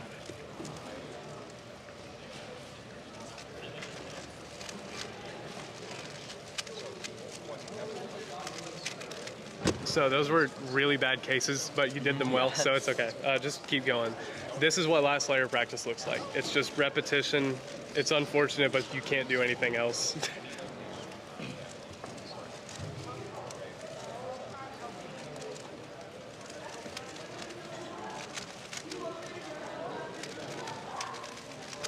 Okay. I'm gonna do this. Try that scramble again. Try to get it faster.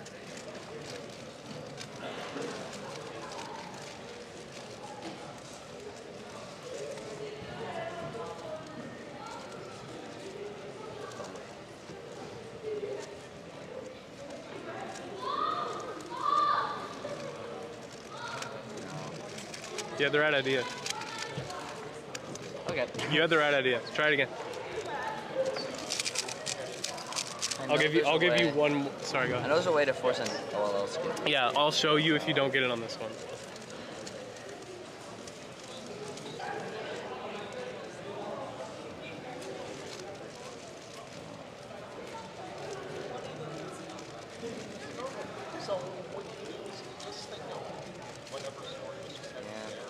Yeah, you're good. All right, so let's just talk about this OLL.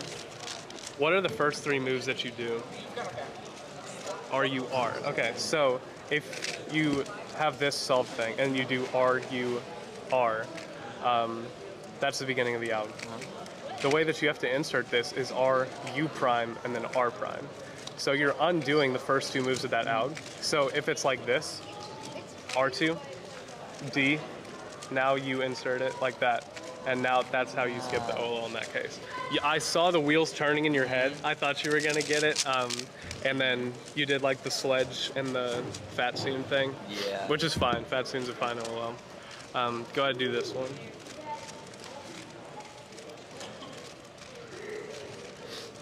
An even better drill is taking no inspection at all. I'm not gonna make you do that, but if you want like a lot of improvement in F2L, that really helps with like, it's a flashcard effect.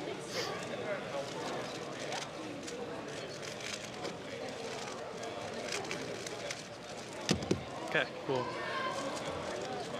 Let's do an average of 5. And in between each of them, I'm gonna tell you like what I noticed, what you did well, what you needed to work on in the next one. And that should be what you do in between each of your official solves anyway. If you get a really bad solve, instead of sitting there and cubing or being on your phone, you should ask yourself what made that a bad solve. And then in the next solve, try not to do that.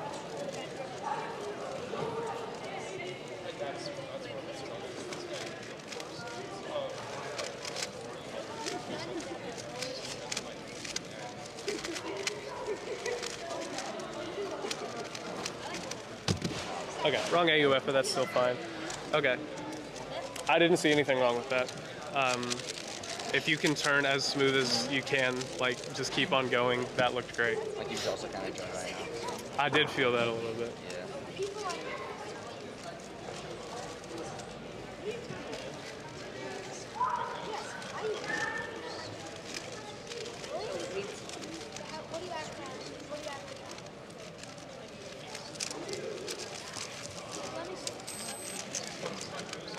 Okay, besides the OLL, the main thing that I saw was this pair. You had it from right here, and then you did a Y2, and then you did the pair. You can do the exact same moves lefty, so I understand that was probably a like nerves thing, so I understand. But rotations in between pairs, you want to keep those to a minimum, and then I saw you doing like U prime to look for pieces. You want to try to avoid that as well. But yeah, other than that, like it was still fine.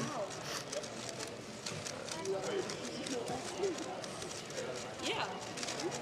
Alright, what's the first thing I need to do? Okay, do you know who's doing it? No. Do you know hi? Do you know two people? Oh yeah.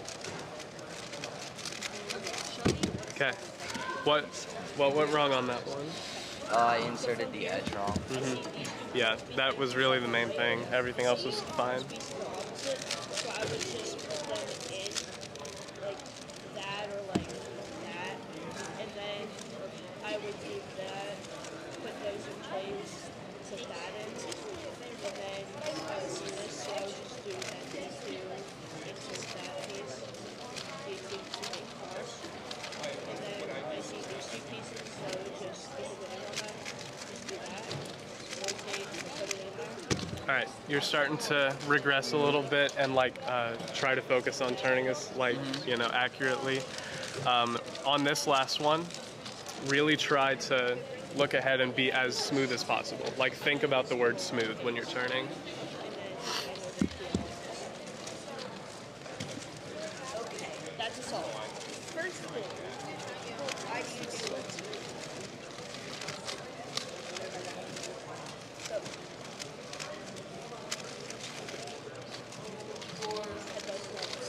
Okay, that was a lot better. Much higher quality of a solve. So 1489 average, you counted as 16. I think if you focus on turning, that needs to be priority number 1, making it smooth as possible. Then you can start looking ahead to your next pairs and everything, which is going to be like the most important thing for you. Your solutions are fine. Cross solutions need a little bit of work.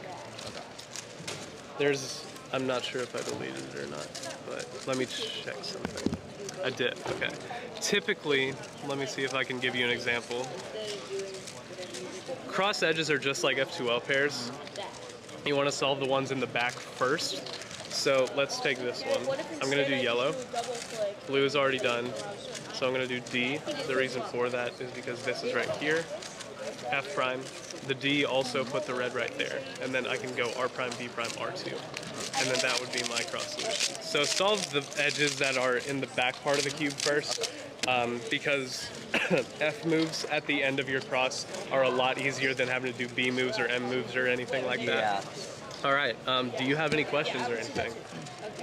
No, I don't think so. Dope. All right, thank you very much. If you want a lesson yourself, Cubing GG has a booth back there. The courses are all very discounted. Gift cards are also at a discount price. And yeah, we'll be here until the end of the day. That concludes the lesson. Oh, sorry.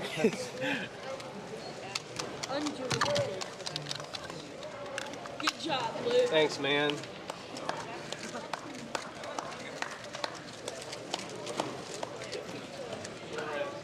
Yeah. Okay, so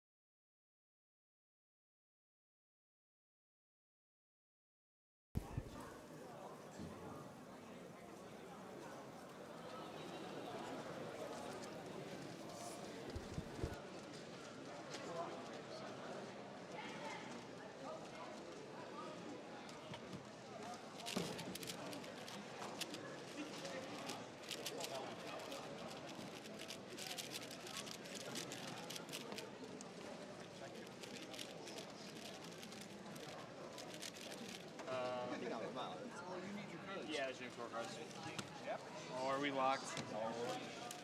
Do you know Stacey King? Stacey King, like Bulls player. I do play. Former. Yeah.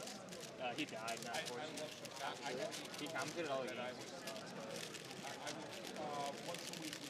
How old is he? 59. Nice. Yes, I love it. He was on the Jordan era. He was so lofty. I got the right ones, didn't I? Yes. Yes. Thank you. This is atrocious. Is that not the stream?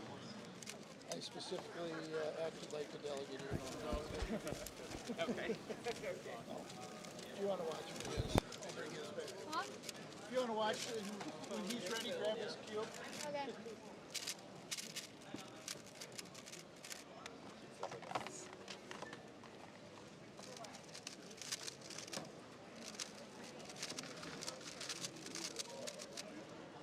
Are you average? Good question.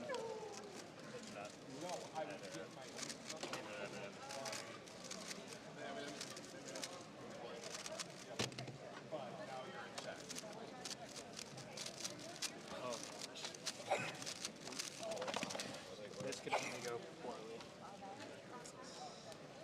I bless you with double parity avoidance. Thank you. I'm ready. All right, so welcome everybody to 4x4 round 1. My name is Carter Williams. I'm going to be joined by just myself, I guess. So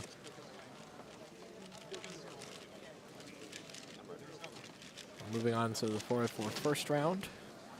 We have Carter Thomas currently solving right now. Max Walshek should be also solving as well.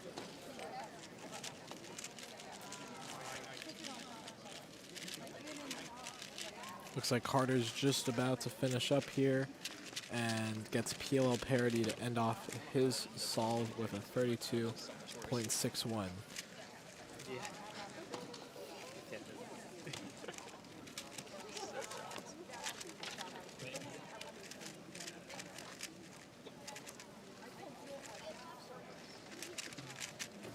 So a 29 from Max.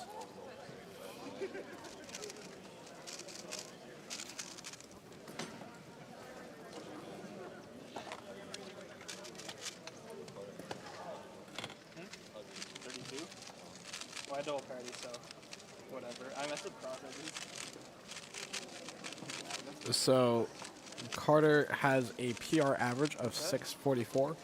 Max Walshek has a PR average of 27.71.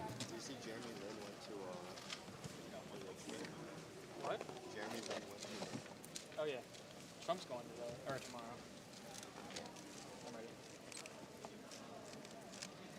So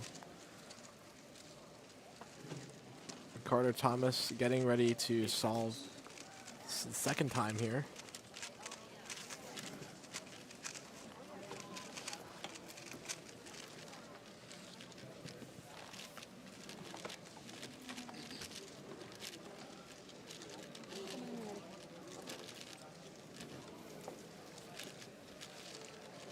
And it looks like Carter wants to try to get that 32 out of his head. He's on the 3x3 stage already. OL parity at 22 seconds does the PLL into a 27.30 for Carter Thomas. That's a little bit more like it from him. Here is Max on the second solve.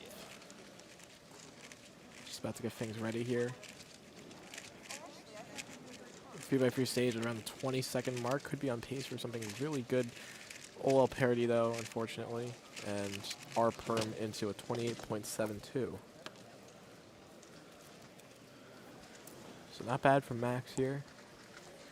29 and a 28, both sub 30.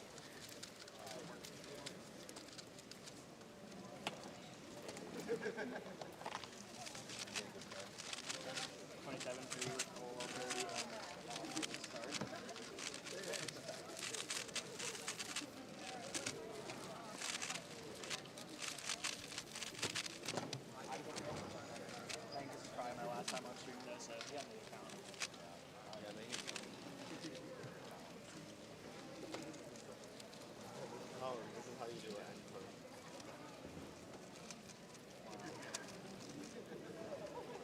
Talking to the overhead camera.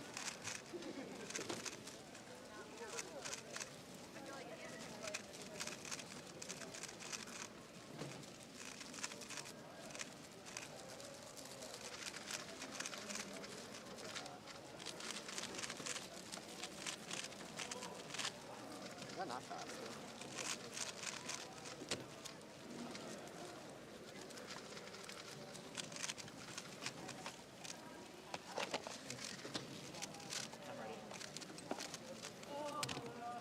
All right, so here's Carter Thomas on the third solve.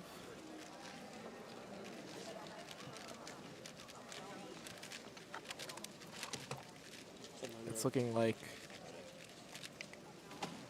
Carter's about almost done with the edge pairing stage.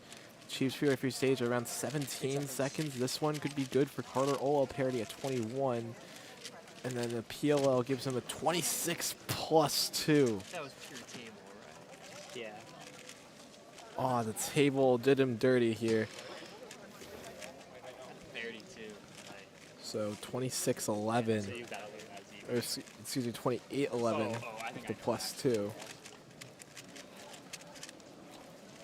Does that look the Nicholas one kind of? And Max Walshek also gets a 28, but with no penalties. 28-53.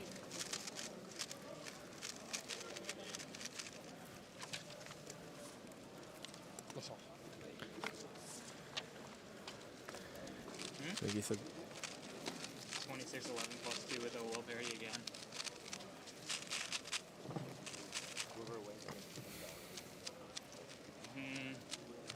That's easy for you.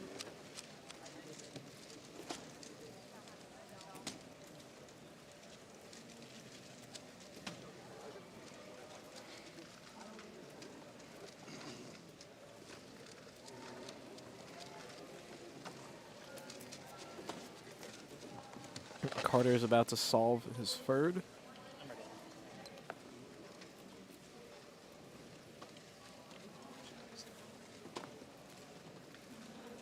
And wow, he has a lot to work with trying to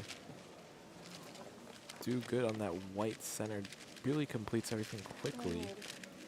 He's already on edge pairing stage at 8 seconds, but fumbling to find the remaining edges to pair up. 3x3 stage at around 20 seconds. This could be good. Another OL parity though, unfortunately for Carter. Max Walshek started solving in the background. PLL parity, double parity gives him a 29.94, and Carter's disappointed at the possibility of what that average could have been. Max is almost about done. Just has to do OL parity again and to a PLL, but also going to get PLL parity and 36.09 for Max.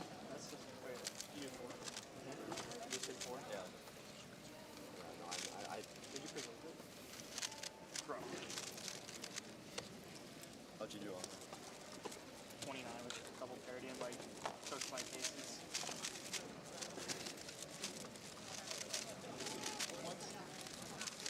So, awaiting Carter's last time.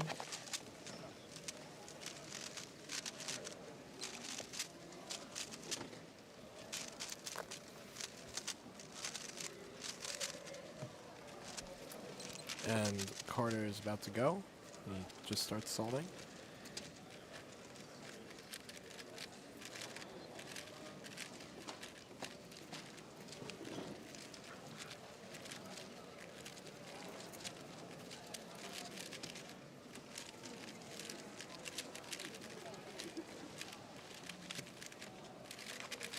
And Carter gets a 24.46 with a +2 penalty again.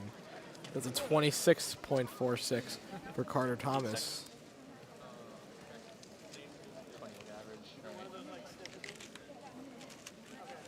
So 2 +2s for Carter.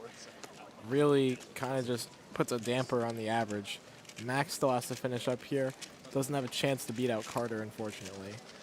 That +2 didn't really matter in the grand scheme of things for Carter Thomas in terms of a PR, or not PR, excuse me, a better average. Best possible average is still achieved even with the +2. Max is on 3x3 stage, OL achieved at 26, and PLL parity to end it all off with a 30.86 for Max. That's going to just about do it for 4x4 first round. We'll be moving on to the second group of 4x4, which will contain Arhan and Jack right after this.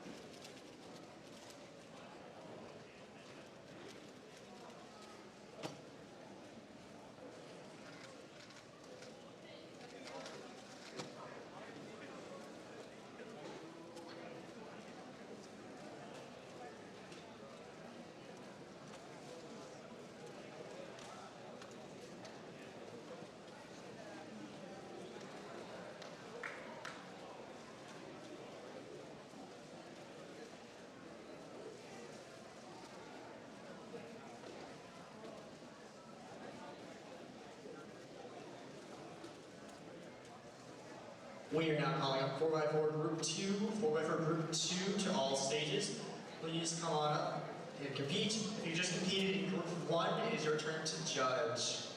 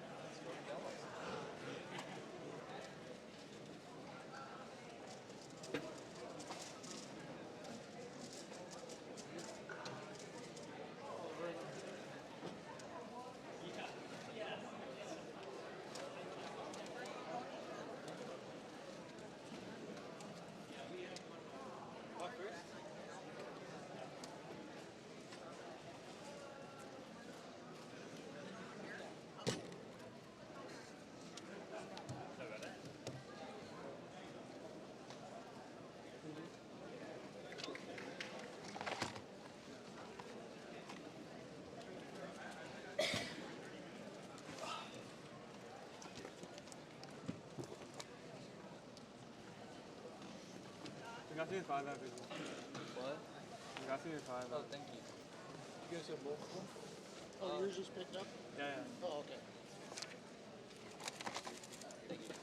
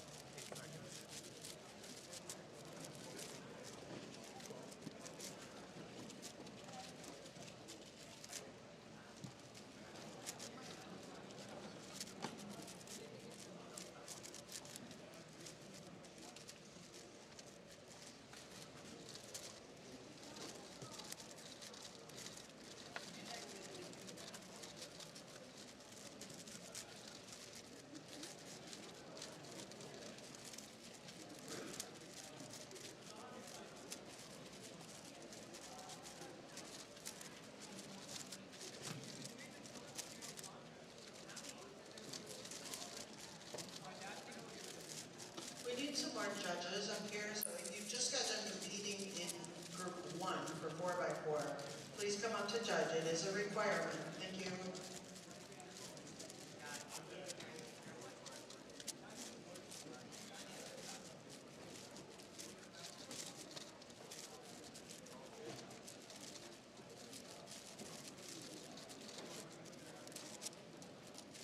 Welcome back, everybody, to 4x4 Round 1. My name is Carter Williams. We're going to be starting off Round 1 with Arhan solving first in this group, or at least we're going to be starting off this group of 4x4 with Arhan.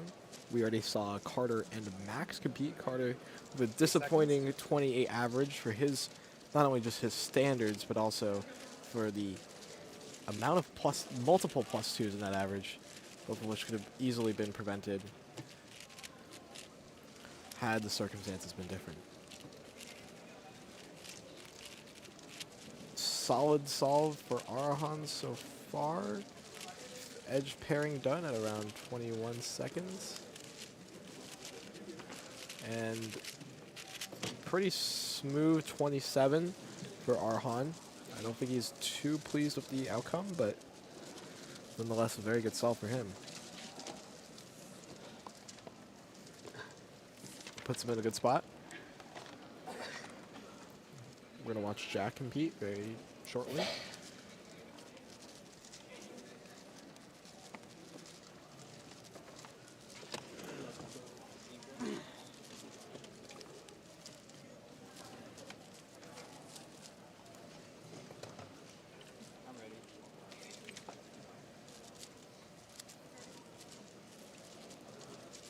So Jack Pfeiffer going to compete for or 4x4 first round.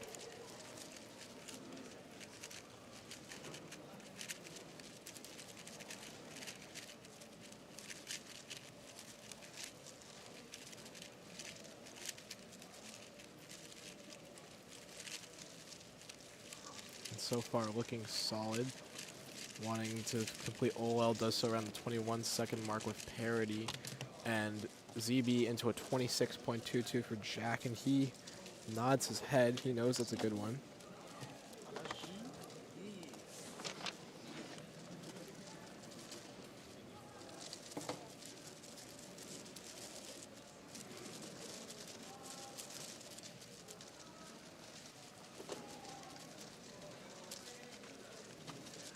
Arhan here, awaiting the next 4x4 solve. Yeah.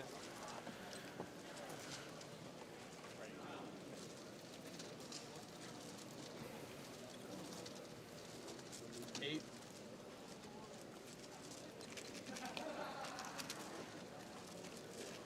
All right, let's see what Arhan gets on this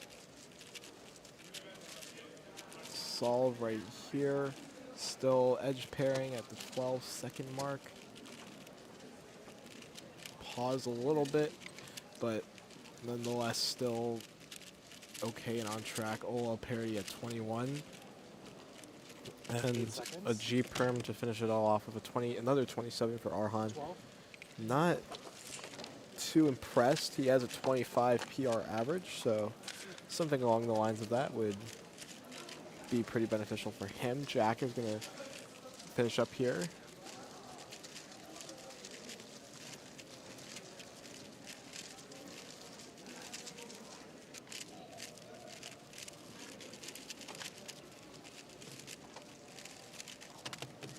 That's a 26.29 from Jack Pfeiffer.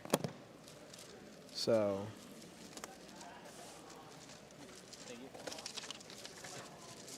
26.29, pretty solid stuff from him too as well.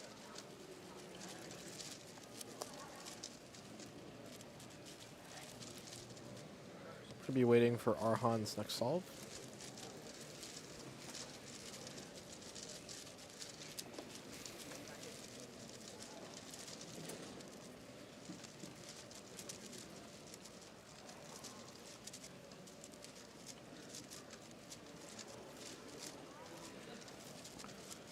After this group of 4x4, we're going to be coming up with the next group, which should be Luke Garrett and Brian Johnson. Then after that, we'll have the Scube semifinal, followed by the 2x2 semifinal, followed by 3x3 semifinals, and then our finals block, which will have 7x7 Pure Minx Scube finals, 4x4 finals, 2x2 finals, and then 3x3 finals. So packing a lot of stuff into today. So much to do, so little time to do it. Arhan solving the third solve for him. So 227s under his belt. He can better that if he gets something here. He's got an OL parity on both solves he's done so far. Blocky F2L at the start, but manages to recover. Does some double OL there. It seems kind of awkward. 28.18 though will be the result for him. That gives him a counting time of 27.63. So not too shabby. Would put him ahead of Carter Thomas so far, who is in the lead. 8 seconds. Jack's about to get going. 12. Wants to better those 26s right now.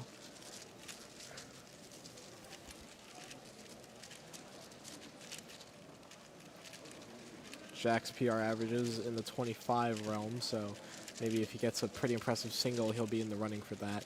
But no matter what happens here, it looks like there's going to be a 26 counting time.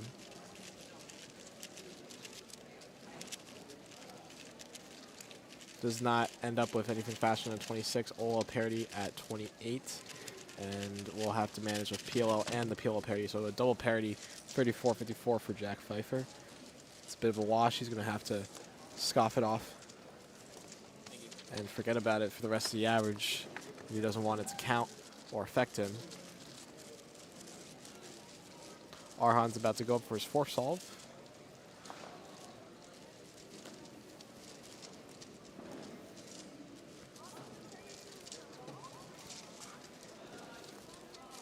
So far, an exciting competition. We've seen a lot of very good results. Earlier today, we had Sujin almost get that world record. It could have been a possibility.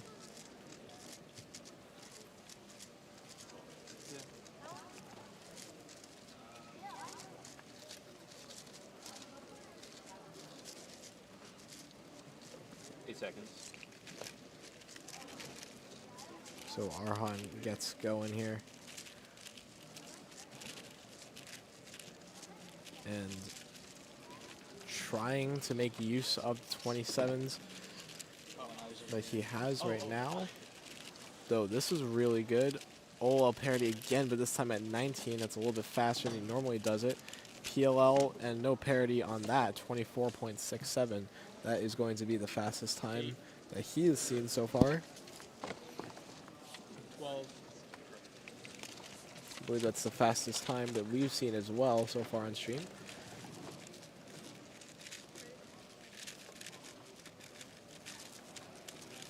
Jack Pfeiffer really just needs to lock in on this fourth solve, trying not to think about that 34 as much. Just keep the 26s in mind. But this one's going to be better than a 26, a 25.46 for Jack.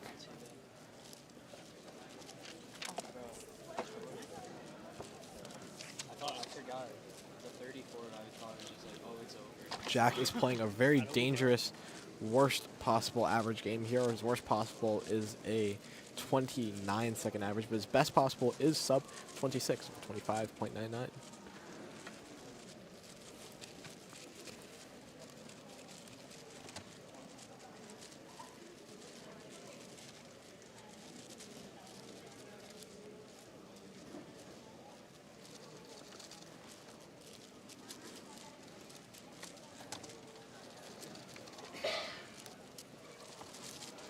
So Arhan's still awaiting his final solve here.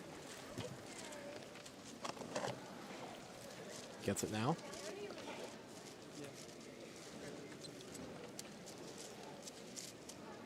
Arhan looking to get his best possible average from 26.5. The worst possible wouldn't put him in the worst spot here, 27.67. Uncertain if it will take top spot right now because Jack Pfeiffer still has to complete his final solve, but at the pace Jack is at right now, that 34 does seem like an anomaly, so it looks like Jack will be taking top spot. Unless Arhan gets something really good and Jack gets something really bad here. Jack's cube just got delivered. Doing PLO at the 24-second mark for Arhan, 26.62 for him. That is going to be a 27.15 average, so puts him at the top of the pack right now. We'll see how that fares for him later after Jack solves. 8. 12.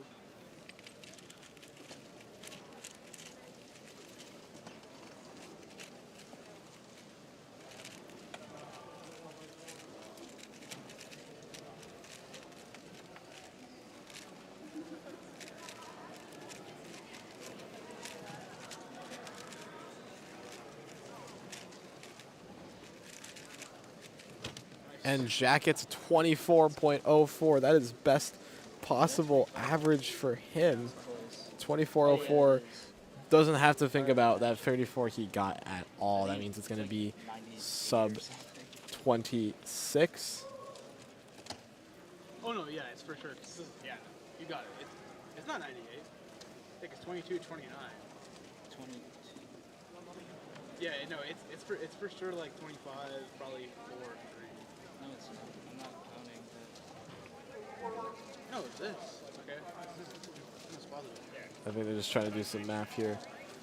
What I said. It's a 25 point. Oh, I was looking at this. 25.99 average regardless, though. So, pretty okay from Jack Pfeiffer. He'll be taking top spot right now. But Brian Johnson and Luke Garrett are going to have to see what's up. So, that's going to be it. And we'll catch you all in just a little bit after 4x4, after this. Or just after this group of 4x4 concludes with Luke Garrett and Brian Johnson.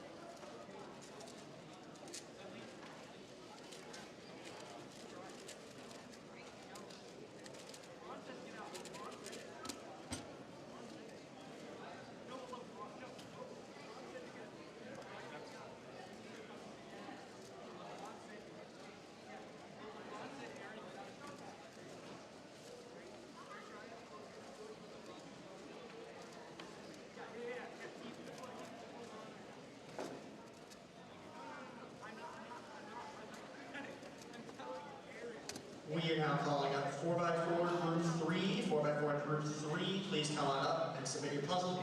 I just competed in Group 2. Remember that you are assigned to judge and expected to judge for Group 3. That is not optional. Thank you.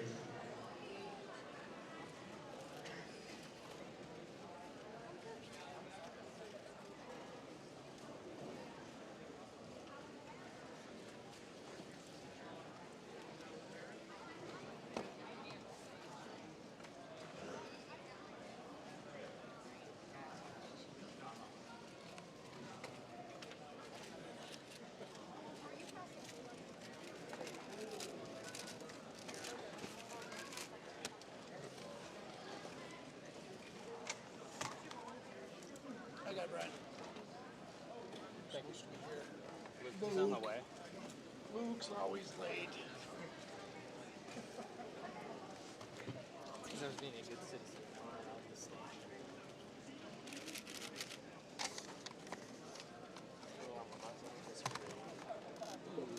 JP. Dude, I don't know if Joseph knows about the thing. Isn't it Pokemon Day or something? Or was it something? Today's 6-7. Today is 6-7. That's like this whole weekend. Like the whole weekend. I might have to tell him about it. Someone joined.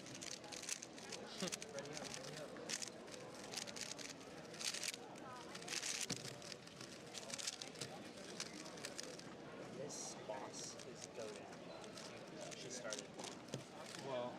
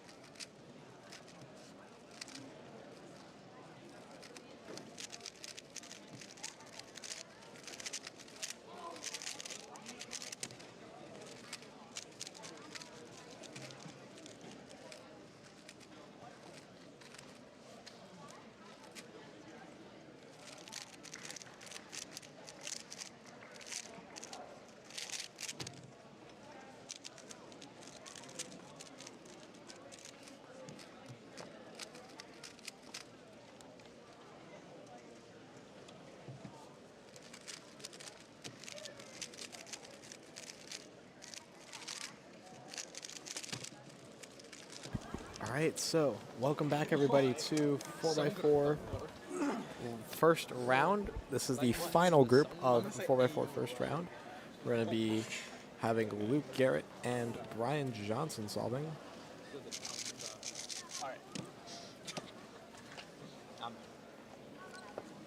Looks like Luke will be solving first.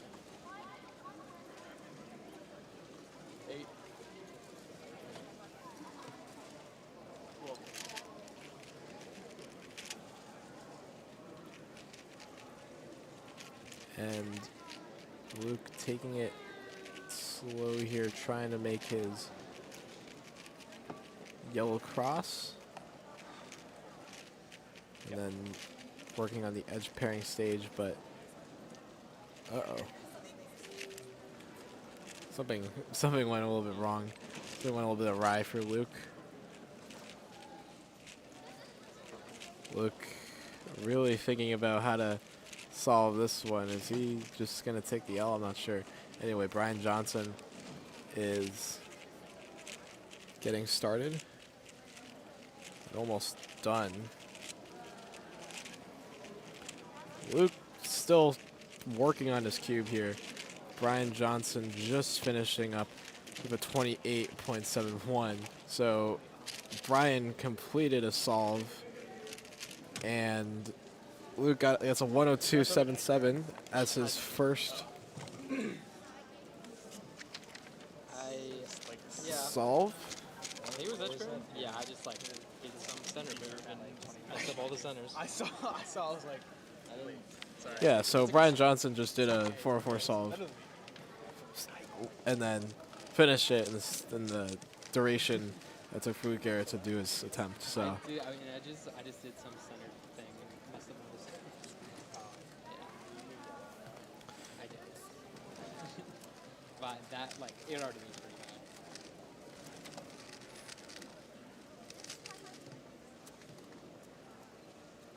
So Luke Garrett needing to probably get that 102 out of his head, unfortunately. It doesn't seem like that was on schedule for him.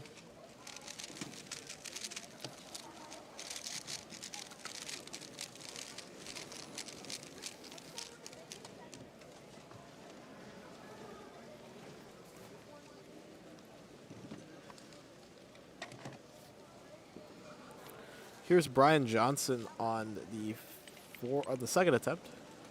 Right.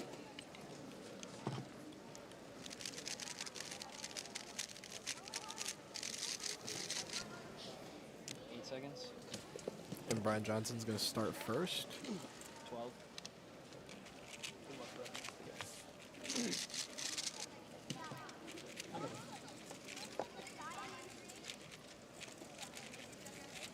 And Brian flips at 10 seconds on 4x4 here. For some context, Brian Johnson's PR average is a 24.97. Luke's PR average is a 22.73. Brian Johnson just about to get finished here with a 26.04. And Luke Garrett about to maybe get something better here than a 102. Gets a 23.95. That's more like it from Luke Garrett. Still a little bit off from his PR, but that's just okay. Basically, we can treat the 102 right now, even though he did technically solve the cube. It's probably treating it more as a DNF right now. It would virtually be the same result for him.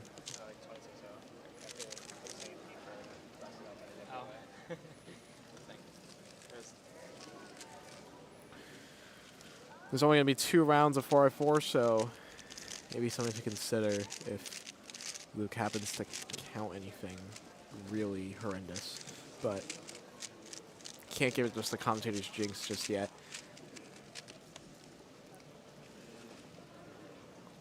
Here is Luke and Brian. Both of their cubes, I think, or actually just Brian's is going to be delivered right now.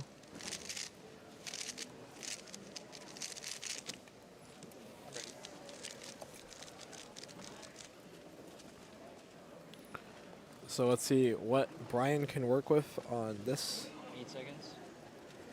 Third solve. 12. So Brian working on the Yao method on 4x4.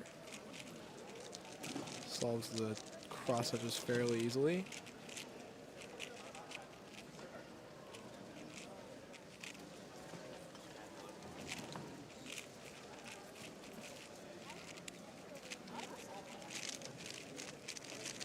And finishes the cross edges as well. Oh, wow, almost an AUF error there. 29-20. Could have been a +2 if he didn't react any sooner. Here's Luke Garrett competing on the left. So Brian Johnson, some pretty solid times here. He has a counting 28.71 right now. Luke Garrett still has that 23, but he also has that 102. So flip at 9 seconds. This one could be interesting. 3x3 stage imminent at 17 seconds. And I think he'll get parity on this one, but he'll transition that into a OL and parity PLL 27.23 for Luke Garrett. That was clean last layer. Clean kill though. Where's this So that means that 27 is going to be counting for Luke, unfortunately. Putting the cube down. It's my least favorite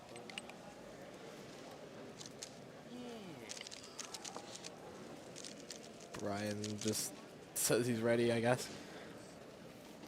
This is going to be his fourth solve before we move on to the Cube semifinal, which will contain Soun Kellum and Carter Kukala.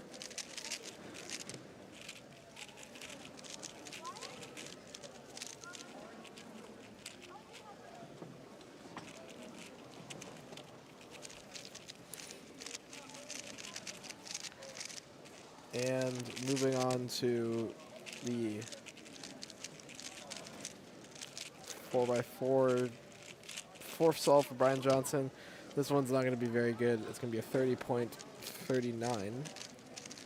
That's going to be his worst possible, or his worst time so far. This is why you left her. Still awaiting Luke's solve.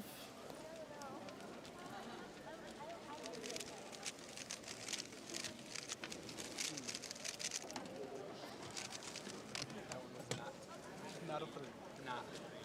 Definitively not.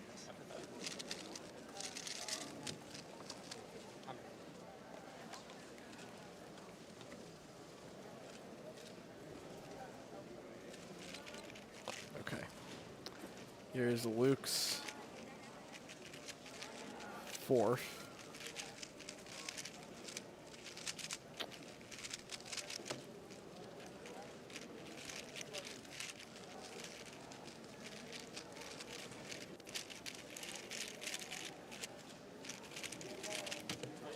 And Luke is going to get a...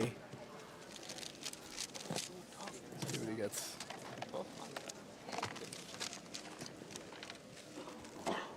Sujin.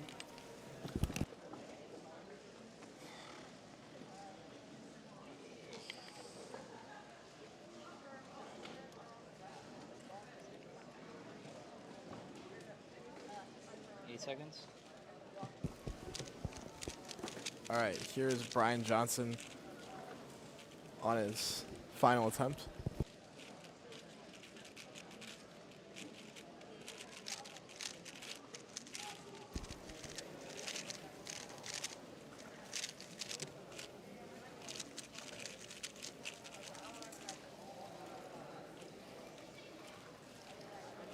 And still struggling to find some pieces here at the edge pairing stage.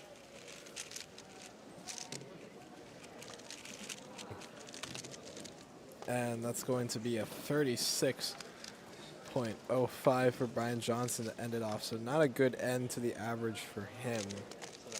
Unfortunately, 29.43 to end it all off.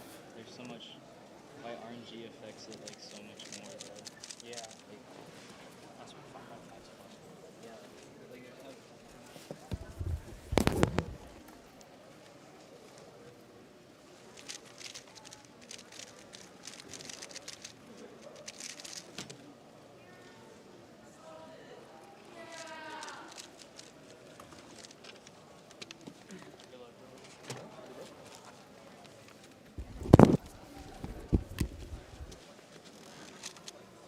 All right, here's Luke Garrett on the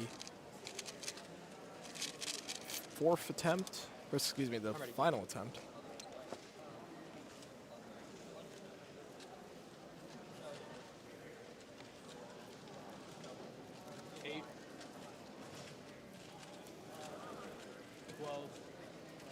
So Luke has a best possible average of 24.69, but his worst possible would be a 37.98, and it might not even, that time might not even make finals here. So just got to be really, really careful, I suppose. But he is good there, 23.7, so avoids disaster potentially. So he gets a 24.96, which would slot him into first at the moment. And yeah, that's going to be pretty much about it for 4x4. And I think we have our top two of Luke Garrett and Jack Pfeiffer on stream. So we're going to be moving on to cube semifinals right after this.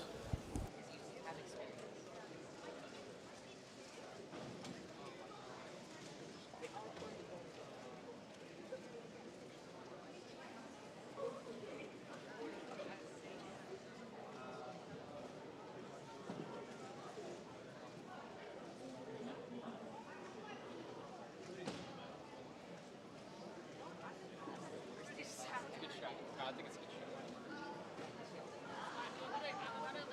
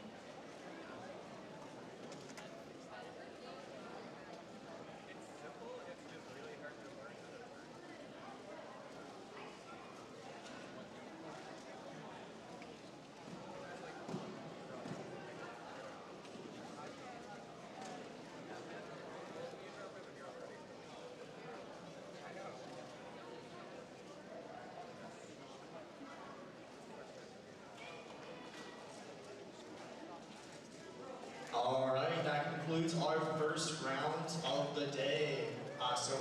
And of the weekend, actually. So we are now going on to the rest of our semifinals, and after that will be our finals. Make sure to stick around for that to see who will be our Great Lakes champion in the upcoming events. So our first semifinal of the evening is going to be Scube. So if you are in Scube semifinal group 1, please come on up and compete. If you're in Scube semifinal group 2, come on up and judge. If you're in Scube semifinal at all, you'll be up here doing something.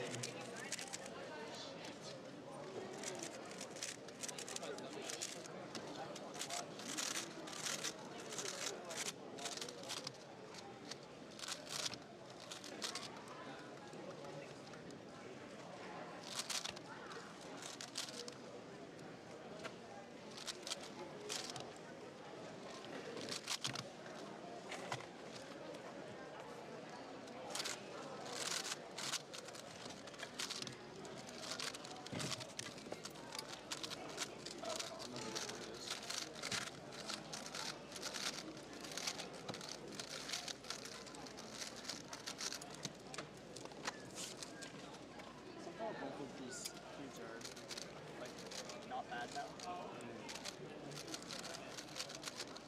All bashes have done this bad one last night. Oh. Probably made it better. By turning at the highest CPS sledges of anyone.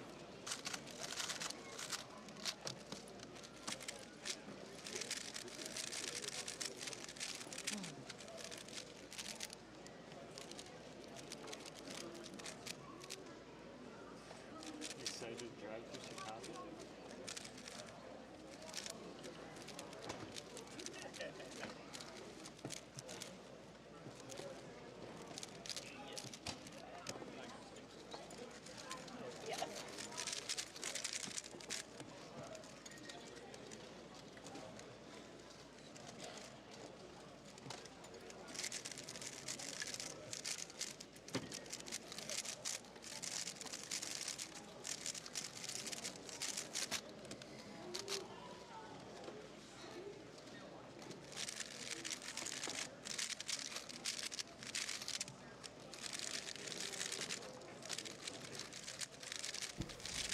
Hello, everybody. Welcome back to Scube Round 2. My name is Carter Williams.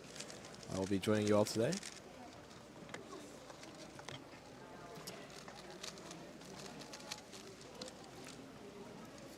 Starting will be Carter Kukala and Simon Kellum competing in the 2 events of Scube.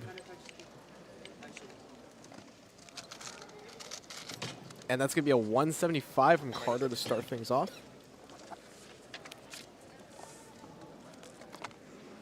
Simon Kellum here.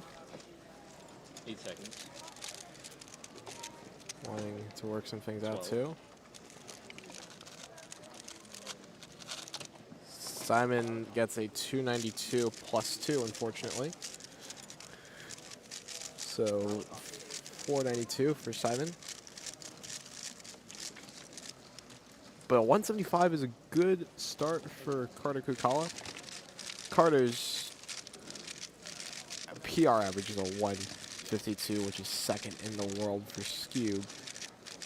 Setting a North American record at Mashpee Park 2000, Mashpee Park Spring 2026.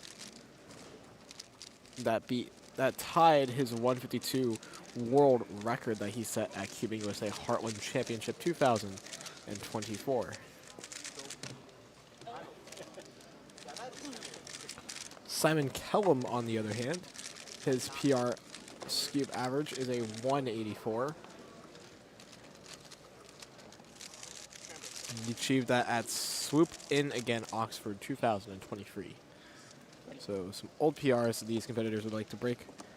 Or I guess maybe technically a sort of new one for Carter. Tied their old one. 12. So 175 for Carter. Turns into a 183 here.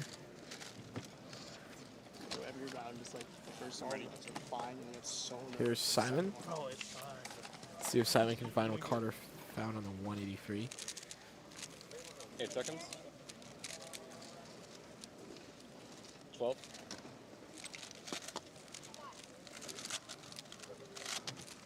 Gets another 393 for Simon.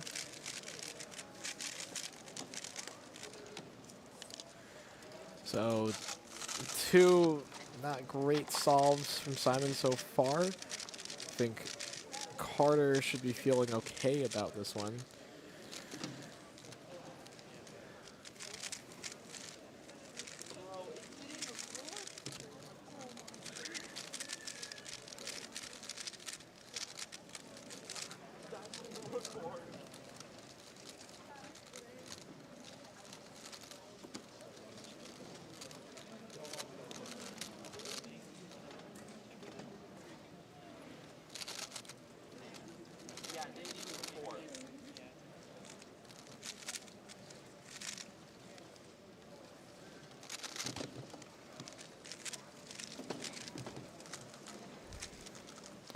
So Carter awaiting their third scramble. Should be getting one right here.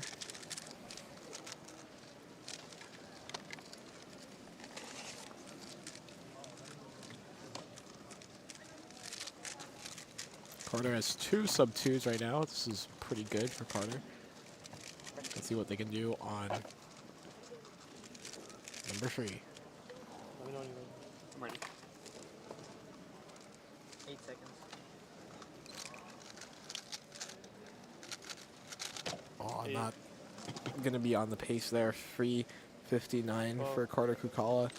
Simon goes, gets a 170, but not satisfied about that one either. Just a little bit locky in the middle. And I think that's what Simon's really going to be mad about here, at least in terms of the single solve itself. But the time is good. 170 is the best single that we've seen in this round so far. Carter, try not to think too much about that 359 as they warm up a little bit more. 175 and 183. Definitely good enough to possibly take top seed. The Scube final will be held later today, but yesterday in Scube first round, a 244 by Sid Shivanth won the round. So sub 2 would be nice. Zane Kanani coming in close behind, 0.2 seconds. 0.02 seconds behind in average, and then Carter got a 284 average last round. So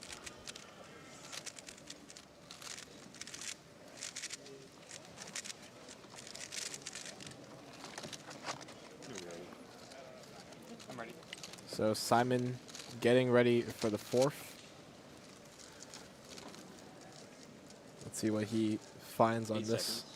scramble, trying to build upon that 170 he just got on the third solve. Will we do so here? U-perm to end things off 294. The execution just not there at the very end, but We're in the point of delirium. it'll do. So best possible average here, 286. Worst possible is a 393 due to those that 492 that Simon has. This is really gonna set the tone for Carter. Could be a potential for a good sub 2 average, or it could be locked out right now.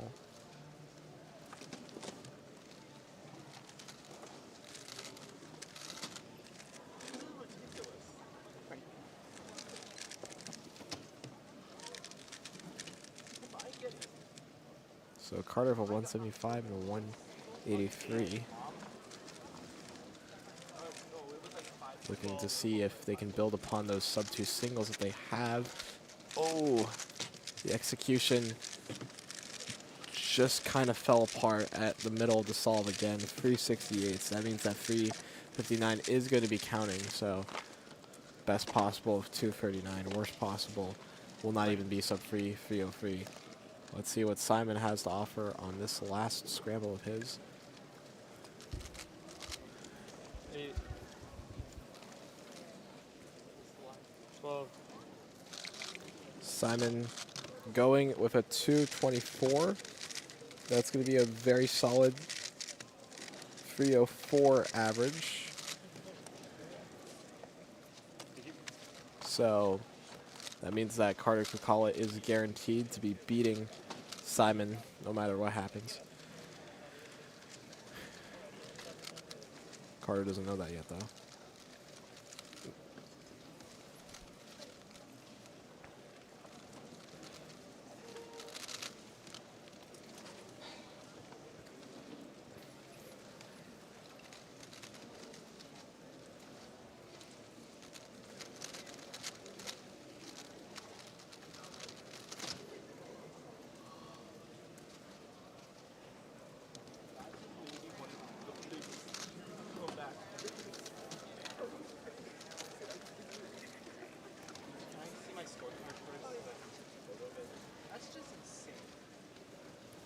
Here is Carter Kukala on the final solve of the average.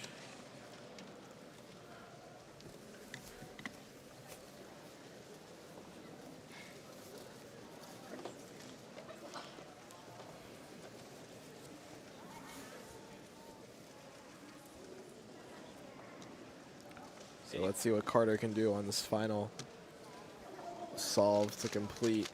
And 196. It is going to be a sub 2, but not really the most clean or the most flawless. So a 246. How many chapters are in your steep course? 7. 7. How many videos? A lot. I think it's like over 80,000 words was the script. So that is going to be pretty much it for Scube second round group 1. And then we're going to be moving on to the second group of Scube second round with Zane. With Zane Kanani and Sid Shivanth.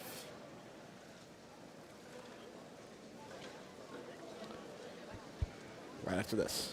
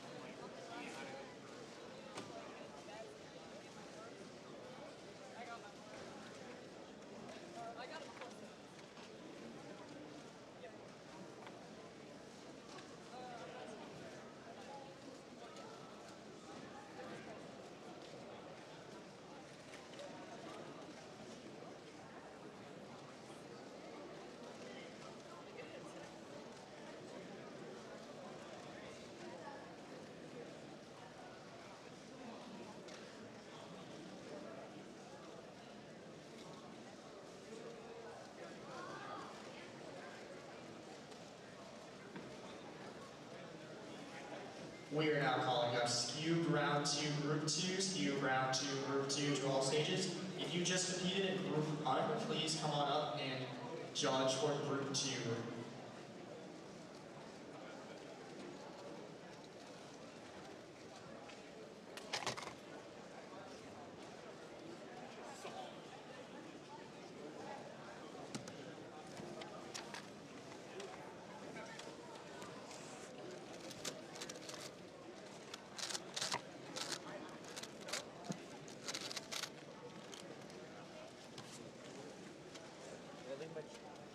Did I leave my tripod there?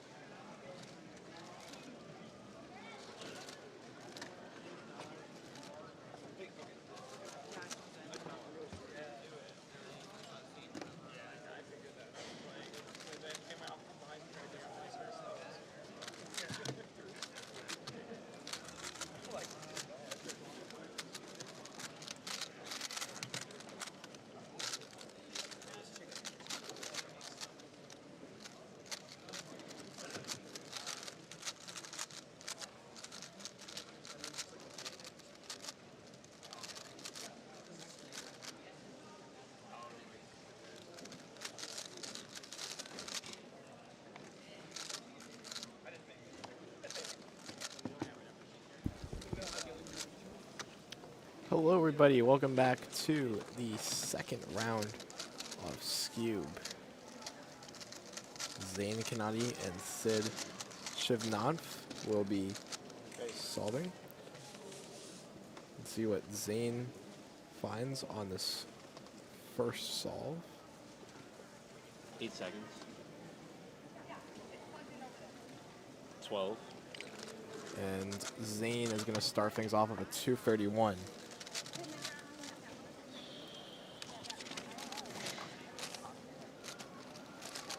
So, okay start for Zain.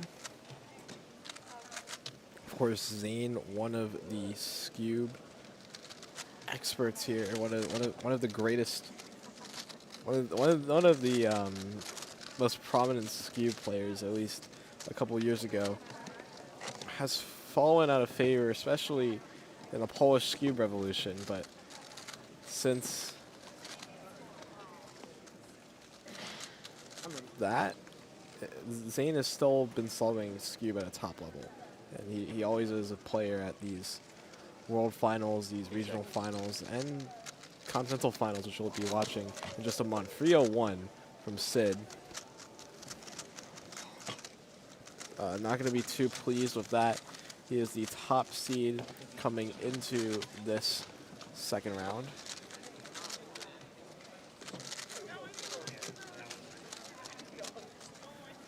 Zain is going to start solving. I love the choice of shirt, by the way.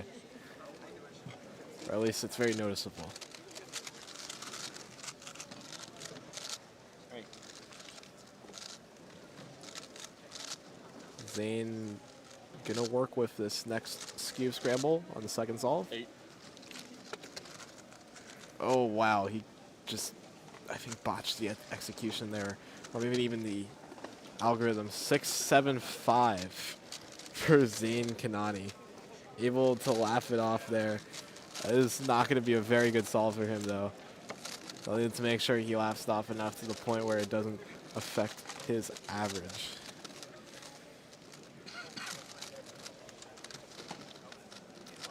Guess we found some excuse to sneak in those fateful numbers on stream.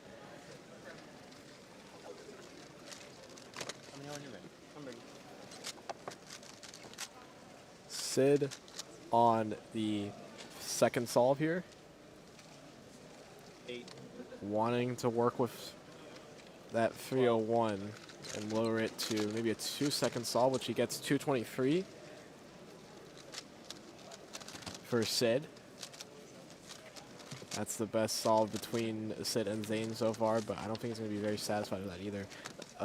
223 average, somewhere around that. A 244 is what got Sid into the first spot. Zain Kanani was 0.02 seconds behind with a 2.46 average, but so far both of those competitors have had disappointments in their second round averages. Let's hope it doesn't affect their ability to qualify into the final. They should be making this final relatively comfortably. The threshold to make Scube finals here in Great Lakes Championship would be approximately a 440 average. So let's see what Zain finds on this third solve here. 8 seconds. Trying not to think about that 6 he just got last solve. 270 was not very clean at all. Just seemed very hesitant during the execution there. Just that pause in the middle. I feel like it wasn't as seamless as it could have been. And that means that that solve is going to be counting.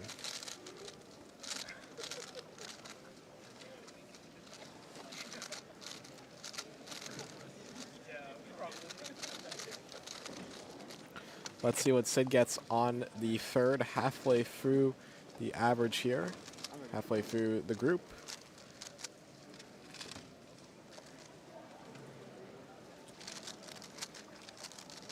Seconds. 12. We're still 272 for Sid.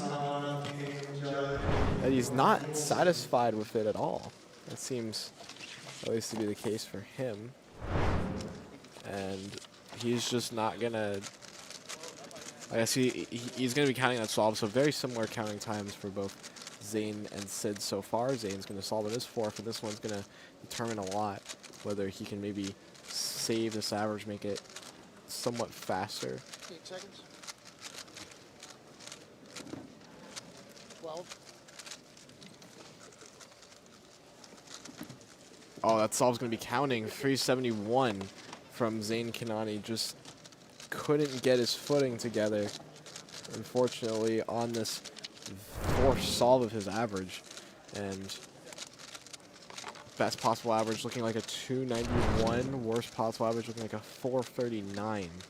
So really doesn't want to think about that too much. Will most likely make it into the finals, but possibly at a lower seed than he was expecting.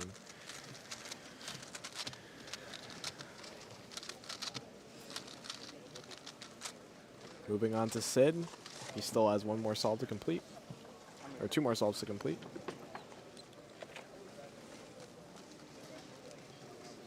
Really wanting to make the most of this one. Really goes all out on that fourth solve. 1.42 for Sid. That is a sub 2.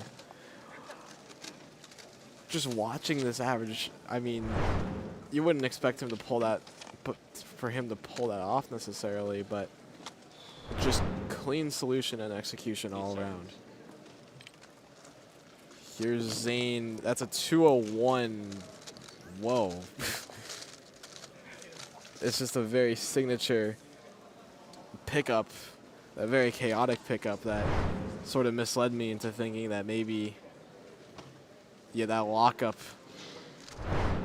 just really unexpected, really in the middle, but didn't seem to affect him too much. That's going to be best possible.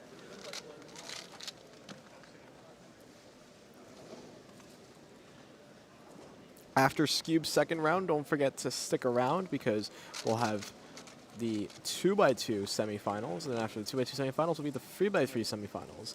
Then we'll move on to our finals block after that. So very exciting things for all of you.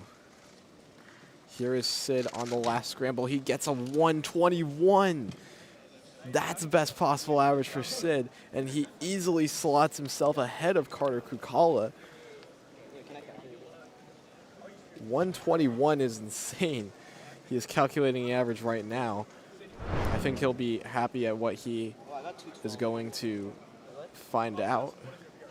Just done at the blink of an eye.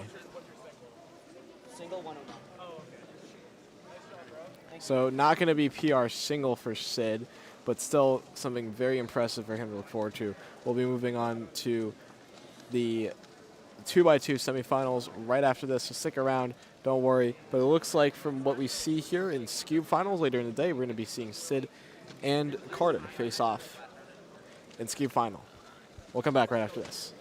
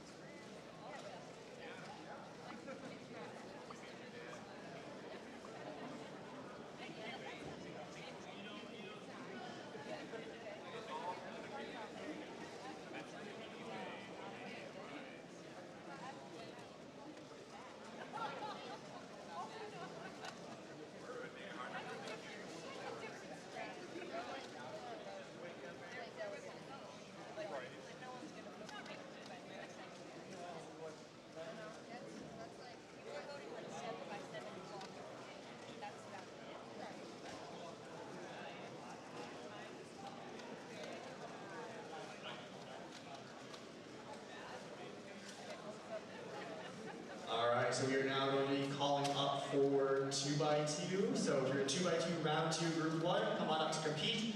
If you're a 2x2 round 2 group 2, come on up to judge, please. We're almost to the finals of our evening. Hey everyone, Luke is on the mic for one last time. This is the last call for Cubing.gg. Discounted courses, discounted gift cards that you can apply for coaching.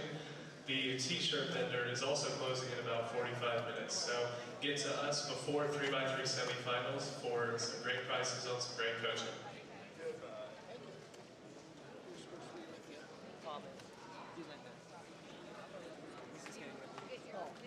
All right, have them let me know when he's ready.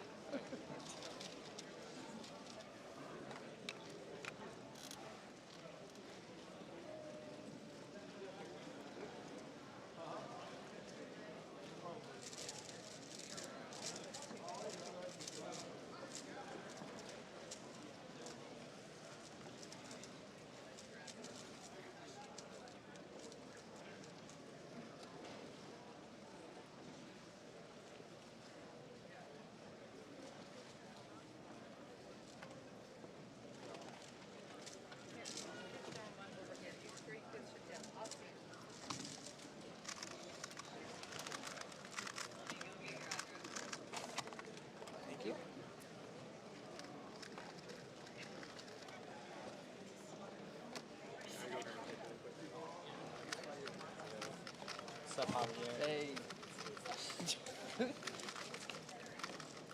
Ready.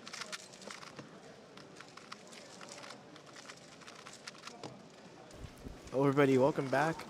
We'll have Xavier Yi competing in 2x2 second 2x2 semifinal 185 for him.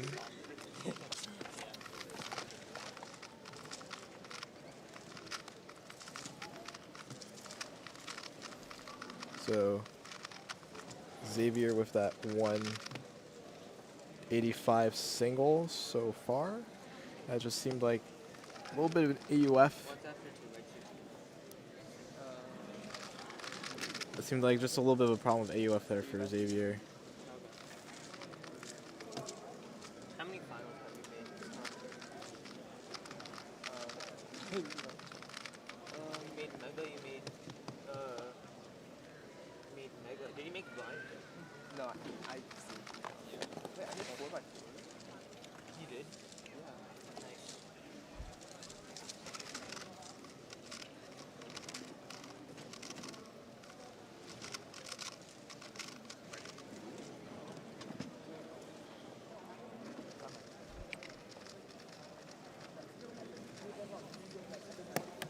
Okay, so now Famanesh is going to solve for himself too. 12. On his Famanesh is going to solve a 2.22 second time. Ready. Here is Xavier on the second. 8. Trying to maybe forget about that fumble that got him the 185. Trying to lock in now. Locky solution, but a 168 nonetheless. Can't be too mad about that. That's only 2 sub 2s for I'm trying to safety so that I actually make it. Xavier. Xavier wants to safety to make it to 2x2 finals. And that solve was pretty calm and collected. I guess that looked like a safety to me.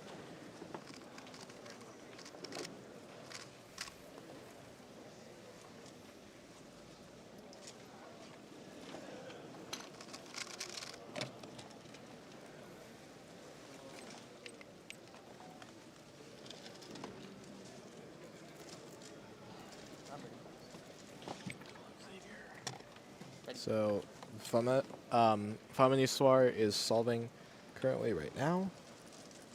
8. Xavier will be solving in just a little bit. 12. So Famaniswar gets a 180. Xavier gets a 127 on that third scramble. So a 168 counting time for Xavier, 180 so far for Famaniswar.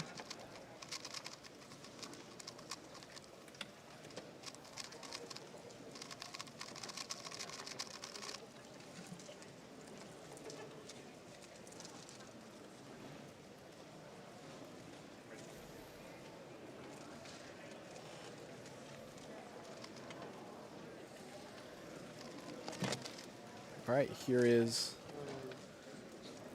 Javier on the fourth solve of his average. 8, 12. Ooh, really lucky and lengthy solution. I think he didn't quite get his footing in there. 391 for Xavier. That was not a solve to remember for him. Yeah, just lucky. Didn't really know where to go with that. Famini Suarez is going to complete his third solve in just a little bit.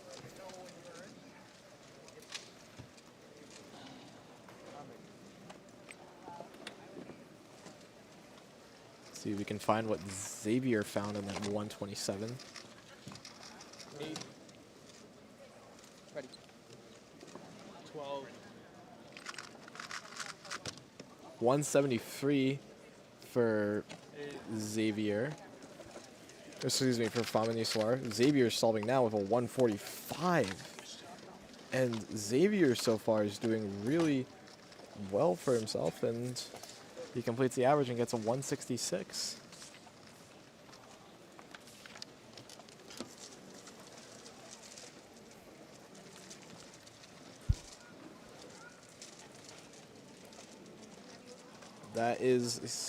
That is going to be it for Xavier's average. Famaniswar needs to do 2 more solves.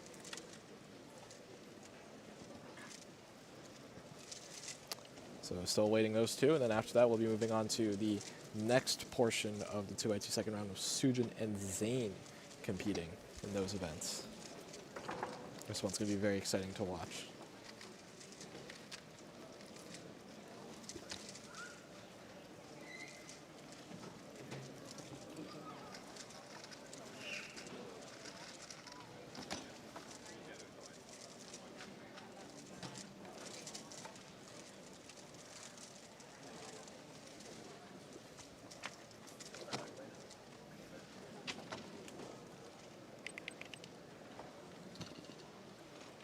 So Famaniswar is going to solve his 4th attempt here.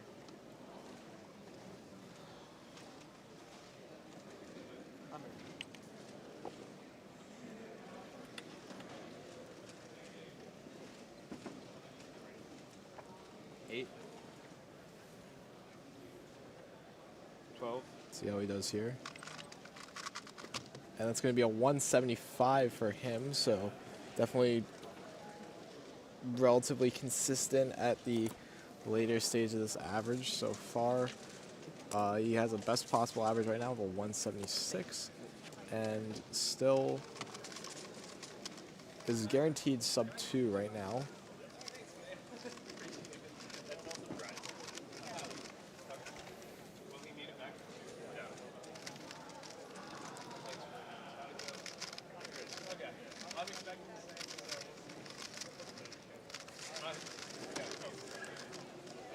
So Famaniswar's PR average is a 156 for content. His PR single is a 0.97. That 1.56 PR average was achieved at Brown County Blitz 2026, and his PR single was achieved at Cincinnati Speed Solving 2026 with 0.97.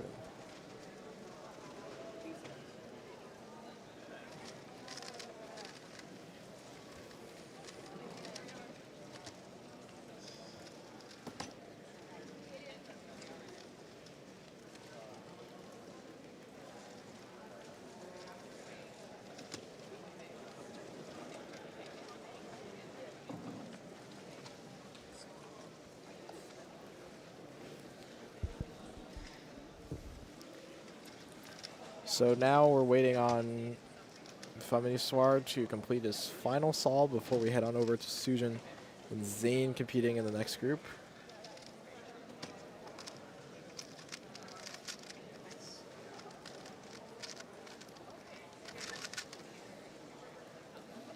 This feels like a Brian too much.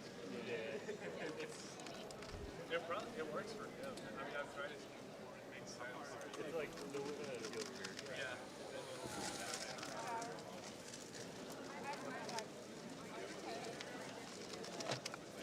All right, so Faminiswar is going to start solving here.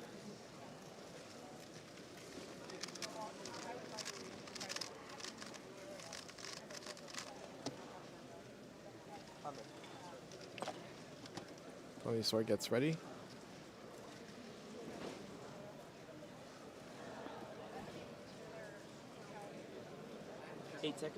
Seeing what he could possibly 12. do on this final solve of the group. 158, which was going to be his best solve of the average. And that means that 2x2 group 2 will be starting really quickly. We'll be moving on to Sujin and Zane just in a little bit. Stick around. Don't worry, we got more action for you here in Fort Wayne, Indiana at the Great Lakes Championship 2026.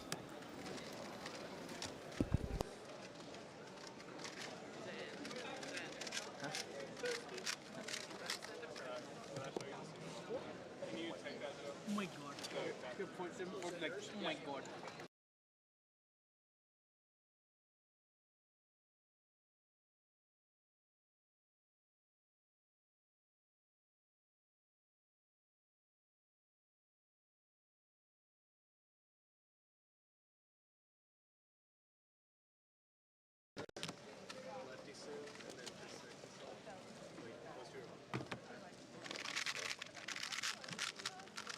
Come on, no,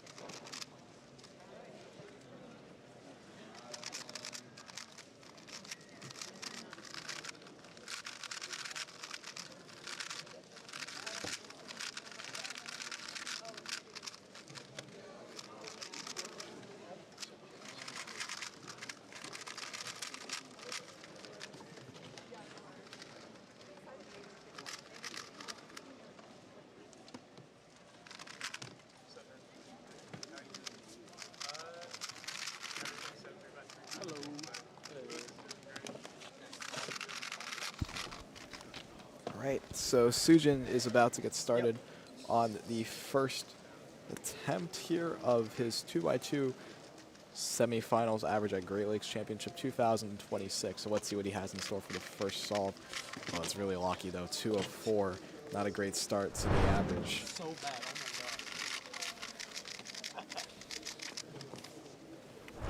god. That one's a little bit out of the ordinary for Sujin in terms of errors and mistakes. Let's see how Zane's gonna hold up. 1.08 for him. So he has a much better start than Sujin did, at least on the first one. So not too impressed right now. The looks of it for Sujin.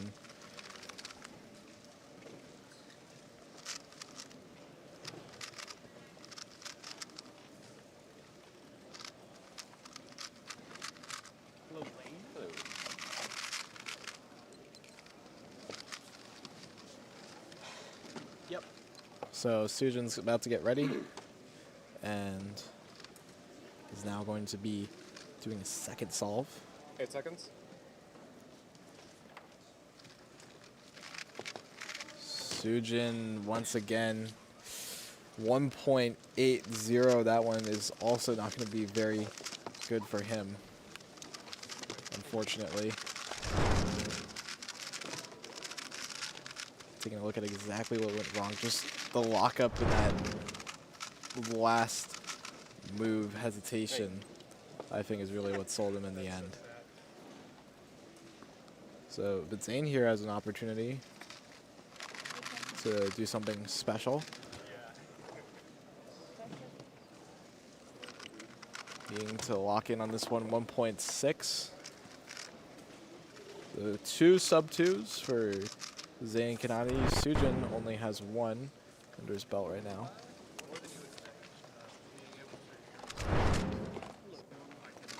Here's Sujin on the 3rd, needing to really turn things around here.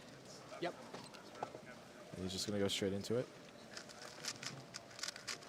Oh, wow, he has a really interesting UG1 to work with. Oh, that's a DNF. Wow. So what could have been a 0.79 for Sujin turns into a DNF. That means he's going to be counting that 204 now, and he's going to be really careful the rest of the average. Sujin's not going to like that one.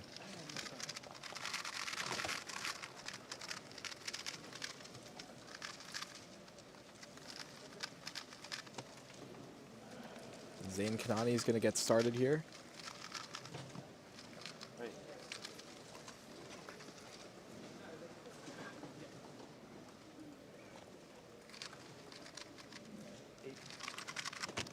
Zayn Kanani with a sub-1, so 0.98. And that's going to be a really, that's going to be a way to bounce back for him. Getting a replay of that. 0.98. Sujin gets ready. And having that DNF over his head is not going to be a good look. 1.40. Really trying to be careful though. Can't make any dumb mistakes because it could have the best possible average of 175 if he counts that 1.4.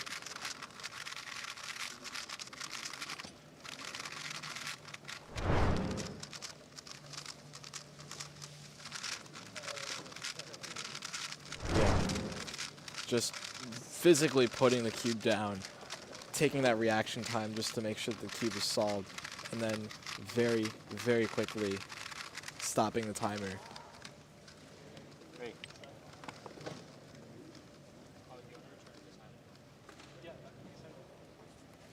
Yeah, 1.4 is a PR for me, not a safety. Here's Zayn on the 4th. That's a 0.85 for him. So he is counting a sub-1 as 0.98. Yep. And here's Sujin on the final one. Just 8 seconds. wanting to play it safe and calm here. Safetying a 1.45. That means that he is going to tie second place right now with Famini Soir. But it looks like Zayn will be overtaking that spot by default.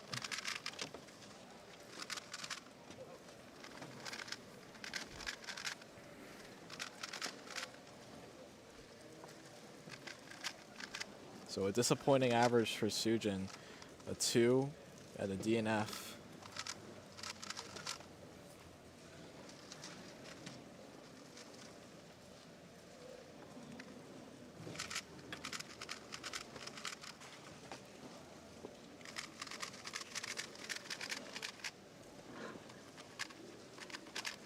So here's Zayn on the last attempt.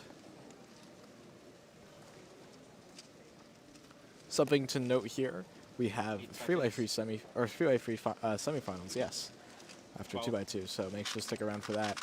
He's going to get a 1.35 as his final solve.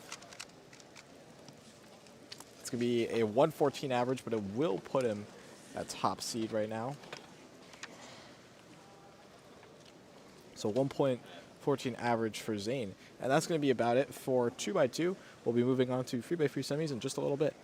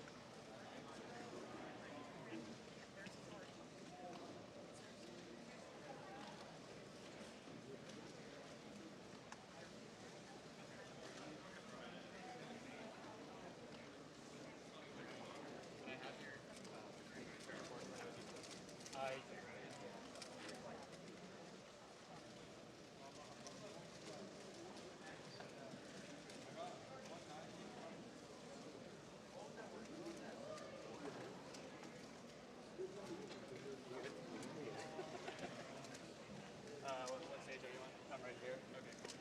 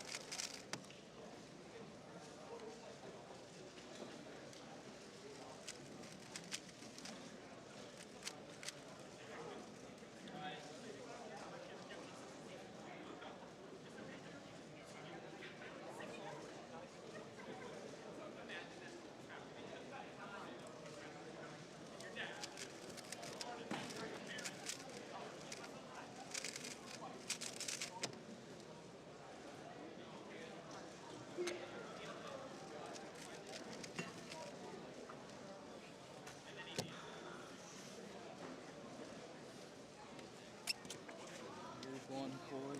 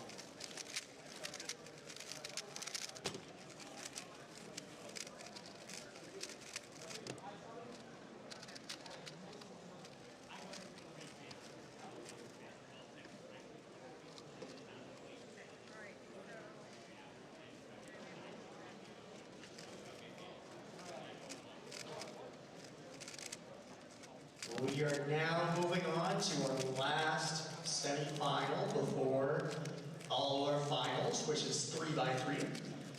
So if you are in, this is only on the red and blue stages, so you'll be on either one of those. If you are in 3x3 round 3, group 1, please come on up and compete. If you are in 3x3 round 3, group 2, please come on up and judge.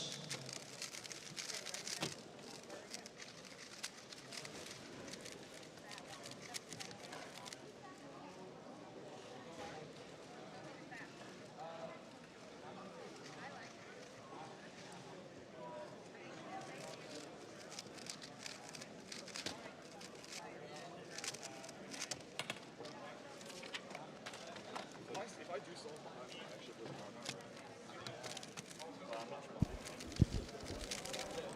Hello, everybody. Welcome back to Great Lakes Championship 2026.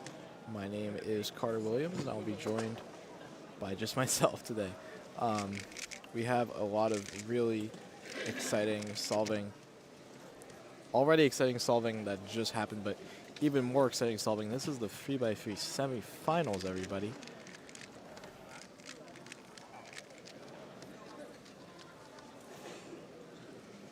So on our right, we'll have Brian Johnson solving, and on our left, we'll have Jack Pfeiffer.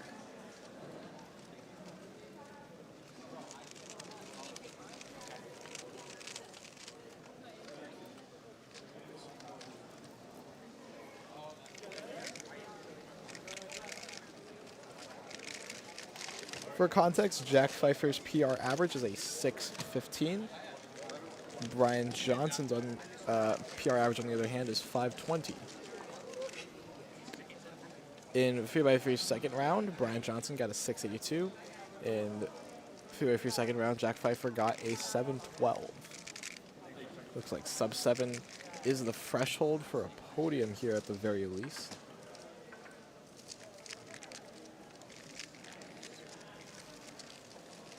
But also, don't worry, we have our competitors Luke Garrett and Luke Reiser also up to compete today, so looking forward to how they perform. Okay, if you are in 3x3 semifinals, you need to be in this part of the room because you're either competing or judging. I'm ready.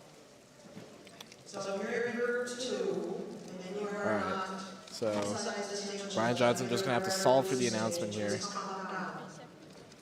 And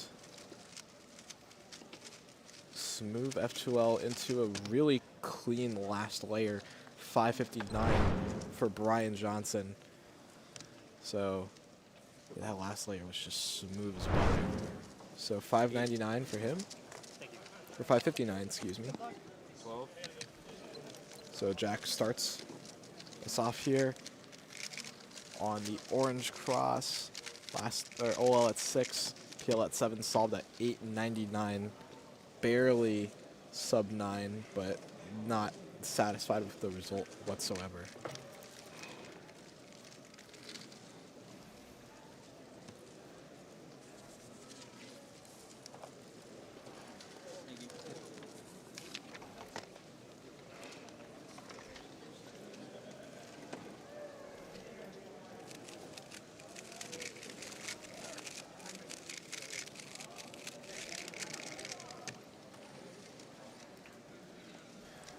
Okay, Brian Johnson about to start solving again.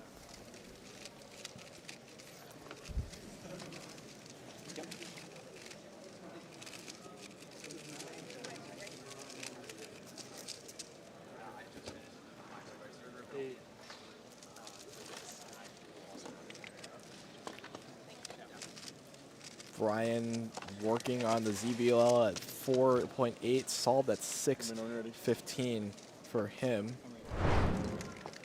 So 6.15 for Brian Johnson puts him again at a pretty solid spot.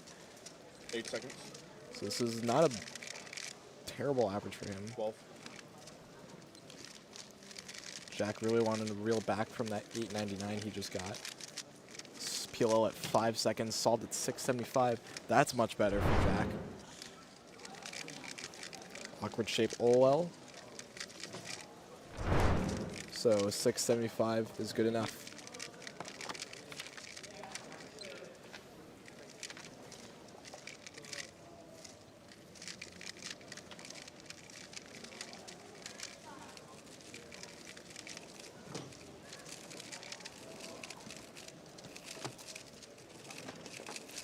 Zane just about to judge Brian here?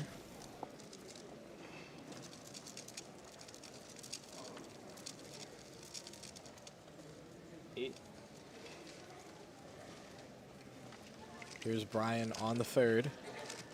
Pausing during F2L, but reels back. Does he know the ZB? Yes, he does not. Having to do a PLL to solve it. That's going to be a 8:35 for Brian Johnson. I use the one with the rotation and I feel like I mess up the Y.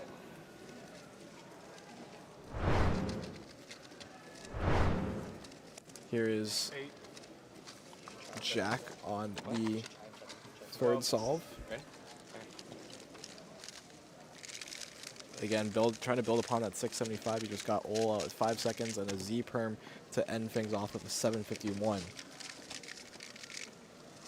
That's a little bit better for Jack. Marginally. I think just wanting to put himself in a okay seed.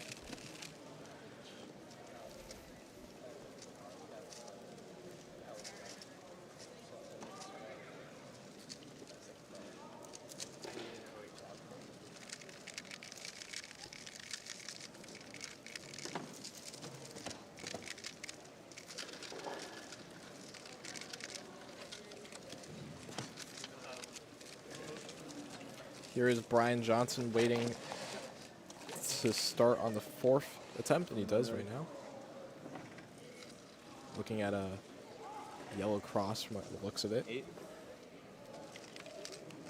Let's see.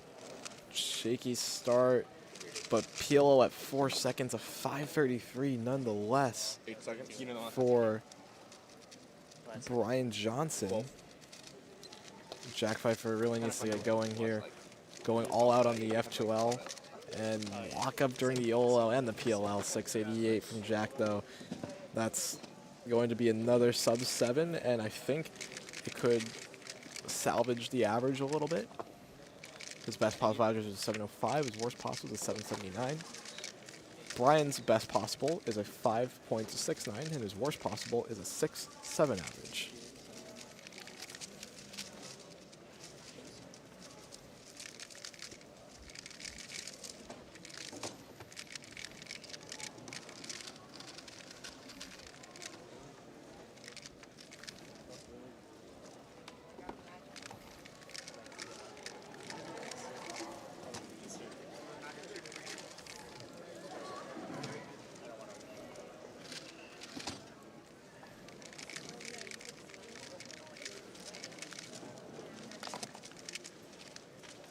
So Jack having to complete the final solve here.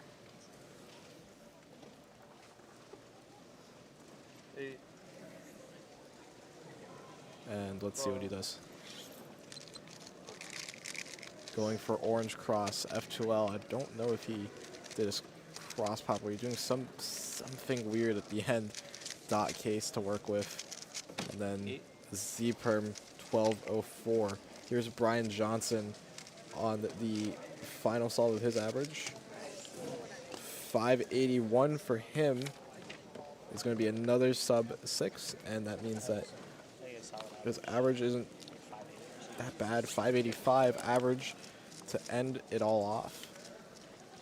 So we'll be moving on to the next group and final group of semifinals with Luke Garrett and Luke Greiser competing at the same time. We'll see you all in a little bit.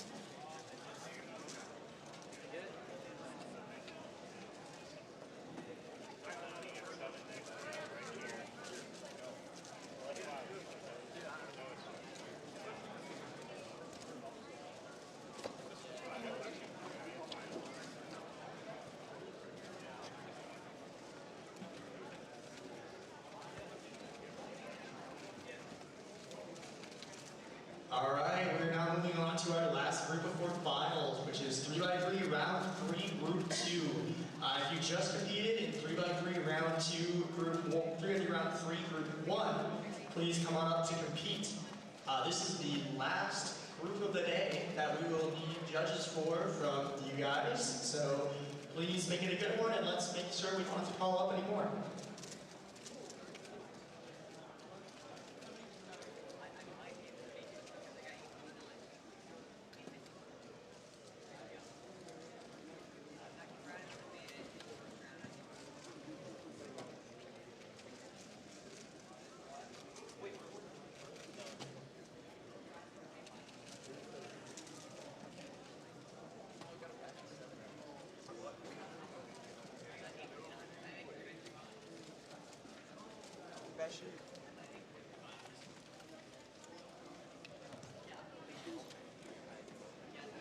Yeah, I felt really good over there.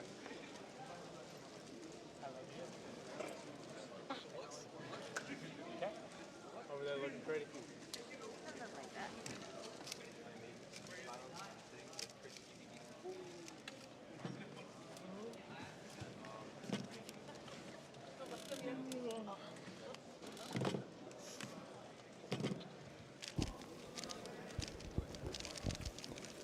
Hello, everybody. Welcome back to the third round of 3x3 semifinals.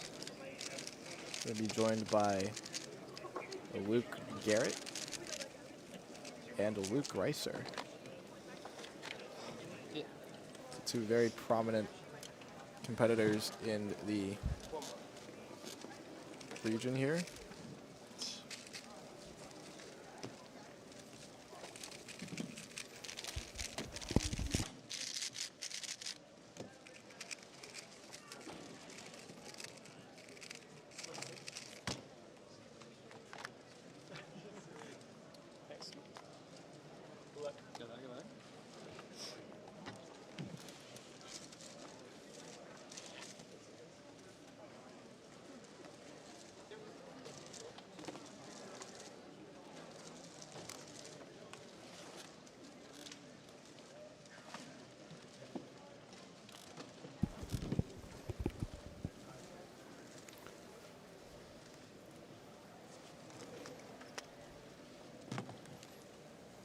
All right, so still waiting the cubes to come along.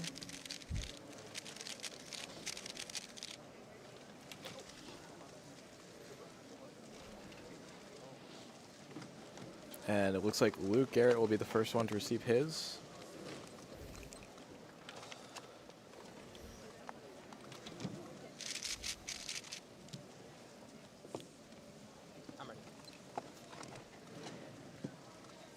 And let's see what this average will have in store for Luke Garrett. 8 seconds. 12. And Luke's just about to go. Both Lukes are about to go. Luke Garrett with a 5:39 to start things off. Let's see what Greiser gets on this first attempt.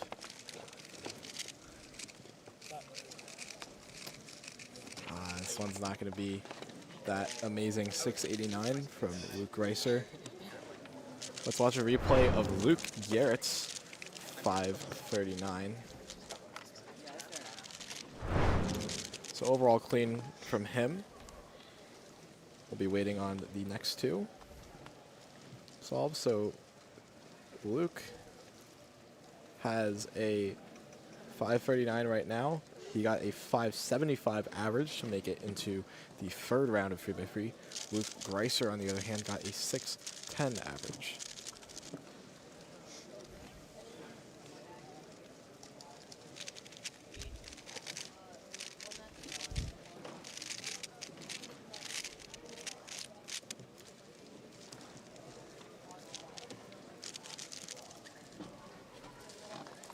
Luke Greiser going to be the first one to solve the second solve of the 3x3 group. So in the third round, group 2, round 3. Ready.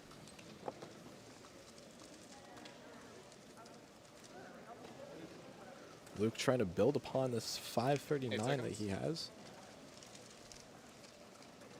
12. 12. Luke shaking his head, not sure if he can find anything on this green cross. Really going all out though. Does he know the ZB? Yes, he does. 580, but that execution just a little bit off. Ooh, he recognized it, but that lockup was really, really costly for Luke Garrett. Luke Reiser, on the other hand, now has to get started, wants to recognize that ZB in a 421. Wow. That solve looks so close. It was great, yeah. 421 from Luke Reiser, just sort of out of nowhere. That F2L at the very end, and a really easy Soun. The Soun that everybody learns when you're a beginner, but that solve, any beginner would dream of getting a sub 5, let alone allow it to be so nonchalant like what Luke Reiser has created for himself. So a 421 single gives him a lot of opportunity here.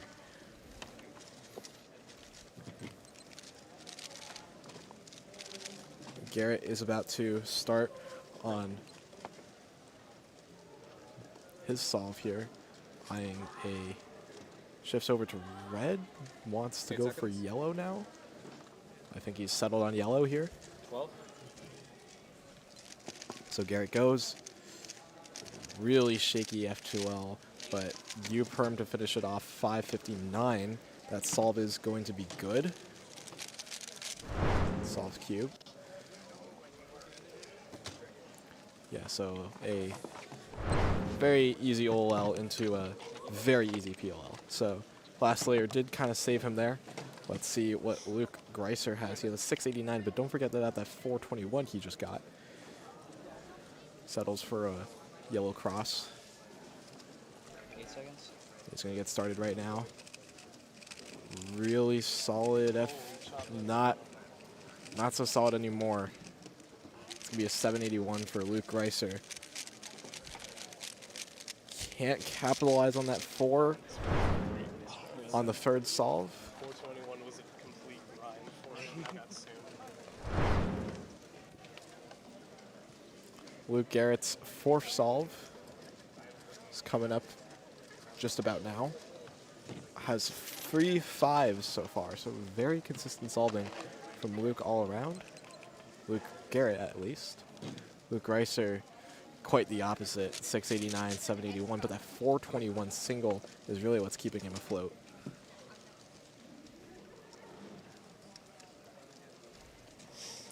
Luke settles for an orange cross here. And not liking the lockups on that F2L pair, but a 643 to end things off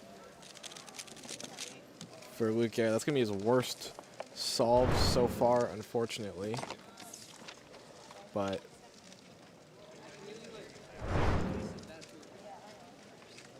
not that. Oh, he almost hit the scuba, but we cut away from it. Oh man. Maybe we'll catch him in the scuba later. Anyway, on to more serious topics. Luke Reiser has another solve to complete.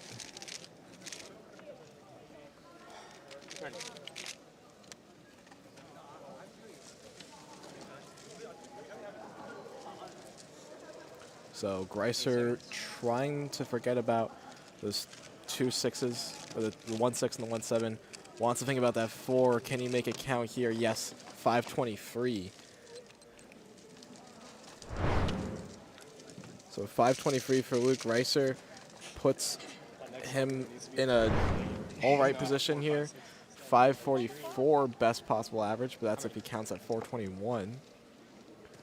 More likely to be something more run-of-the-mill for Luke Reiser, but overall much better performance in semifinals from all of the top competitors compared to their round 1 and round 2 performances. Luke Garrett finishes off with worst possible average of 647.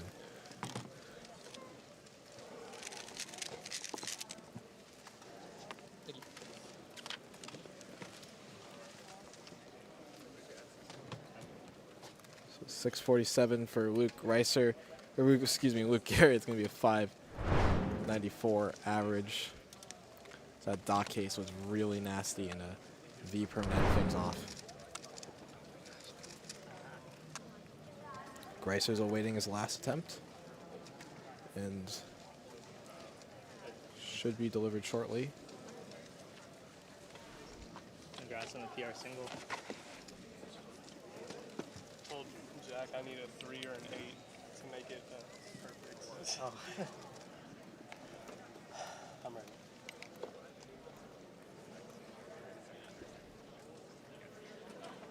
So Luke Greiser having that 421, is he going to think about it?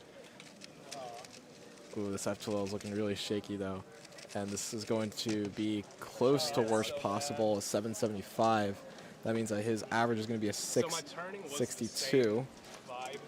So Which is very interesting. Oh, not going to be able to get a sub 6 average here. 7, 7, 6, 8, 5, 2. So a 6.62 average for Luke Greiser. We're going to be headed on back to the to a break, but then after that we're going to start off with 7x7 finals. So we're going to be starting our finals block very shortly. That should be very exciting. So 7x7 finals, followed by Pure Mix finals, Cube finals, 4x4 finals, 2x2 finals, and then 3x3 finals.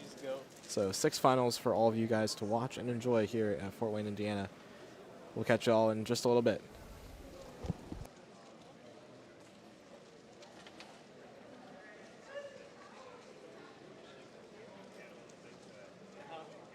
I know. Okay.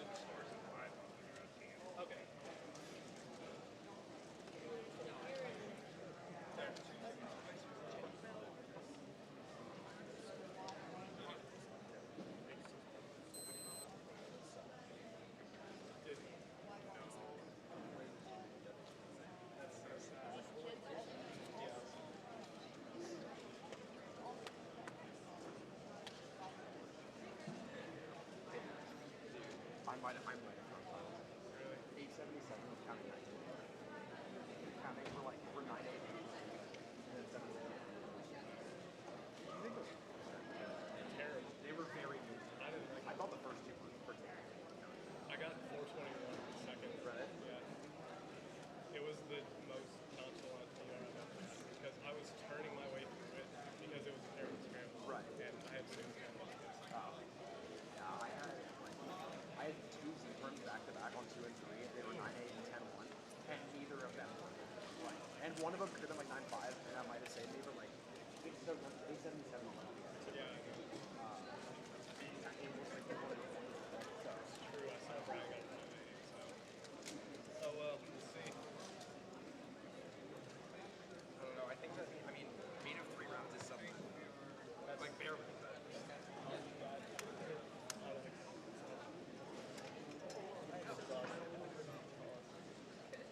All right, that concludes our first rounds, our non-final rounds. We will soon be starting finals, but we will be taking a very short 15-minute break before we do so, just so that we can make sure we are prepared. So keep standing by for that. We'll start for finals with 7x7 at 4:15.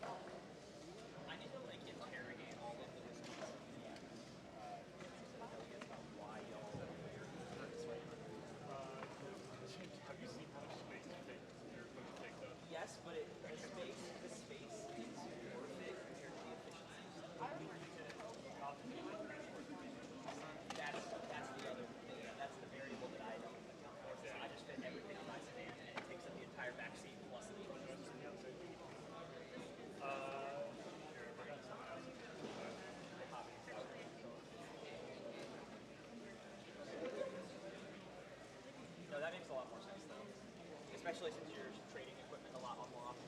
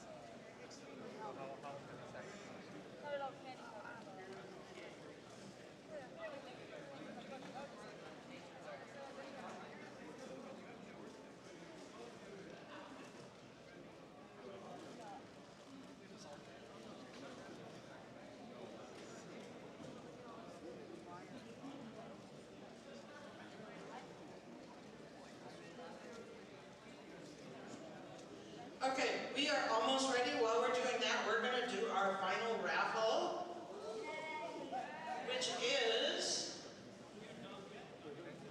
grand prize. So we have a cubicle backpack and a $50 gift card to the cubicle. So you get to pick from a lot of cubes. Okay, and we expect we might need to spin this a couple times. We'll see. The first chance, Jovan Barnes Jr. Are you here, Jovan? Going once? No? Going twice? Okay, we'll try again.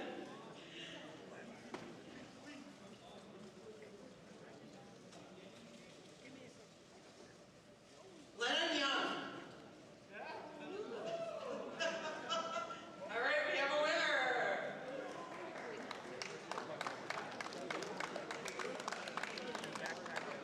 We're going to take a picture of Lennon with this prize.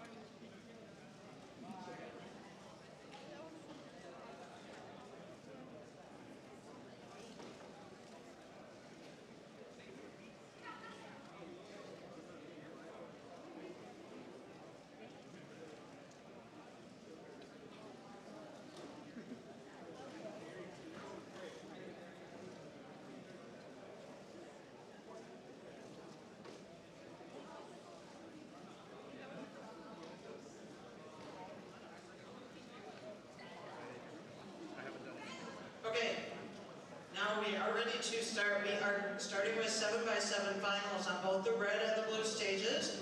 As a reminder, we will be doing semi-live data entry, so you can follow along. And we do have our volunteers judging, so we should be good on that, so that you can all enjoy the finals. So I recommend coming and sitting in the spectator chairs and cheer your favorite cubers on. Okay, our 7x7 finalist, starting with number 16, is Ben Edwards from Indiana with a 313.62. Number 15, Declan Wilhelm from Pennsylvania with a 309.11. Number 14, Carter Kukala from Wisconsin with a 257.76. Number 13, Daniel Pavlich from Michigan with a 253.52. Number 12, Bashi Carrillo from Illinois with a 251.17. Hello. Bashi, why did you do that?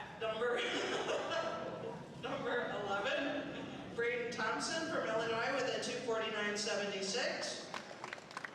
Our 10th seed, Nathan Klotch from Canada with a 249.08. Our 9th seed, Lucy Bryson from Indiana with a 244.06. Our 8th seed, Lucas Lippman Bruno from Wisconsin with a 238.55. Number 7, Stone Payne from DC with a 235.89. Number 6, Darshan Babanasi from Ohio with a 227.38. What? Yeah, I did it. Number 5, Max Wallachuk from Illinois with a 221.48. Our 4th seed, Carter Thomas from Illinois with a 207.87. And our top 3 seeds, Luke Garrett from Indiana with a 205.53. Arhan Serene from Canada with a 204.49. And our top seed, Jack Piper from Ohio with a 146.70. Good luck to everybody.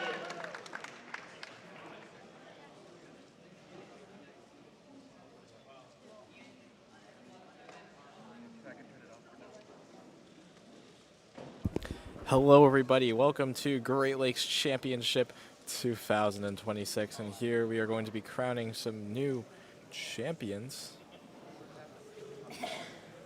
in just a little bit.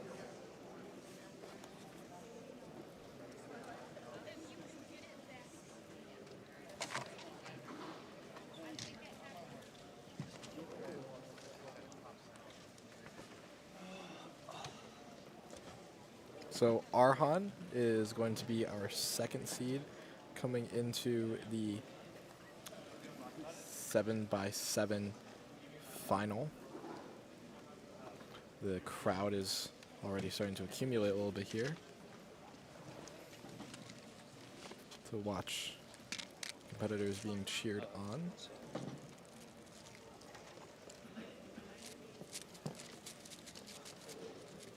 We also have Jack Pfeiffer on our left as well. So 7x7, of course, takes a lot of time, but this is going to be our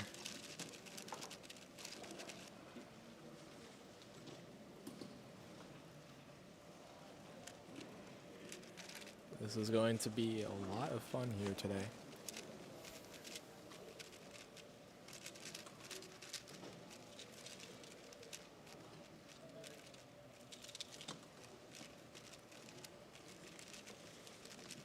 And it looks like Arhan is going to be getting his cube first.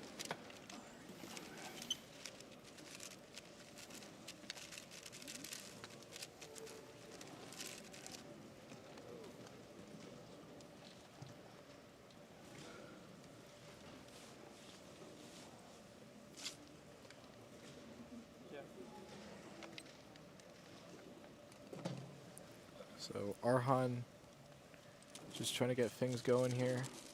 8 seconds. Looking to get a good 7x7 mean here. Meanwhile, Jack Pfeiffer, Carter Thomas, and Luke Garrett will all be fighting for the 7x7 Great Lakes Champion title. Arhan just about to finish the white center. For some context, Arhan got a 204.49 mean to make it to this final. That is 0.06 off of the PR average that he previously had.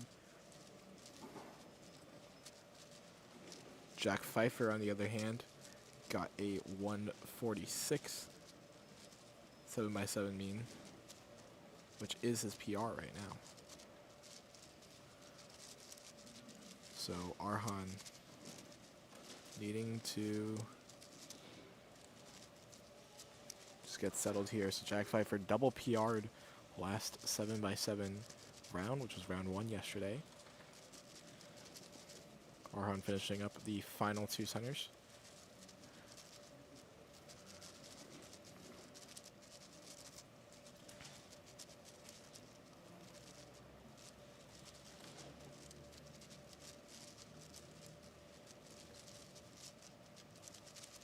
So Arhan really just looking to finish those last 4 edges at around the 134 mark. Going for edge parity here and solving the last 2 edges. I guess parity starts now. 146 free stage. This could be sub 2 if he desires it to be. And it's going to be a 156. He's going to be very satisfied at that time. So 156.04 puts him in a good spot. Jack still has to get his cube situated and deal with.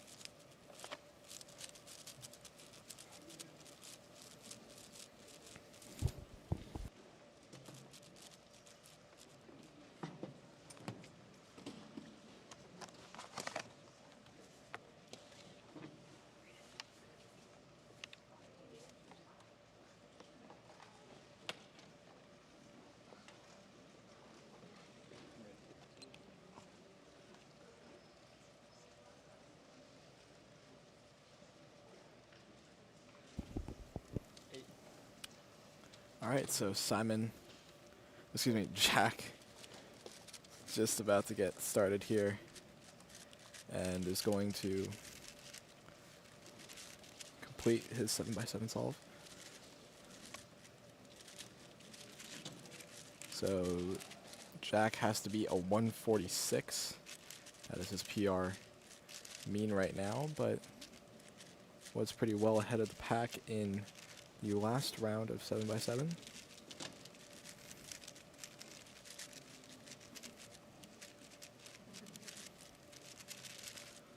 looking at our data that we have entered in right now, Luke Garrett with a 204. Max Walshik with a 211. So no one has come really close to Arhan here, but Jack has the potential to change that. Finishing up the final two centers right now. Or at least just about to. And he's going to start the edge pairing here. Looking good so far. Nothing too much to be mad about for Jack Pfeiffer. But that pause there in the middle is going to be a little bit hesitant from him. Finishing up the last four edges now at around 126.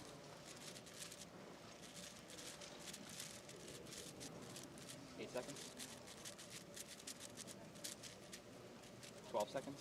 So Jack just finishing the 3x3 stage with a 143.79. That's really solid stuff from Jack Pfeiffer. Especially considering that he just broke all of his 7x7 PRs last round yesterday. His PR being a 141.75 single. So that 143.79 would be PR3 right now for Jack Pfeiffer.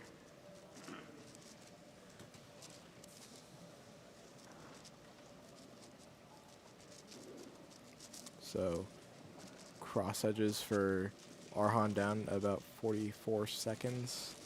Wants to maybe start to think about picking up the pace here.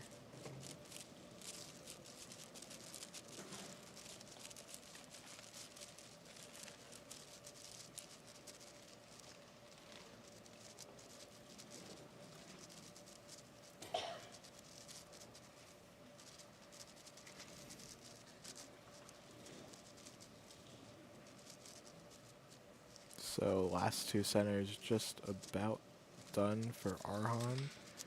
Now he's going to move on to the edge pairing stage at around 126.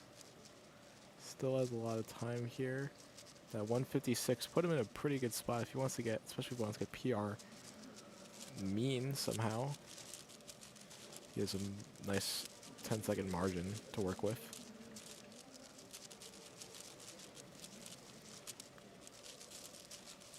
So Arhan just finishing up the last four edges here onto the 3x3 stage. No parodies to be seen.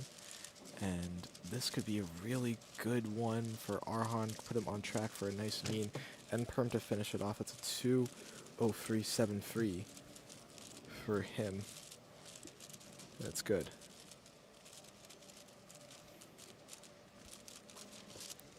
So Arhan could be getting something pretty nice.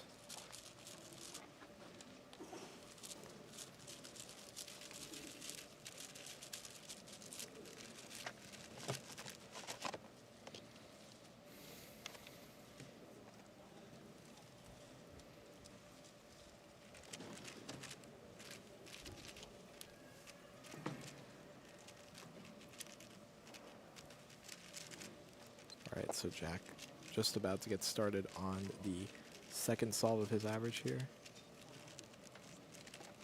8 seconds.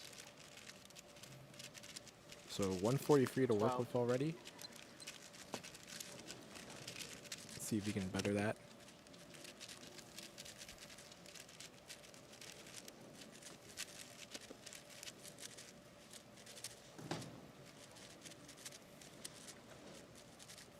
As a reminder, Jack's PR mean was a 146 before.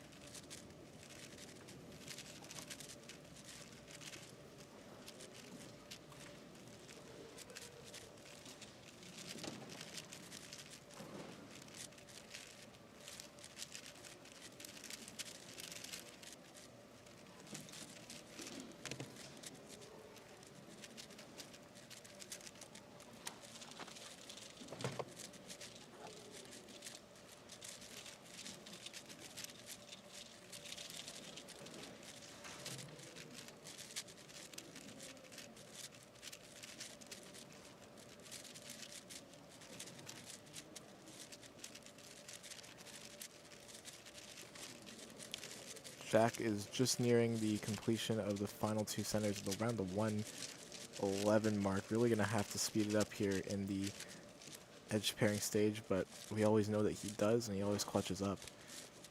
Let's see how it goes for him. Trying to break some more personal records, or at least was on pace to last solve. This solve doesn't look as pretty though. Having to sort of backtrack here on these last four edges. Really trying to get himself situated in a comfortable spot. He does get edge parity though. Not ideal to work with. But a nice 3x3 stage and a 154.87 that he's not going to be happy about. So that means that his mean so far is a 149.32.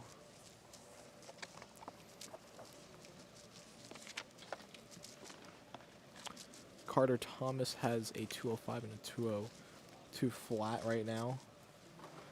Luke Garrett is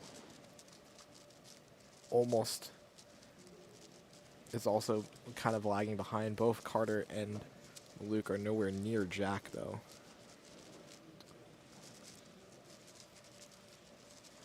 So all eyes are basically on Jack. He is very much in the driver's seat. He may already even have it in the bag, depending on how his last solve goes.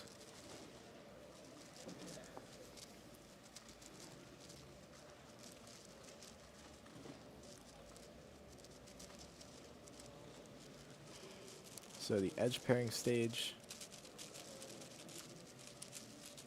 is almost coming to a close, already in the middle phase for Aron.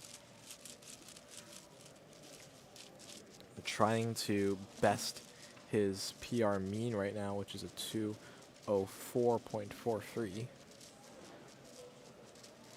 Looks like though this is really good. He's getting edge parity. Gonna have to make sure his 3x3 stage is nice and clean, and he knows it. He knows this is gonna be a good one. PLL stage achieved 158.48. That is going to be a sub 2 mean of 159.42, and that's going to be his PR. So breaking the sub 2 mean barrier at Great Lakes Championship 2026.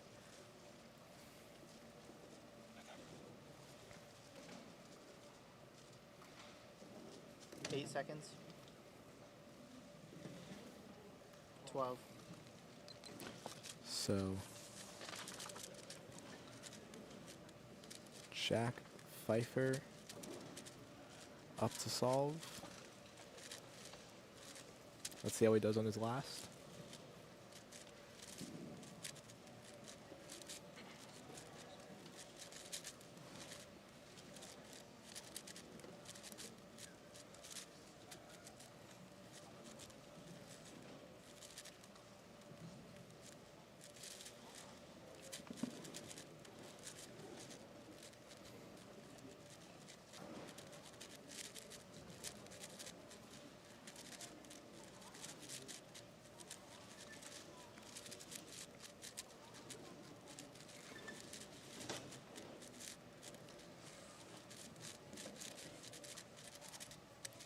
Jack about to finish solving his second center, meaning that he just has to complete these last two centers here.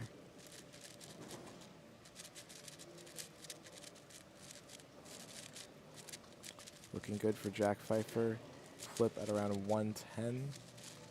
I think he is very much in control of getting the Great Lakes title and getting the gold. Just has to finish off at the end here with nothing. Doesn't need anything out of the ordinary necessarily. And he's very much on pace as he finishes up his last four edges. After 7x7, don't worry, we have a lot more excitement left. We have Pure Minx finals, followed by Skewb finals, and then 4x4 finals, and then 2x2 finals, and then the big ol' 3x3 final after that. So Jack is going to get another sub 2, 155.68. but that is going to secure him a spot at the top. So there we go. And that's going to be it for 7x7. We'll be moving on to Pyraminx in just a little bit.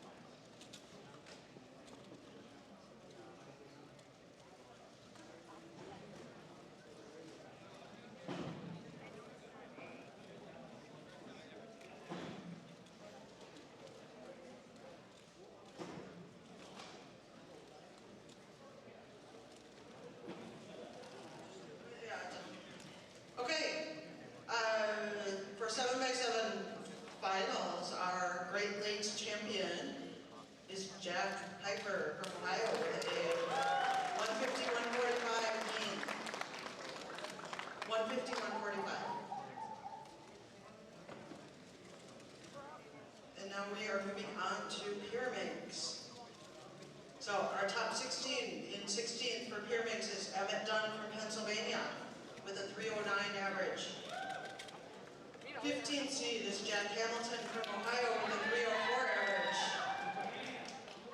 14th seed is Armand Serene from Canada with a 286.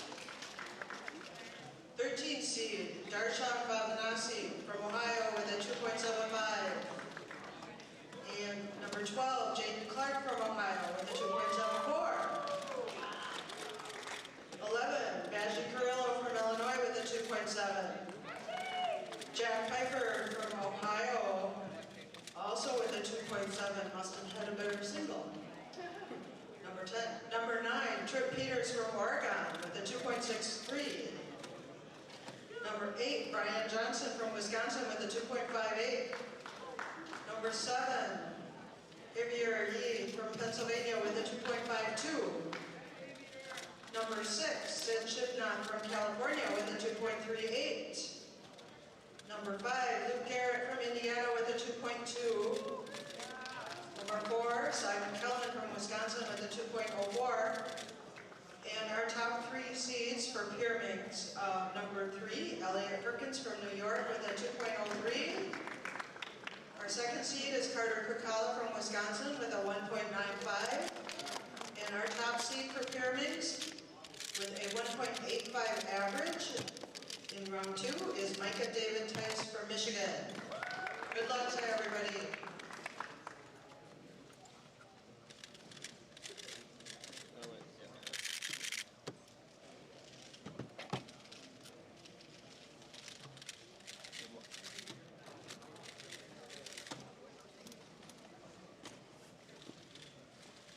Hello, everybody. Welcome back to Pyraminx Finals.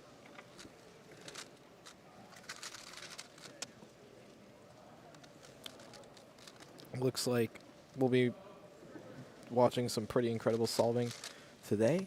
Let's move on to our first solves. We have Elliot going up first. And Elliot gets a 225 to start things off. Not much going on at the stream stations right now, but Micah David Ties and Carter Kukala will be your stream competitors. Micah David Ties got a PR average last round. That is a 185, and he wasn't very happy about it. He knows that he can do better. Carter solving on red stage. 8 seconds. And Carter deciding what to do here with the scramble. 2 tips. Really just hesitant. 3.66 for Carter Kukala. Micah with a 188 to start things off. So a 366 from Carter and a 188 from Micah. So far, so good. But I think Micah's really just trying to prove himself he's capable. He doesn't get a lot of opportunities for rounds here. Elliot, on the other hand, someone else to watch. A native of Fort Wayne. Was very happy to see that Great Lakes Championship was announced in Fort Wayne, Indiana, which was the site of Nationals 2016, the very first U.S. Nationals. So this place is home to a lot of cubing history.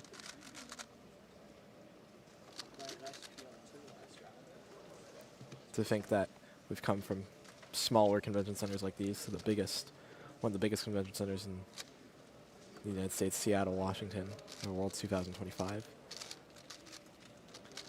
Elliot goes. Can't figure anything out on this one. 4.96. So Elliot really frustrated with his performance so far. And it looks like he broke his Pyraminx in the process too. Micah's going to go up for his second. Ready.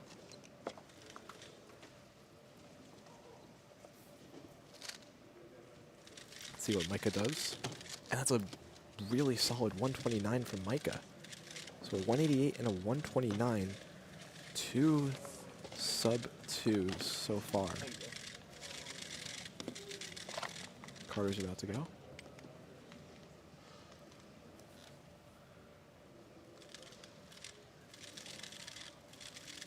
8 seconds. Carter struggling to find something here. They do anyway, 165.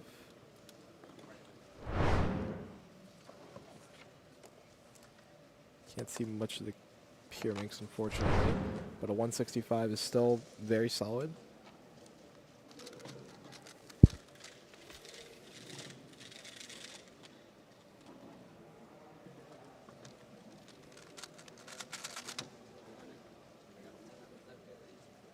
So Micah and Carter, our two streamed competitors here. Micah with a 188 and a 129, Carter with a 366, but also a 1.65 to work with. So far, some more results being entered in. Xavier Yee getting close. No one has gotten super close to Micah yet, though.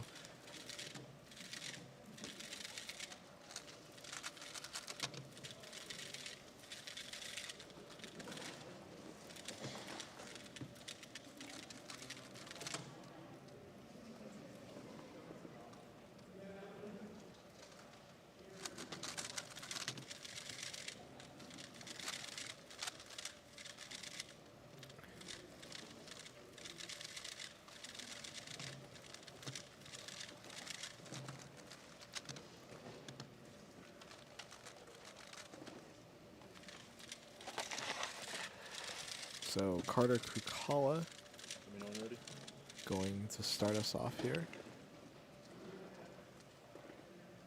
See what Carter gets on this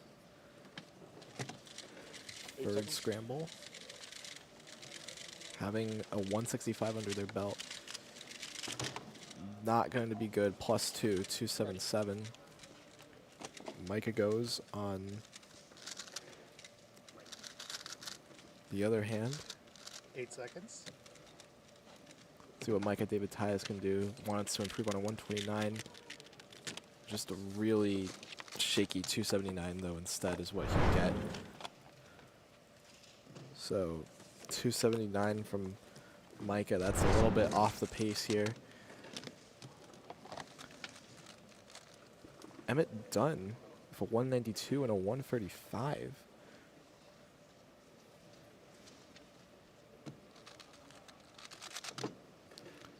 Not even on the red stage right now. Making some waves here and could possibly beat Micah. Elliott getting a 194. Kind of out of the conversation though right now, at least in comparison to Micah.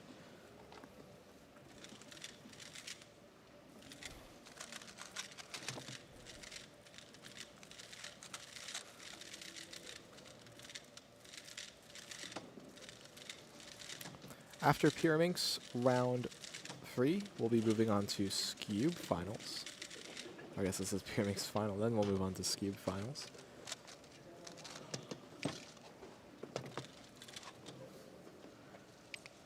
So Carter looks at the fourth scramble here. 8 seconds.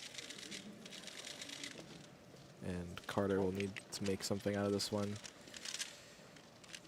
That's going to be a counting solve, though, 381 for Carter Kukala.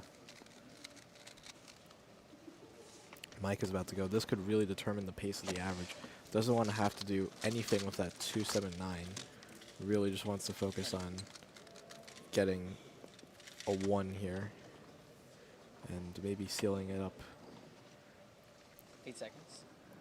But the margin of error is very small for Micah. Doesn't have to worry about it just yet. 189 for Micah David Ties. So that's 2 counting solves, 188 and 189. Thank you. Yeah. Micah has PR possibility here.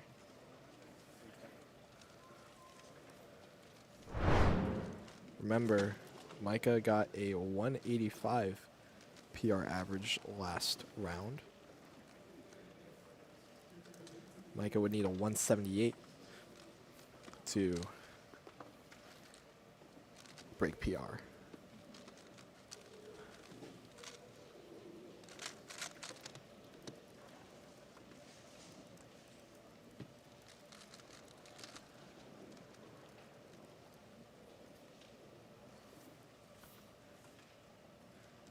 So, Carter Kukala getting ready.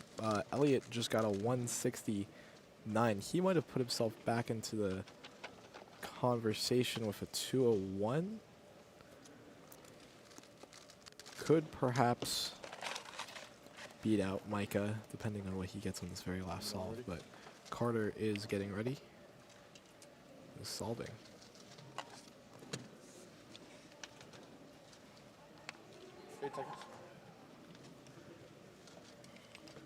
So I think Micah's waiting for Carter to start 205. It's good. So 205 for Carter Kukala and a 149 for Micah. Wow. That's a 169 PR average for Micah, ending things off with a bang. Whoa.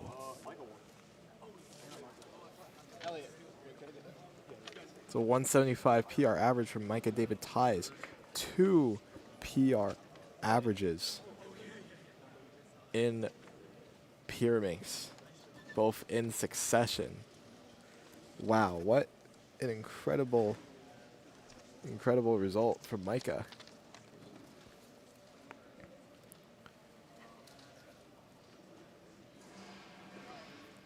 So Micah is really happy about the conclusion of this average as he walks away. And yeah, we're going to be heading on over to our other events shortly. It looks like everybody's just about wrapping up. It looks like Micah David Ties will be your Great Lakes champion. 175 PR average. That's incredible. We'll catch you all after this break, and we'll be heading into Scube finals right after this.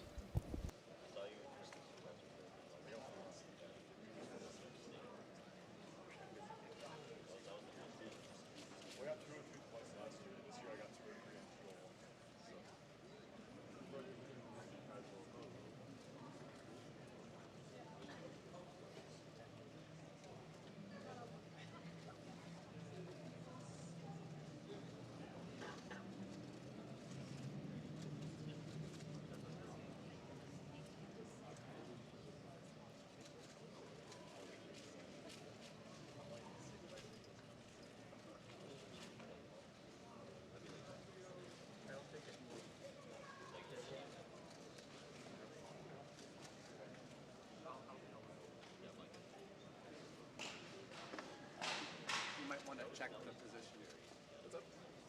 It might have been. Oh, it might have been kicked? Yeah, so just in case, can you turn the game in? What happened? Oh, okay. From the curtain. Oh, yeah, no, don't worry about it. Just wanted to make sure that it's game plan. That's okay. Thanks. No stress.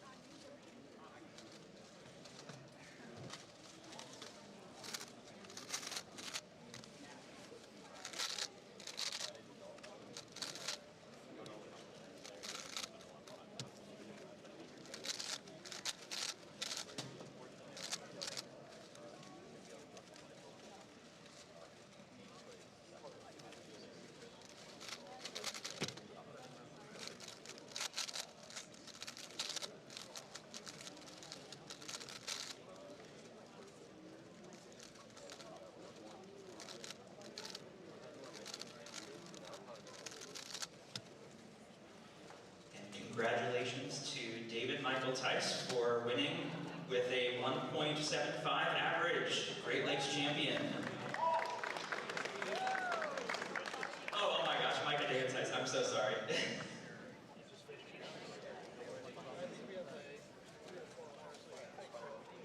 We'll try that again so that it actually is proper. Congratulations to Micah David Tice for winning Pira as Great Lakes champion with a 1.75 average. We're now going to move on to Scube. These are the top 16 from the previous round. In 16th seed from Ohio with a 4.21 average is Emery McFeeder. In 15th seed from Michigan with a 4.20 average, Daniel Pavlovich.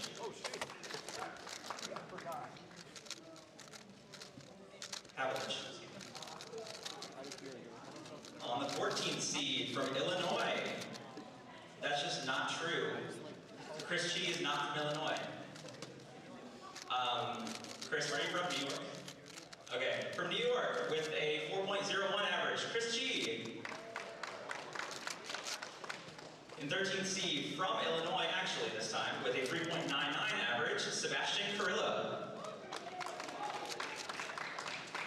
Our 12th seed from New York State, also technically representing Indiana, with a 3.96 average, Elliot Perkins.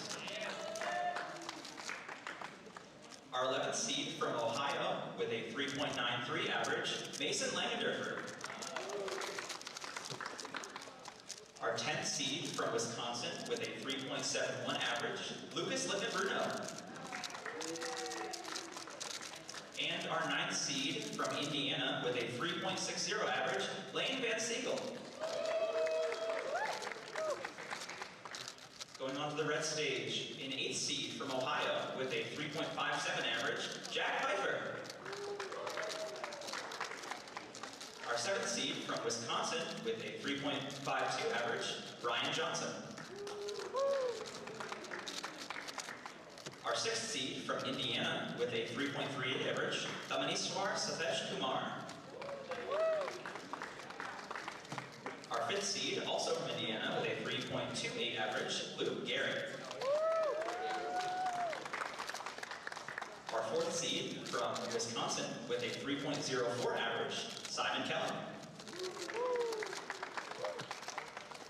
Our 3rd seed from Virginia with a 2.91 average, Zane Knani. Our 2nd seed from Wisconsin with a 2.46 average, Carter Kukala. And finishing off with our 1st seed, coming all the way from California with a 2.12 average, Sid Shivna. Sid Shivna. Good luck to all contestants. All right, hello everybody. Welcome back to Great Lakes Championship 2026. My name is Carter Williams. I will be guiding you through this Scube journey today. Our Scube finalists, Sid Shivnanth and Carter Kukala. Sid will be solving first. I'm ready. And just gets ready right away. We also have Zane Kanani solving third as well. We'll see if we can get any coverage of him. Sid will get a 3.62 to start things off.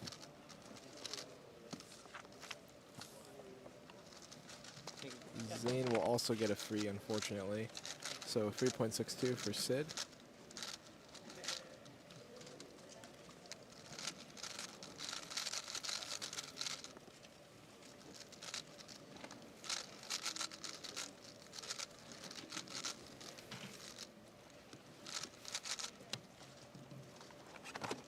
Carter is just about to get started here on the first solve for them.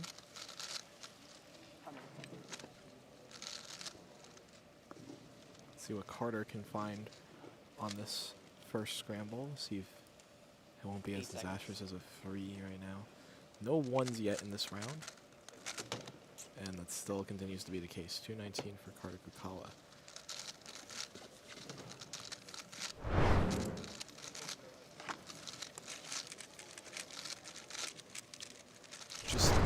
little locky, and I don't think the move count helped Carter that much either. So Sid just about to get started here. And looking to get rid of that 3.62 out of his mind right now. 8 seconds.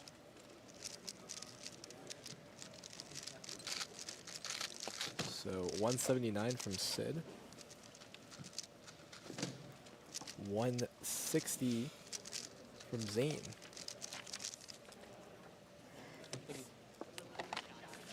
So 179 is going to help Sid a lot.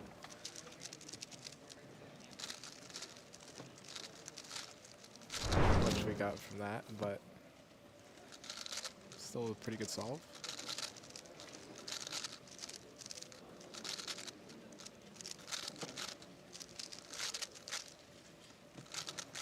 It looks like Carter is going to be taking a look at the second scramble now. Needing to bounce back here, that 2 isn't a good look.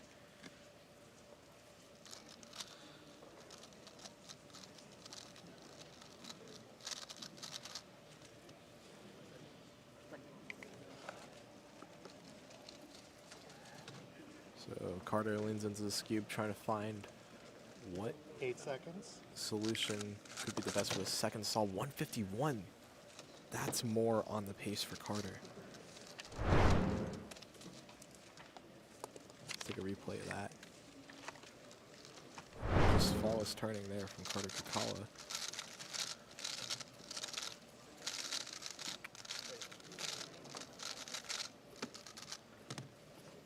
For some context, Carter Kukala got a 246 average heading into this final. Sid got a 212 average, which is why Sid is in the first seed, in the first spot. Carter Kukala's PR, or NAR, cube average is a 152. I'm ready.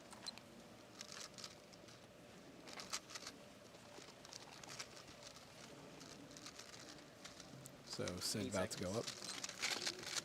And a 131 from Sid. That's really good as well. So 2 sub 2s, and it feels like we forgot about the 3.62 that he had earlier.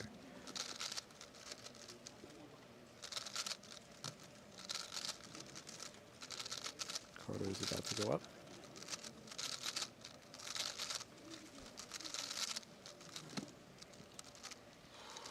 It looks like the only person that's close right now would be Simon Kellum, 0.6 seconds behind our streamed competitors. So from the looks of it, Carter and Sid are in the top spots in this final so far.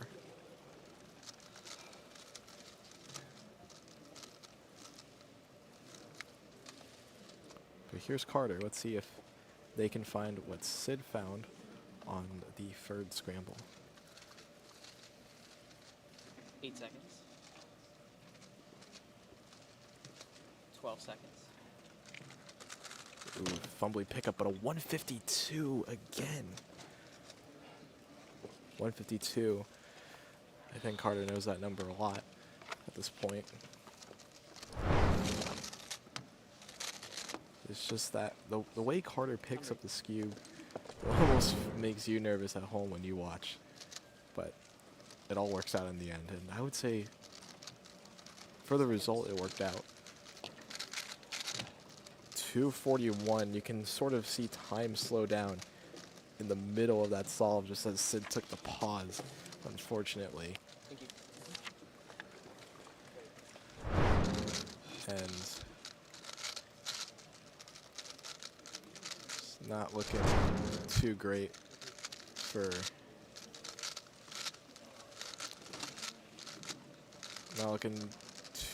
Sid.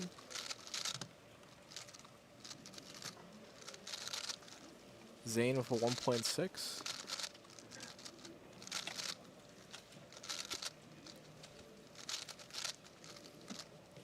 But I think he is counting a 315, so it doesn't look like there's going to be much in it for Doesn't look like there's going to be much in it for Zayn Kanani. Carter could call it on the 4th.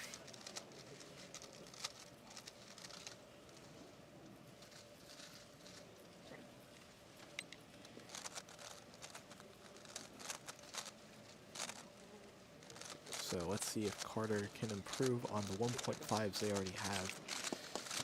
That's a 1.66.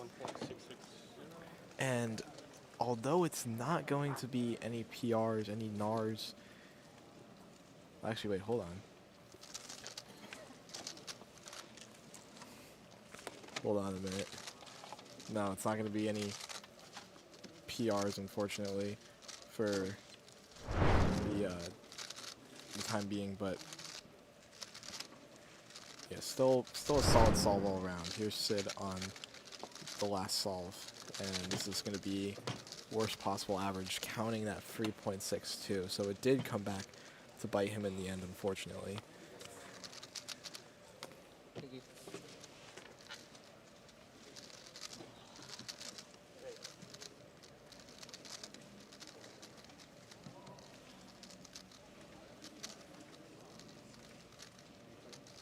Zayn Kanani still having to do a solve. And it's going to be a 1.82, so 1.6, 1.8, 3.1 counting. That could put him ahead of the crowd here.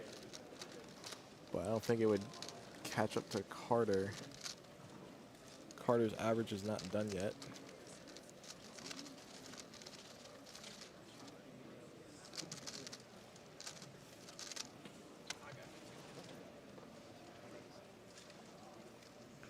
Carter's worst possible is a 179.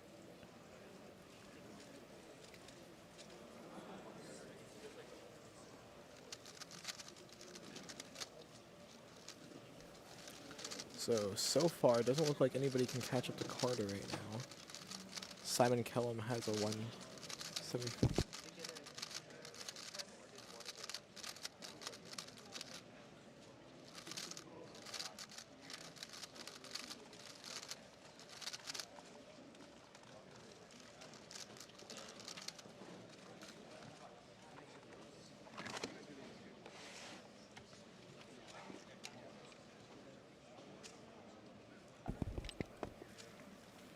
So Carter is going to do their last attempt here. 8 seconds. And gets a 216 to round it all off.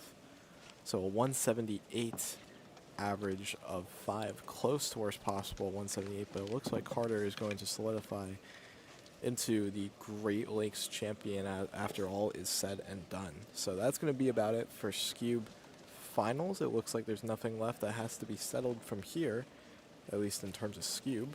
We'll be moving on to the next final after Scube, which should be 4x4 finals with Luke Garrett and Jack Pfeiffer. Then after that is 2x2 finals with Hassan Kanani and Zayn Kanani. The Kanani brothers will be on stream.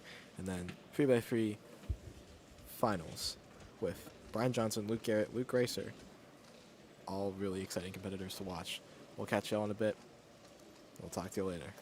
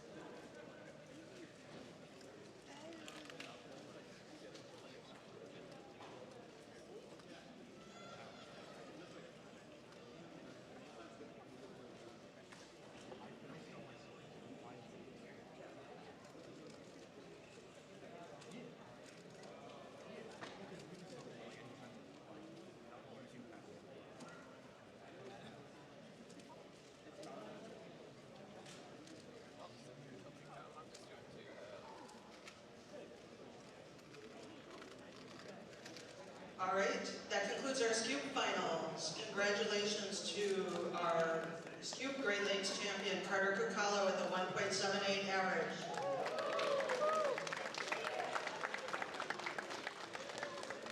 Okay, moving on to 4x4.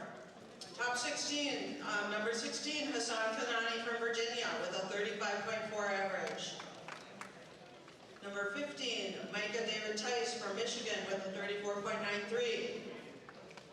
Number 14, Javier A. from Pennsylvania with a 34.07. Number 13, Brady Caswell from Michigan with a 34.01. Number 12, Thomas Tontron from Texas with a 33.71. Number 11, Carter Kukala from Wisconsin with a 32.71. Number 10, Lucas Littman-Bruno from Wisconsin with a 32.42. Our 9th seed, Derek Herrera from Texas with a 32.09. Our 8th seed, Darshan Babanasi from Ohio with a 32.01. Number 7, Miles Lentz from Kentucky with a 30.11. Number 6, Max Velazek from Illinois with a 29.79.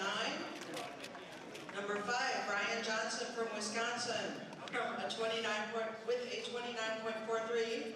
That's all right, thanks. Our 4th seed, Carter Thomas from Illinois with a 28.45. Our top 3, Arhan Serene from Canada with a 27.15. Number 2 is Jack Piper from Ohio with a 25.99. And our top seed is Luke Garrett from Indiana, 24.96. Good luck, everybody.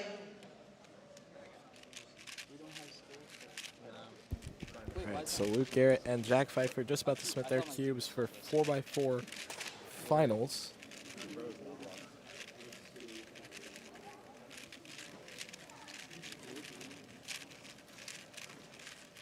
How's it feel to be back? She's only 92. Luke. I am? Yeah. Bruh, that's good. I saw you just got PR. Yeah, go. Close to mine. So Luke Garrett and Jack Pfeiffer getting ready for this 4x4 final to commence. And then 3. Then we're out of here. Then we're outie. I'm a down south sexy sludge during all of this. We also have Arhan and Carter getting ready on the 3rd and 4th seeds tables.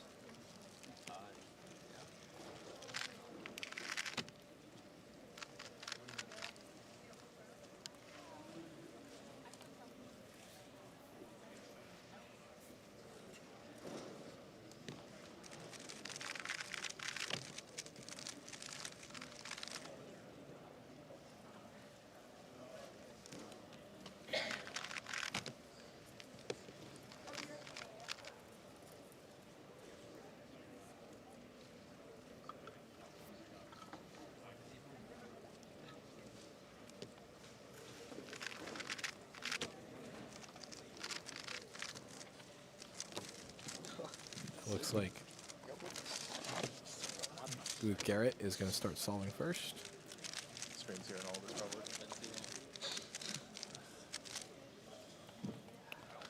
See how he does on his very first 4x4 attempt. Ready.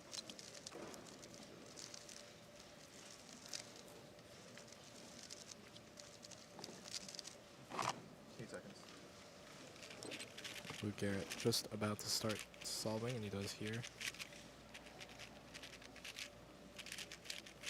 Finishing up the cross, I just flip it around 9 seconds. This one could be a solid time for Garrett if he just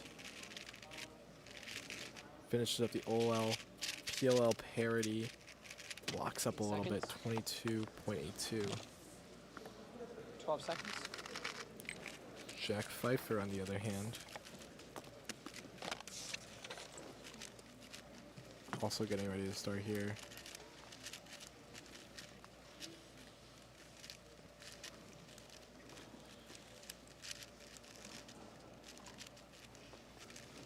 So Luke Garrett comfortably in the lead so far, just from the data that we have.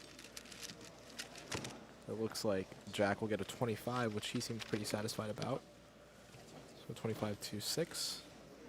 For context, Luke Garrett got a 24.96 average to make it to this final. However, Luke Garrett's PR average is much closer to what he just got. 22.73 is his PR average. On the other hand, Jack got a 25.99 average to make it to this final. That's more so close to what he got as his PR average, 25.44.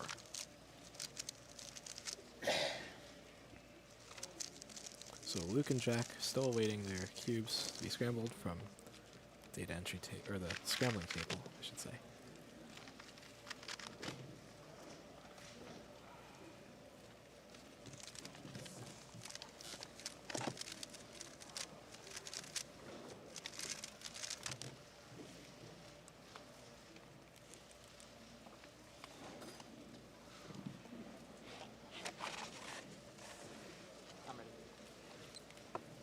So Luke Garrett is ready. Trying to figure out the best way to solve this 4x4.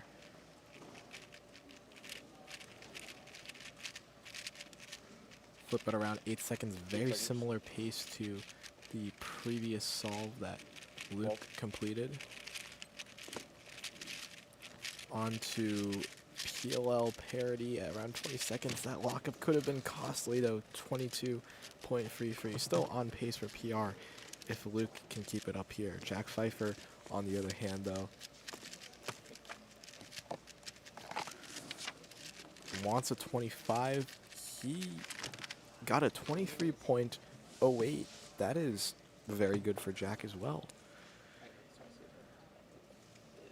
Looking at the standings right now, Arhan got a 22 single, so he is ahead of Jack as of now. It's like insane pace. It was good.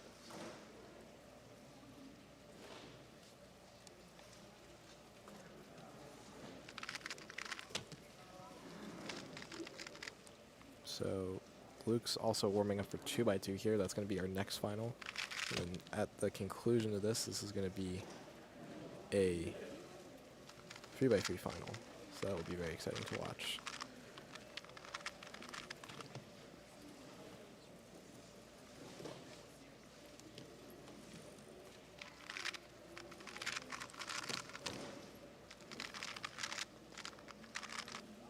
Some extra action going on. Carter got a 21 single. That's got to be pretty good for him.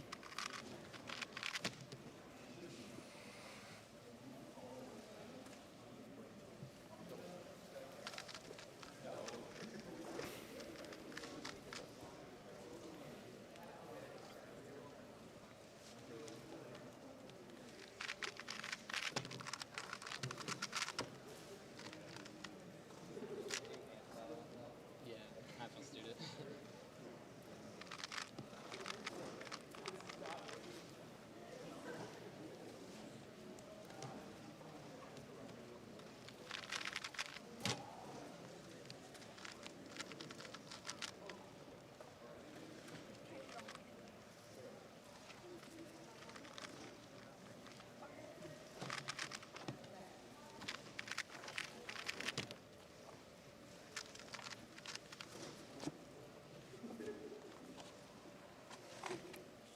So Jack about to complete the third solve of his 4x4 average, which is going very well for his standards.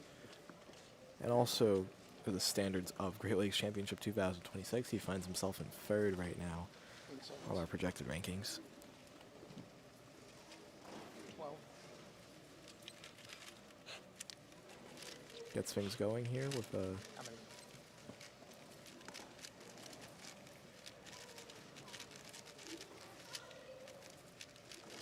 8 seconds. on the edge pairing stage, looking pretty smooth. Not a lot of pauses to deal with. Luke Garrett has also just started solving in the background. We'll get back to him when he's done. That's a 23.49 from Jack. Really making strides here. Let's move on to what Luke's getting. He's already on 3x3 stage. Doesn't have to solve the OL parity. Will have to solve POL parity though. 23.31 from Luke Garrett. So 22s and 23s all around for these competitors.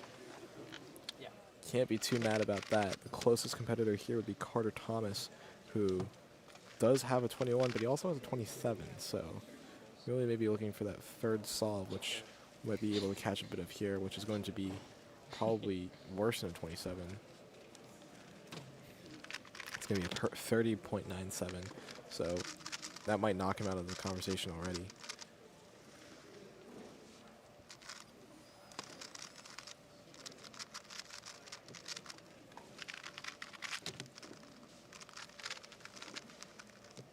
We're getting the gear up for 2x2 finals, and then after 2x2 finals, we'll have 3x3 finals for you.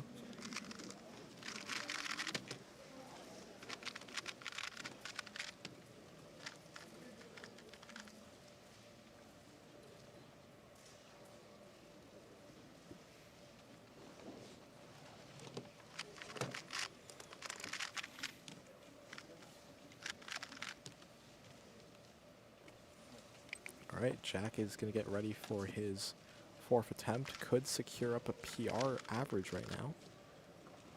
8 seconds. 12.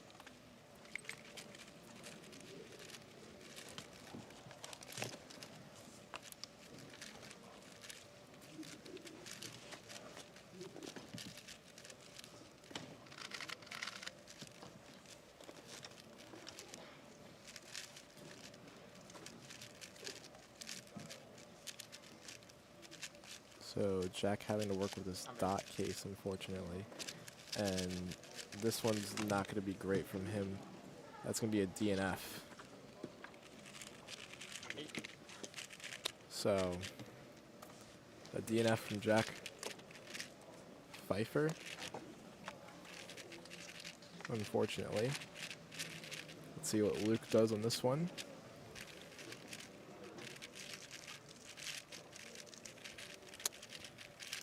Luke Garrett really wanting to clutch up here, give himself the potential to just secure it up right now, and I think he does.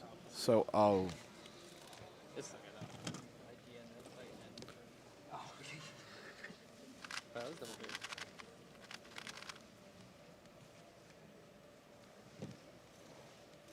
So that's going to be, I believe, a +2. Should be a +2. Yep, 25.95.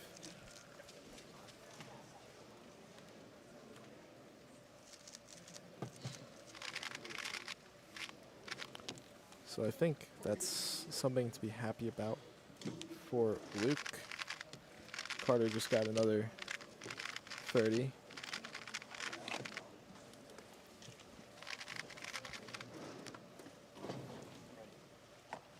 Jack working on the last solve of his average. 8. 12.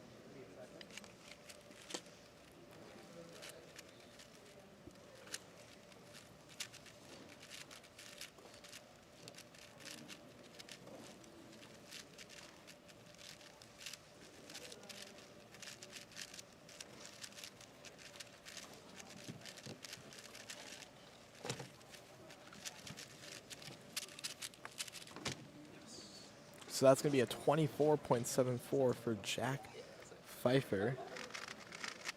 Didn't have to worry about that DNF at all whatsoever. It's going to be a 24.50 average for him, and that's going to be PR easily. I'm ready. Here's Luke Garrett on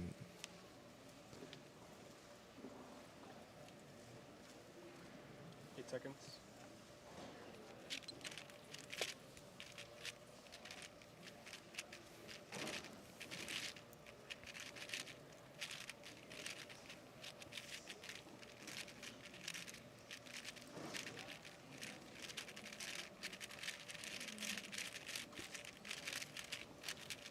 Luke Garrett going really fast here, and it ends everything off with a 20.92. That is going to be the best solve for him, this average. That means that he's going to get a 22.82, which would not be PR, I believe. Nope, but it's going to be most likely first place for Luke Garrett. I think that would solidify himself very comfortably into first place here. So we're going to move on to the next final after this 2x2 final, so we can watch Arhan do his last solve. Arhan and Carter do their last solves. I'll keep that on for you guys, but now we'll be moving on shortly after this.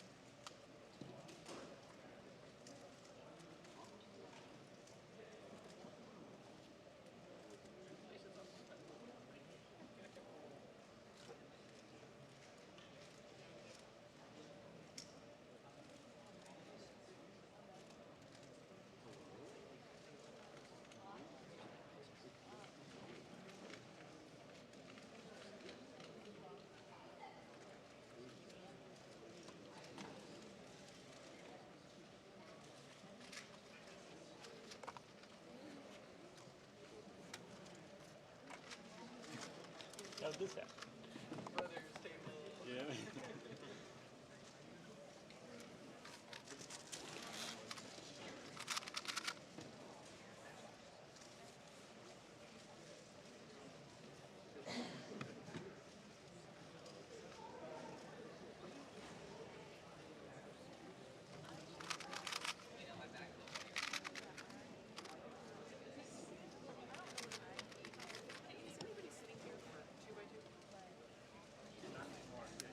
Okay, I'm just gonna make video. Yeah. Good luck. That's awesome. Yeah, it's kind of funny. They don't usually like. Oh, I'm perfectly fine. That's nice. I know. It never happens. Like one's usually. That's awesome. No.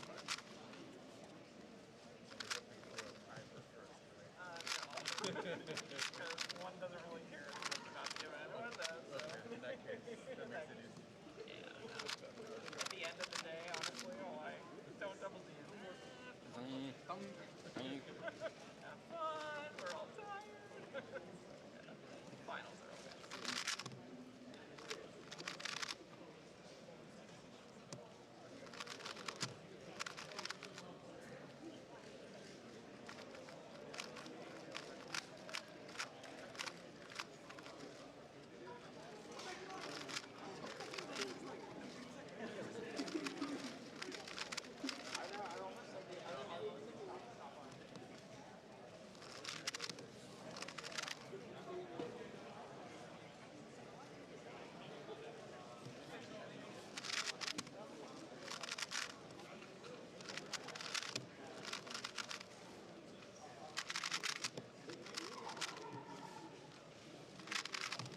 Congratulations to Luke Garrett with a 22.82 average for 4x4, Great Lakes champion. We're now going to move on to 2x2 finals. Starting on the blue stage, the 16th seed from Wisconsin with a 2.28 average, Lucas Lippman-Bruno. Our 5th 15th seed, also from Wisconsin, with a 2.17 average, Zachary Cribb. Our 14th seed, also from Wisconsin, with a 2.04 average, Carter Kukala. Our 13th seed from Michigan with a 2.01 average, Caleb Laylick. Our 12th seed from Ohio with a 1.91 average, Jack Pfeiffer. Our 11th seed from Canada with a 1.91 average also, Arhan Sarim. Our 10th seed from New York with a 1.90 average, Chris Chi. Oh, my bad. And our 9th seed from Ohio with a 1.86 average, Darshan Babanasi. Moving on now to the red stage, our 8th seed from Indiana with a 1.85 average, Luke Garrett. Our 7th seed from Indiana with a 1.76 average, Thamaniswar Satesh Kumar. Our 6th seed from Ohio with also a 1.76 average, Sujan Feist. Our 5th seed from Wisconsin, also with a 1.76 average, Brian Johnson. Now getting away from the 1.76s, our 4th seed from Illinois with a 1.73 average, Max Wojcik. Our 3rd seed from Pennsylvania with a 1.66 average, Xavier Yee.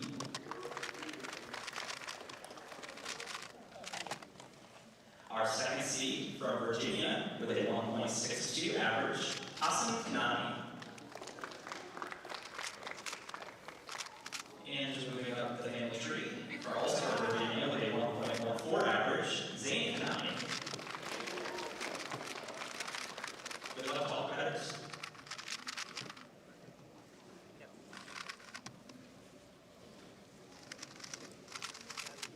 Hello, everybody. Welcome back to 2x2 finals. 3x3 finals is happening right after this one.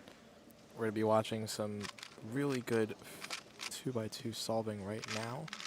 But let's move on. Sujan got a 0.82 to start things off.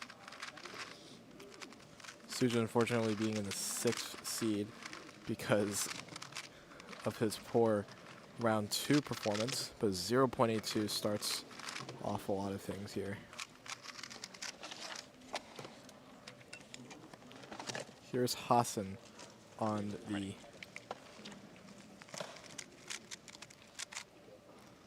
first solve for him. 8 seconds. 12 seconds. Hassan fumbles a 2.33 to start things off for him. Not gonna love that one. Can't see too much of the cube there, except for that little slip up at the end. So Zane about to go. Zane with a 0.83. It's going to be a +2 though, unfortunately. So 2.83 for Zane Kanani.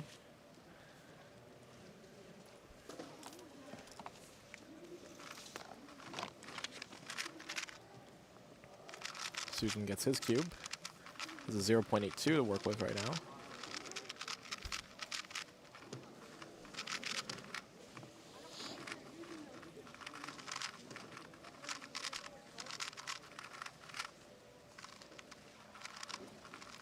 See what Sujan's going to get on this time.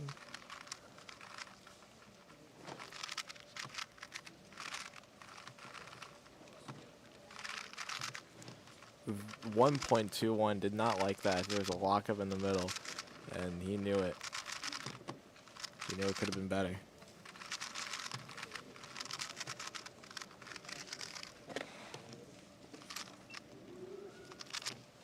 Here is Hassan on the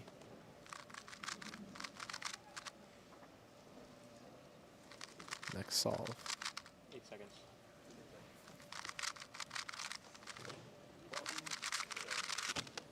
1.18 for Hassan. That's going to be good for him.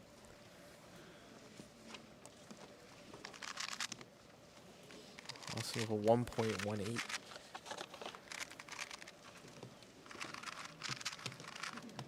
So far, looking at the conversations as to whether we will be seeing, who will be seeing as Great Lakes champion, Sujin Feist seems to be pretty ahead. Next person would be Brian Johnson, who has a 1.3 single, but also a 3.39.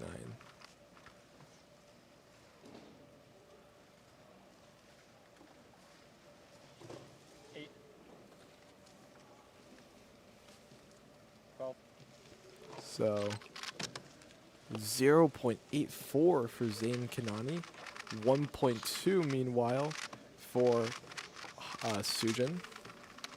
So Zain's 0.84. Oh man, he's gonna be thinking about that a little bit more. I can't imagine him thinking about the possibilities of that +2. What could have been if it just wasn't that misaligned. But it's all in the past now. And Hassan is presently doing solve number 3. 8 seconds. 12 seconds. It's a 1.4. 1.405. That's going to be solid stuff from Hassan Kanani.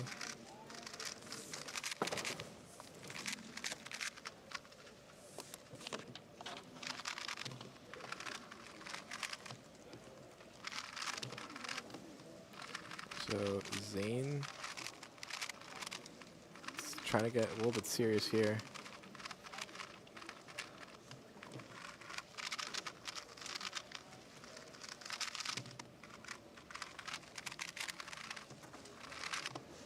And Sujin's actually going to be going right now. He has a 1.21 and a 3.20, so that 1.2 was a +2. And looks like nothing crazy is going to be happening for Sujin here. But he does get a 1.15 to round things off. Here's Zain on the third solve.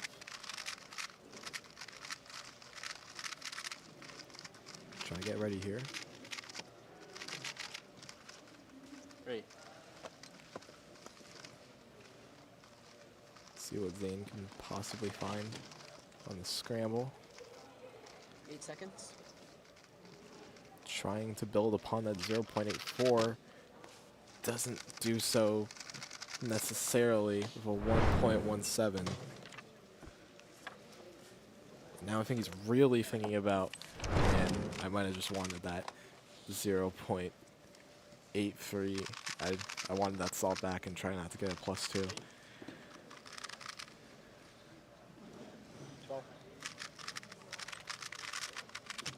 Hassan, on the other hand, gets a 3.61. So his average is a little bit of a wash here. Sujin needs to just keep his composure. If Sujin keeps his composure, it looks like he could be the Great Lakes champion. Brian Johnson is pretty close, though. Sujin got a 1.2, but he's not happy about it. And now Zain's going to go and figure out what to do on the 8 seconds. fourth solve here. 1.21 from Zain Kanani. And just a run-of-the-mill average, I guess. More so to get the podium, maybe to get the win. But best possible average of 107, worst possible of 174.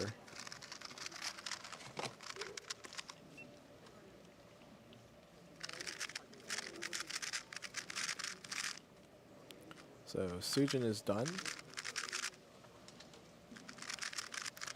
Looks like Brian Johnson gets a 128 average. Hassan gets a 0.96. That is really good. That's going to be sub 1. That's the first sub 1 that we've seen from Hassan. And yeah, that's pretty solid stuff, but it only gets him a 1.64. So Sujin is a 1.19. Zane is on track to beat that time because he has that 0.84 under his belt. But it looks like Sujin will be your Great Lakes champion. Zane Kanani not being eligible as he's from the state of Virginia.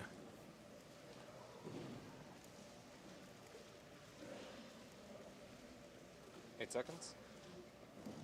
So Zane Kanani locking up a little bit, 1.2 from Zane.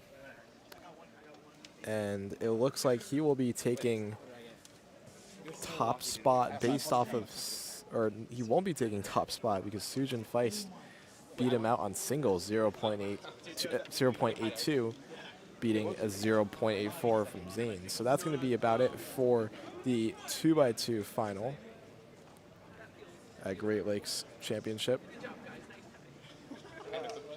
We'll be moving on over to our 3x3 final shortly after this, so make sure you guys stick around. 3x3 finals is going to be very exciting. It'll have Luke Garrett, Luke Reiser, Brian Johnson, all the big names in the Great Lakes region, all that compete at a world-class level. So you won't want to miss it. Oh yeah, on this I did. I thought this was gonna give it. Oh. But yeah, we're just about wrapping up 2x2 finals. Seems like everybody is done, and we'll be waiting the 3x3 final very shortly. Oh yeah, I did that. Yeah. You get 80? I got 82.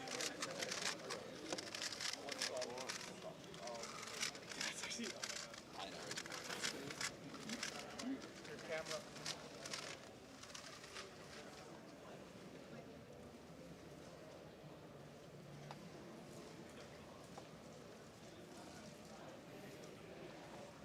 Spots right there if you want to see the view.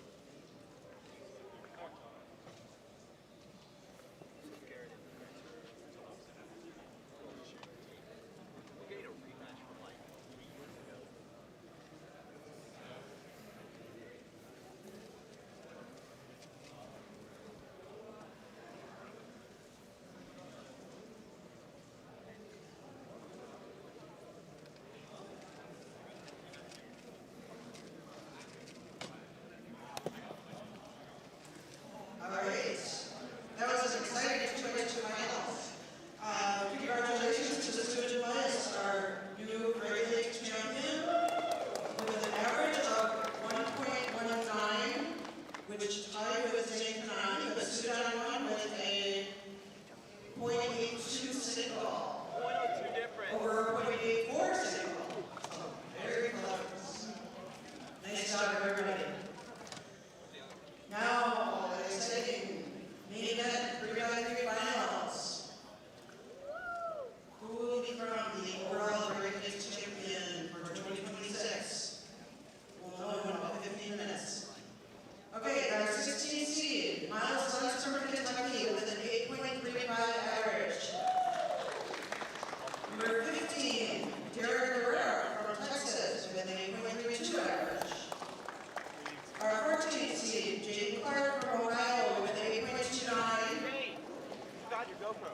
Number 13, Zane Kanani from Virginia with an 8.26. Number 12, Javier Day from Pennsylvania, also with an 8.26.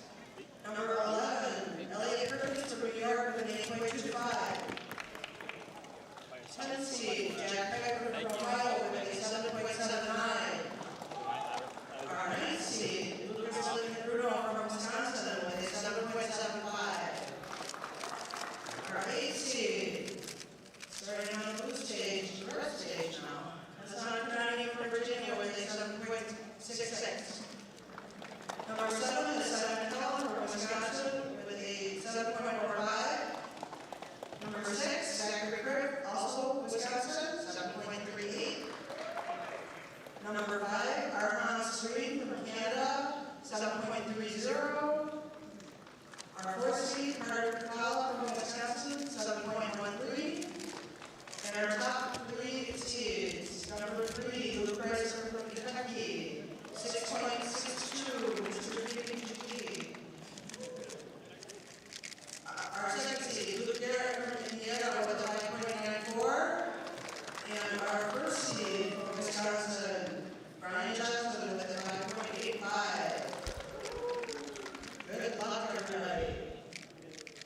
So it's all come down to this. At Great Lakes Championship 2026 in Fort Wayne, Indiana, home of the first U.S. Nationals in 2016, approximately 10 years ago. Brian Johnson will be starting us off here in our 3x3 final and just goes right ahead into exploring what the first scramble has to provide. 8 seconds. Brian Johnson goes. And it's not going to be a great one. 751 from Brian Johnson. Let's see what Luke Garrett has to provide. Yeah, I got you. I don't think we can see the timer, unfortunately. So 611 from Luke Greiser.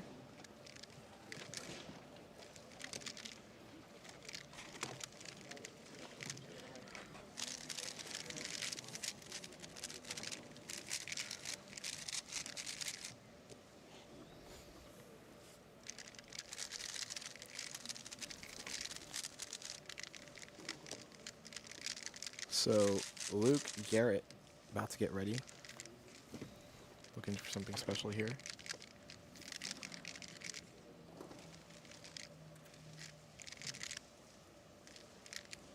Eight seconds. We're going to see what Luke Garrett can bring to the table in just a little bit. 12. Ooh, shaky on the F12, but really nice transitions. No, 777 for Luke Garrett. And that's already looked like it's killed the mood for him. So far, Luke Greiser seems to be in the pilot seat. But anything can happen here at this Great Lakes Championship. Brian Johnson just about to start solving and does so now. Let's see what he does. Oh, wow, he's lost on yellow cross here. Hasn't completed F12 yet. Now he recognizes the ZB, and it's going to be an 838. And Brian Johnson already has dug himself into a bit of a hole here. Here's Luke Greiser on the second. He already has a 611 to work with. Luke Greiser, really nice F2L into a pauseless 591. So far he's relatively ahead of the pack. Arhan has a 580 single, so he currently leads the projections, but in terms of consistency, we can trust Luke Greiser to show off a sub-6 average, possibly.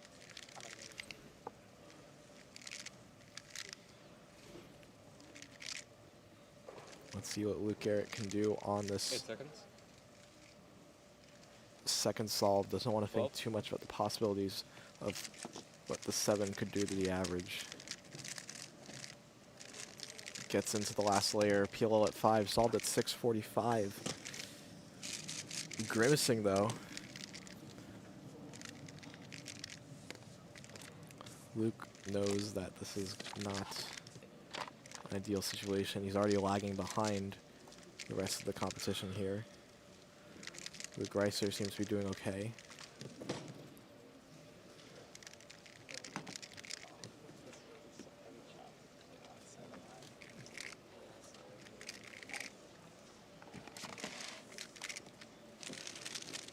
Looks like Brian Johnson's just about to get ready. Last chance at salvaging the average here before he would be completely out of it. 8 seconds. So Brian Johnson gets started, needing a miracle. Recognizing the ZB is a fast enough 665. So his first sub-7 of the average so far, but may not be enough. Here's Luke Greiser on the third.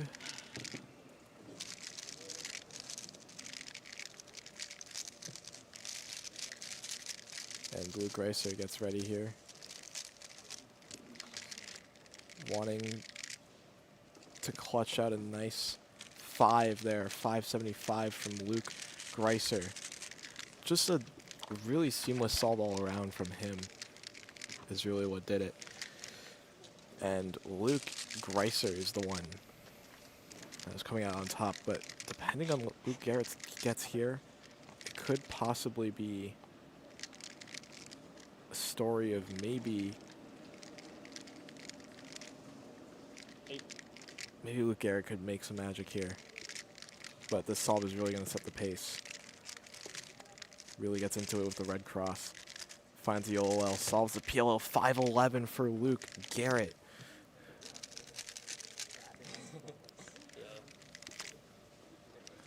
Luke Garrett doesn't know, but Luke Greiser is starting to pull ahead a little bit, but you just can't kill Luke Garrett just yet.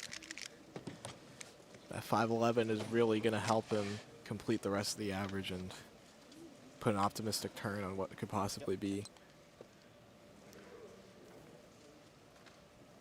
So Brian needing 2 really good solves to pull him back into the podium, possibly the podium conversation here. And let's see what Brian can provide. Going nice and easy here.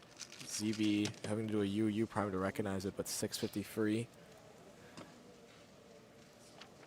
These last 2 solves haven't been absolutely a wash, but I think the first 2 are really what set it off, and Cubing is such a big mental game to the point where, yes, it does matter that Brian's not going to be able to pull ahead here. Luke Greiser is solving. I think he didn't like that one, 6.96. That's going to be his worst solve so far. And it gives a chance for Luke Garrett to make a statement here. And possibly pull ahead of Greiser. And put the ball in his court. Let's see what Luke Garrett does on this blue cross. Really going at it. PLL at 3, solved at 513. Luke Garrett gives himself a counting 513, and now Luke Garrett just seemed to be lost in the water after that 777. But now he's the one in the driver's seat.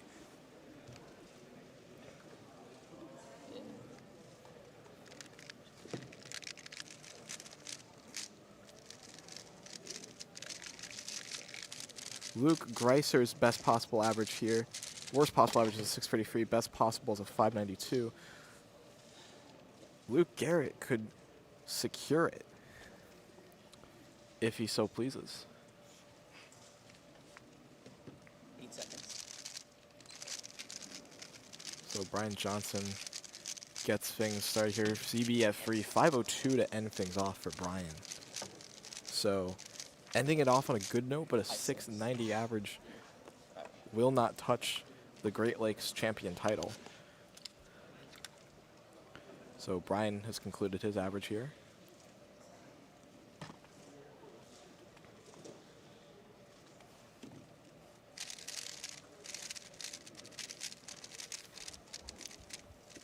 So awaiting Luke Garrett and Luke Greiser to complete their last 2 solves. They are going to be fighting here for the Great Lakes title. Luke Greiser is going to solve first.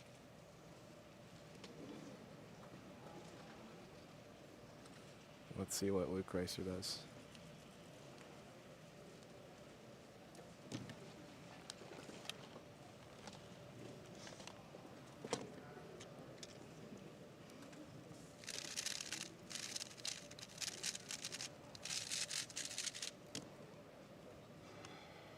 So Luke Greiser is going to go first.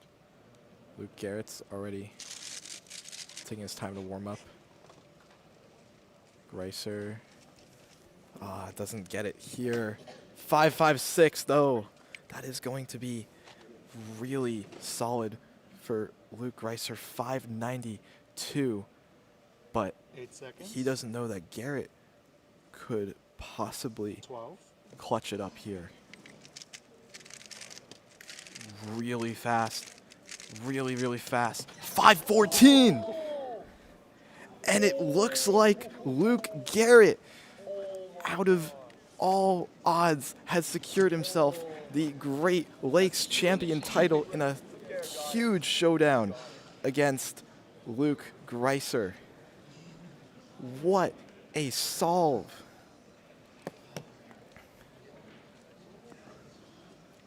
Luke Garrett is your Great Lakes champion. Who could have thought that would be the storybook ending?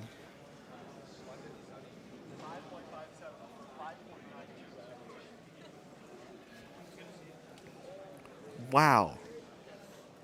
What an incredible end to Great Lakes Championship 2026. And I can't imagine how disappointed Luke might be. But for Luke Garrett, that was a pretty insane clutch. We're going to be trying to get on Luke Garrett for an interview, and then after that, we'll be heading on to our awards ceremony right after this. So stick around and stay tuned, everybody.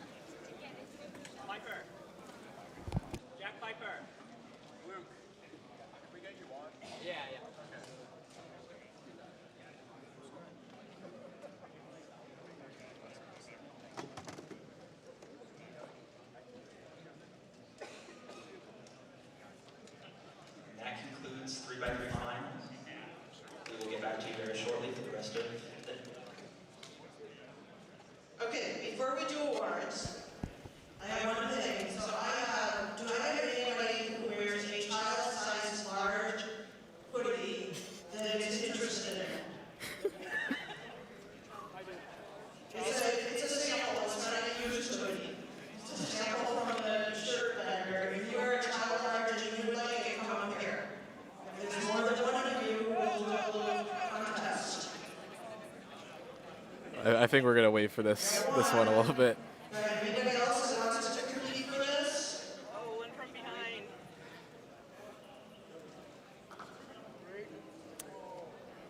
2, 3, 4.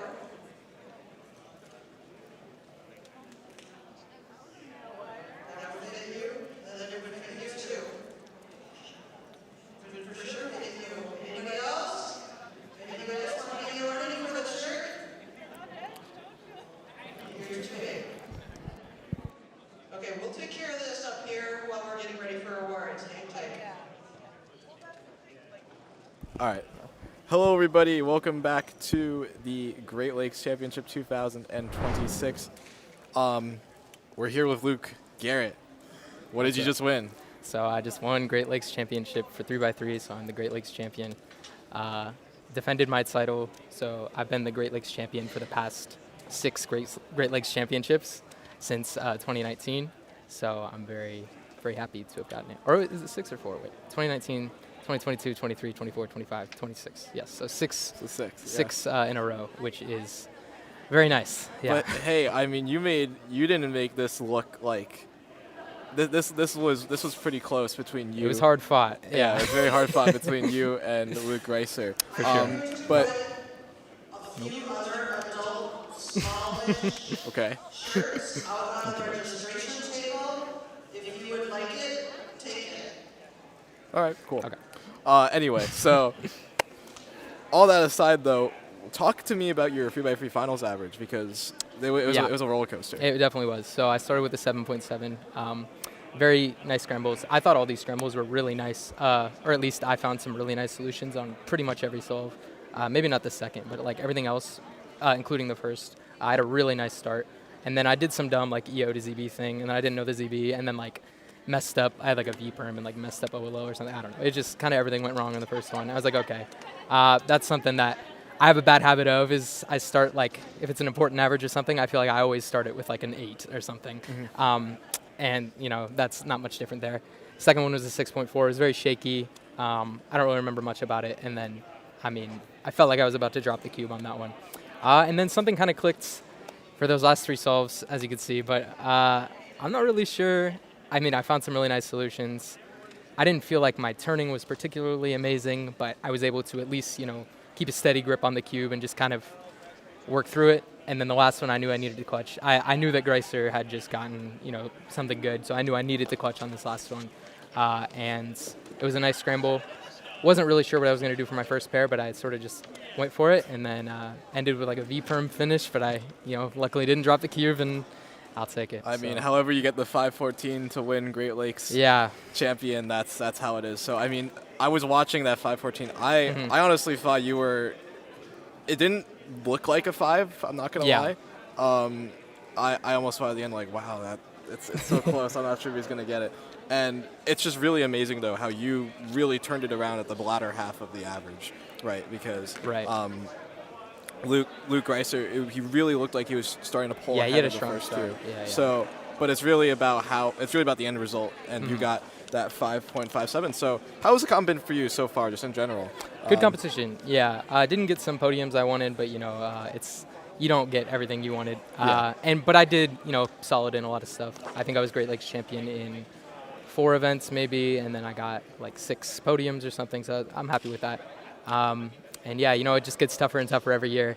I used to get like 10, 11 podiums, but at least I'm still up there, so I'm happy with that. And of course, the 3x3 was kind of what I cared about the most, of course, so I'm very happy to get that. Of course, yeah. So are you excited for NAC? Of course, yes, very excited. About a month away, less than a month away, so this was good practice for that, I think, and I think I'm ready. Yeah, we're counting down the days. So anything else you want to talk about before we head out? Shout out everybody got me here, my family. Shout out my mom, my dad, my brother. Shout out Megan, shout out Nari. Shout out Chris Chi for riding with us in the car. Shout out Jim Feiss. Jim Feiss. Yeah, that's about all. Yeah, so thank you so much for coming on. We're going to be doing our awards ceremony shortly, so stick around. Thank you, Luke, once again, and congratulations on your Great Lakes champion win. Thank you so much.